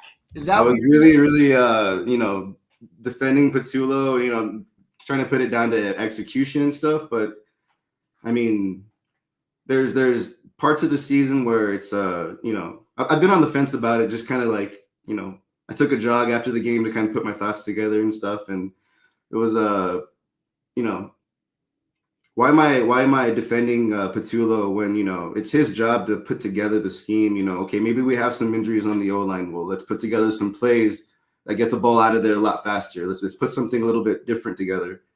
And he failed to do that all season. And we were hoping to really open up the playbook, and things were supposed to open up and be really great, but it never happened. And I mean, Saquon, gosh, you want to, he had a really good game. I'm not even gonna give him shit. He had a pretty decent game, and there's just other parts where we just didn't capitalize. And I guess as far as changes, I mean, we're gonna probably have to get rid of Patullo, and I think there's gonna be a lot of personnel changes. I think it's probably there's gonna be somebody that wants to pick up AJ, and oh yeah, and so just thinking about that, there's a lot of interesting people in the draft that we could probably maybe use, but there's also some other trade bait that we can probably pick up, and it's one of those things. I'm not too concerned about it. I trust Howie. I'm not like Reyes, blind faith. No matter what they do, I will love it. No, and but the thing is, it's very there's a. I feel like there was this haze all season about what's the problem, but I feel what are we going to do about it this off season? I think it's going to be we're going to address a lot of things, and probably make a lot of interesting moves as far as I guess not re-signing players necessarily, people that were picked up by us and stuff like that. But I don't know. yeah, we gotta trust what they have for us in the offseason. And I feel like we're gonna make the right choices. I'm sure you do. You can't. Are you wearing a Niners shirt on under that jersey? Don't tell me you're a front runner. Did you become an Eagles fan last year? Is that what happened? No, this is like the only long sleeve I got. This is I'm just messing with you. I know you're not. It's like a chicken leg, and yeah. There you go. All right, Ray, it's good stuff, man. Always good talking with you. Appreciate it, brother, and we'll see what happens. All right. Yeah, man. Y'all gotta just stay optimistic, keep your chin up, and don't let Sileo get you down. You know, he's gonna come at us all off season, and you know what? We gotta just grin and bear it. He's gonna badger you, rightfully so. Yeah, but you know what? We're gonna bounce back from this, and then it's back to Flynasty. We're gonna build this dynasty, and it's gonna come together. Flynasty, is that your new word for it? Yeah. Dynasties weren't built overnight. So it's a flynasty. It's a fake dynasty. Is that what that means? No, it's a dynasty that flies. So it's a flailing dynasty. All right, brother. Appreciate you, man. Have a good night. You take care. You later, dude. There's M. Reyes. Appreciate you, Reyes. Appreciate you, Reyes. Appreciate you, everybody listening. All right. It's been a good show. You know, it's been a good season.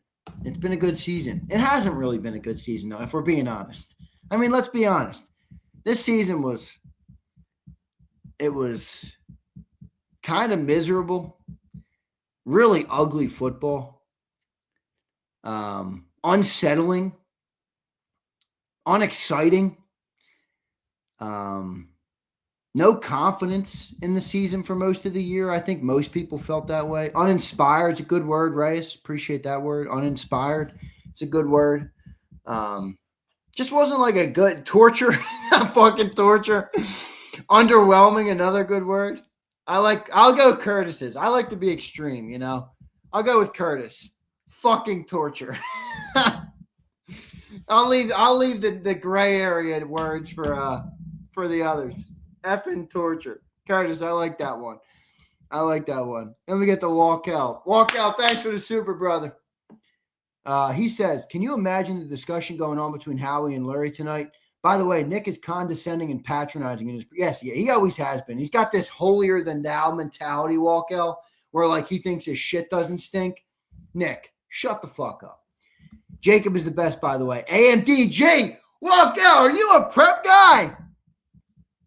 Can anybody in the chat, Bill, not you, can anybody in the chat tell me what AMDG means? Can anybody tell me what AMDG means? Don't look it up, nerds. Can anybody tell me what that means? That's a great acronym for a great phrase. I'm assuming nobody in the chat will get it. Jesuit High School. Okay, all right, Walkout. Love it. AMDG, ad maiorem Dei gloriam, for the greater glory of God, baby. Woo! Great freaking chat. Let me make sure I get the rest of your chat. Can you imagine that? Yeah, you know, between Howie and Jeffrey, I do wonder. You know, I do wonder what that combo is like.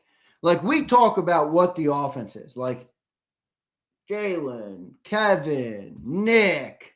Like, what did Howie and Jeffrey say? Well, what is it to them? What is it to them? You know? This Eagles offense has been a disgrace. Is Underdog in the chat fighting? Underdog, I was hoping you joined the post-game night. Akbar, I was hoping you joined too. I haven't talked to my boy Akbeezy for Sheezy in a long time.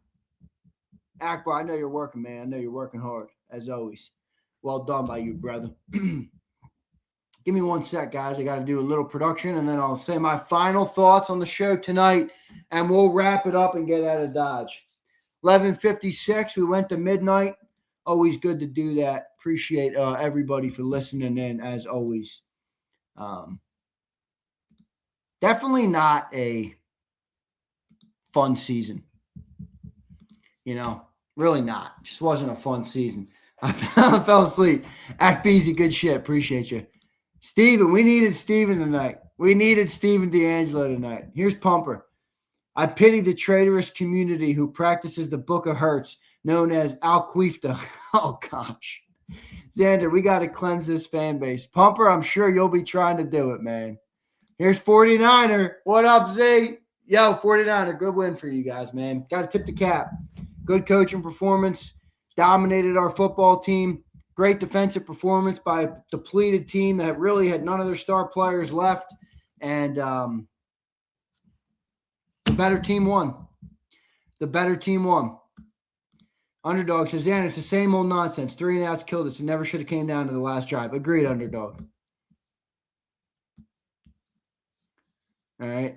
Akbar should close it out. Oh, man, Ray is catching some strays. Nah, Chuck, I got to go to bed. I got a show in the morning. I've been on for how long? 4 hours, 10. Not too bad. Not too bad. All right, let me see. I set up the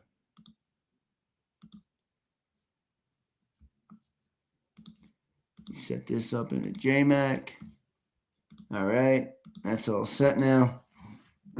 But all right, man, my final thoughts on tonight is I think there's a small chance, not a big chance, but there's a small chance that the changes are bigger than people think. It's small, but there is a small chance that the owner is just like, I can't with this offense anymore. Like the owner, for anybody who knows the owner's history, the dude likes offense, to say the least. So, there's a small chance, I would say, and there's a big chance the coordinators changed and, not that much changes. I don't hate Jalen Hurts as much as some do, but I also don't I don't need to sit here and try and vouch for the guy. I watched him in college at Alabama, at my favorite college. We were at college together at the same time. The problems for the team in Alabama 8 years ago are the same exact problems that the Eagles offense has. The same ones.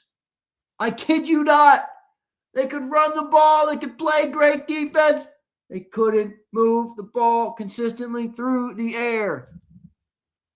So this is kind of Jalen's game. He's got a lot of good to him. I like what somebody said earlier, Take your pick. Do you want the gamer who, gamer, I said gamer. He wasn't a gamer today. Where was that today? Or do you want the pass happy guy that has turnovers? You know what I mean? I don't know. I don't know. If I knew the right answer, maybe I'd be making millions of dollars in the front office. I don't freaking know. All right.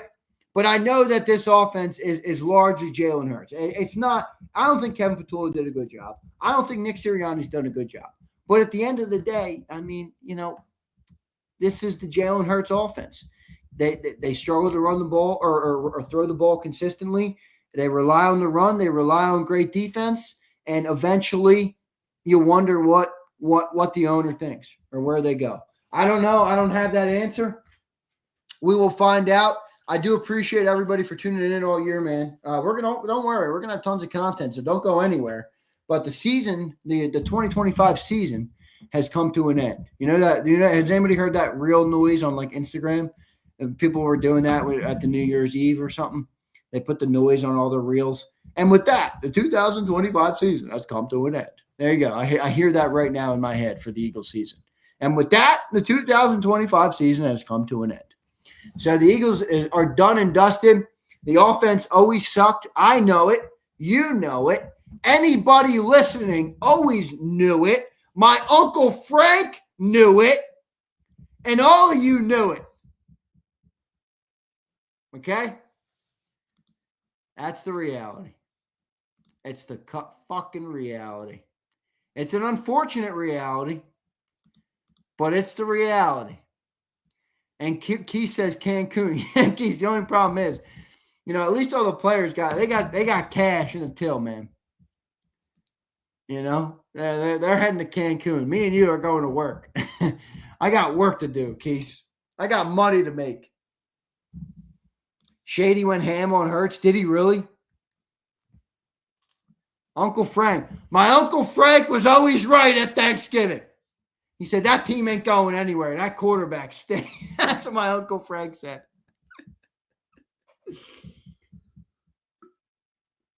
Oh, I'm sad football season's over. I really love football season. Like, it's like the best. Cancun, I'm in the office tomorrow, 8 a.m. I'll be live 8 a.m., brother. Join in. Listen in.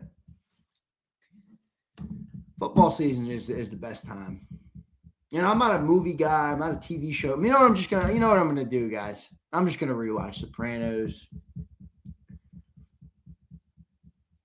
Maybe run back Lord of the Rings. Probably read. I'm gonna do a lot of reading. I've been reading a lot I've been reading mobster books. It's fire. So I'm probably going to Steven, what are you taking shots at me now because I chirped you earlier? Steven, Steven, you were just saying they got a liberal culture, weren't you, Steven Papara? Now you're fucking chirping again. You're a liberal. You're crying like a little bitch. All right, I gotta go. I'm getting delirious. Love all you guys. See you next time, everybody. EAGLES. Eagles.